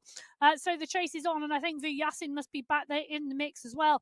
The riders really starting to come through now. So Jason Osborne setting the fastest time so far on Endurance Climb 5. Ollie Jones picking up second place. Michael Knudsen climbing faster than Marshall Wu. That's interesting. Vu Yassin and Safrazadi are, well, they are not that far back. They're 11 seconds back. From Michael Knudsen. Kaminsky, 33 seconds back. They've still got that final 1 kilometre climb to go. And, well, anything can happen at this stage of a race. It can indeed. We've seen riders starting to struggle as they go in towards the end of the race. We still have that sprint up over the top to go. But you can see at the moment, 900 metres left for Jason Osborne. He's well clear of Jones. Jones, though, cannot relax because it's not that far back to Wu. And Wu definitely can't relax because Knudsen is coming at pace as well. They are your top 4 riders at the moment. We say Safrazadi in 5th place. They should be able to hold this. It should be a matter of holding pace and holding time. Those gaps should be big enough, but this is bike racing. And should. And this is definitely not a case of should. We need it to be will. Yeah, should is one of those words, isn't it? It should stay the same, but it's a dangerous word to use because it may not stay the same. But Osborne at the moment is pushing on. He's got 700 metres left to go. 700 metres uphill. It's at 12% at the moment. And Osborne is pushing on towards the finish line. He's wearing the polka dot skin suit, having picked up the fastest time on all of the climbing segments here today in Category 1. Ollie Jones climbing really strongly, really putting in the gap now between him and Marshall Wu. Wu needs to watch over his shoulder because Knudsen is on a final charge. Safrazadi is still pushing, and well, Vu Yassin is down there as well. He's starting to move through too. This is going to be really interesting, but Jason Osborne, the world champion, coming into the final 450 metres today. So Jason Osborne, the man who took a victory in Abu Dhabi in the latest of his World Championship titles in the esports, who will be defending and has stated his aim of defending that once again and taking away a win. Osborne out of the saddle, kicks down on those pedals here. He's looking for the banner. It's not in sight yet. Emma, the man is absolutely phenomenal. He is absolutely phenomenal, and a absolute credit to those World Championship stripes. But I can tell you, every single other rider in the top 10 in Category 1 will be absolutely thankful that this is not going to be, well, it may be, but I don't think it is, not going to be the World Championship course for 2025. Oh, that's a bold prediction. It is a bold prediction, isn't it? And I hasten to add, no insider knowledge is given to Emma prior of pretty much anything. No. In fact, half the time, I don't even tell her what we're going to do in the show. So, Jason Osborne on his way. He can see the banner. It's just tucked around the left-hand turn here. This is the run for the line in qualifier number 3 in May on the MyWhoosh Sunday Race Club. The world champion wearing that polka dot skin suit as the rider who's amassed the most points in Category 1 on each and every one of the climb segments on the way up, those 6 climb segments, each are gathering points and prizes. But it's time to come to the line. The world champion makes his way underneath in his 101st participation in the Sunday Race Club. He takes his 35th win on the Sunday Race Club, qualifier race number 3 on the MyWhoosh Sunday Race Club. Your race winner, Jason Osborne. Wow, and I can tell you that is a new course record of 1 hour 38 and 14 minutes, beating the 1 hour 40 and 37 seconds he set back in August. So faster, stronger. Jason Osborne. Ollie Jones is faster and stronger as well. He is pushing on here. The question is, he's got 600 meters to go. I think he could well go underneath that fastest time from August as well. And we could see two riders setting new records on this course. Ollie Jones has done a phenomenal ride. He didn't go with that early pace of Vink, Osborne and Wu. He closed the gap at a later stage in the race to Marshall Wu. He's then ridden away from him. He's chased Jason Osborne in the latter stages of the race, and he now is coming towards the final stages of the race today here on the endurance climb on the Sunday Race Club. It's qualifier 3 of the Sunday Race Club of May. We hit the finals next week. We do indeed. It's going to be seriously exciting. What will Jason Osborne do? What will Ollie Jones do? All we know is Ollie Jones is on some superb form in May.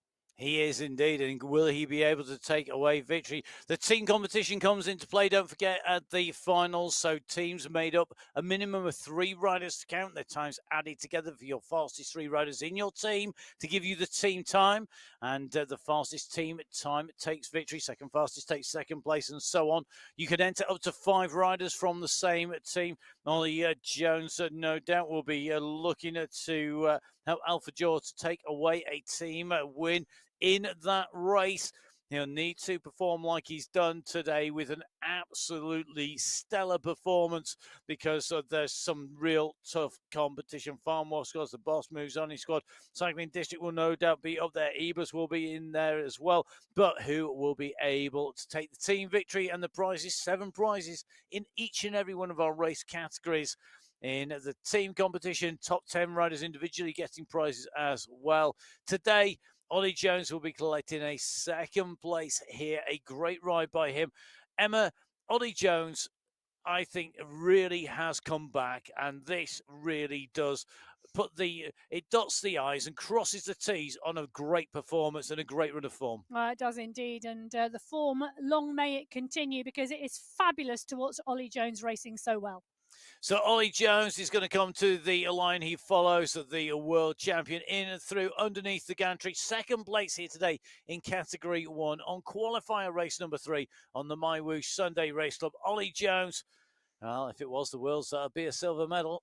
Well, I'll tell you something, it is fast and furious behind, because Marshall Wu, rider 3 on the road, but riders 4, 5 and 6 really close together. So Knudsen, Safrazadi and Vu Yassin all having to push on the final climb to ensure their places. Marshall Wu, I tell you something, brave rider right from the start, out of the pen when Jason Osborne attacked in the first few 100 metres. Marshall Wu went with him. He was the only rider who did. Michael Vink then transitioned across later in the race, and Marshall Wu is going to be rewarded today. Ollie Jones might have come from the pack and closed him down and gone over the top, but Wu has done a phenomenal ride. He's ridden himself into what will be 3rd place today. Brave ride from Marshall Wu to go with Osborne early doors today. But what a ride.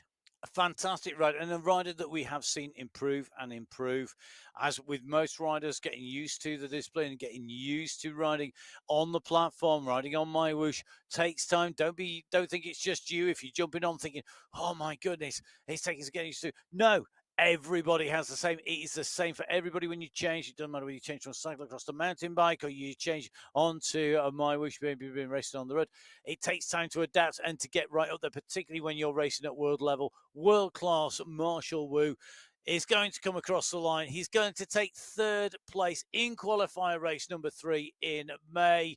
Great riding as Marshall Wu comes to the line. World champion Jason Osborne takes 1. Ollie Jones takes 2. Marshall Wu takes 3rd place here today, clear of Michael Knudsen. And this is Michael Knudsen. He's into that right-hand turn, and he's got to be careful, because Saeed Safrazadi, Lando Wajassin, and Mikhail Kaminsky are all trying to give it some gas. Well, they are indeed, and it's the final stages now of the Sunday Race Club, but for qualifier 3 in May, and in the final stages, it is all uphill. But they are battling for places, and Knudsen here looking to secure fourth position today on the Sunday Race Club. Side Safrazadi looking to secure fifth place, but Lionel Vu Yassin is there as well. It looks like they may well achieve their goal as Knudsen comes through, and under the banner, it's going to be fourth place today in Category 1 for Michael Knudsen. So a great ride. A resurgent Michael Knudsen comes in ahead of Said Safrazadi, one of our Sunday Race Club regulars. A phenomenal ride by him. He comes through to round out the top five. I'm going to say a big well done to Geronimo Bedoya. He's going to take the win in Category 4. He's had a third place so far. That's his best result. He comes in and over the line. He takes the win in Category 4. Fantastic rider by Geronimo Bedoya, just ahead of Lionel Vu Yassin, who comes through to take away, I think it's going to be a sixth place in Category 1. It's going to be a seventh place, I think, for Mikhail Kaminsky. And behind, Carlos Ramirez is climbing like an absolute demon today. Look at this. He's flying up there. He's ahead of Guerra by about 1 minute at the moment. And it shows you that rider, Bedoya. Trent Stevenson is behind Guerra. Yeah, it's absolutely brilliant riding in our other categories as well, as we drop in with Mikhail Kaminsky as he heads towards that finish line today. He's riding clear into what will be seventh place today in Category 1 for Mikhail Kaminsky. The rider behind Lyndon Milostic at 50 seconds back. And, well, I'm going to give credit to that young rider from Australia. But let's watch Kaminsky go underneath that UCI banner first. Gulping in the air, Mikhail Kaminsky takes seventh place today in Category 1. Behind, Carlos Ramirez is coming through for the win in Category 3. Linda Milostic, I did mention I was going to give credit to the young rider. Not old enough to compete for the World Championships last year because he was still is in the junior age category, but took second place in the Australian National Championships to Josh Harris earlier this year. So Carlos Ramirez in Category 3. Fantastic racing in Category 3. We saw the brakes. We saw it go apart. It split. It come back together again. It's going to be Ramirez's day here on the slopes of the endurance climb. He's going to take away not just the overall climbers competition. He's going to take away the win here in qualifier race number 3 in May. Ramirez as that yellow skin suit to the polka dot skin suit. Fantastic ride. Linda Milostic comes through. Good ride by Milostic again, really showing his quality here. And 8th place in Category 1 for Lyndon Milostic. He comes through 7 minutes 42 down on the world champion, but today the gaps they're measured in minutes, they're not measured in hundredths of a second. We're not on our sprint courses that we saw last week. This is the endurance climb, and those are the current live results in front of you. Don't forget, you can pick up all of the results on MyWhoosh.com. Go to results. They're currently live. They will all be completed when our riders are in and through, and then the results verified. And when that's done, you'll see the tick next to them. We have got some amazing racing here on MyWhoosh. And of course, the blue ribbon event is the Sunday Race Club. It's been the endurance climb in the women's and men's races. It's been phenomenally tough here in qualifier number 3. Just got to say, yeah, just live, literally coming in and through. Nathan Guerra coming through, taking second place in Category 3. They're great ride by him to come through. Hayden Pucker, 9th place in Category 1. The live results keep on coming. Emma, next week, we've got some phenomenal racing, haven't we? Next week, the May final, we head to Japan for both the men's and the women's. And I tell you something, there is nowhere near as much climbing. 512 meters for the men, 306 meters for the women. It'll feel like a walk in the park. Other than that, team competition will be in play.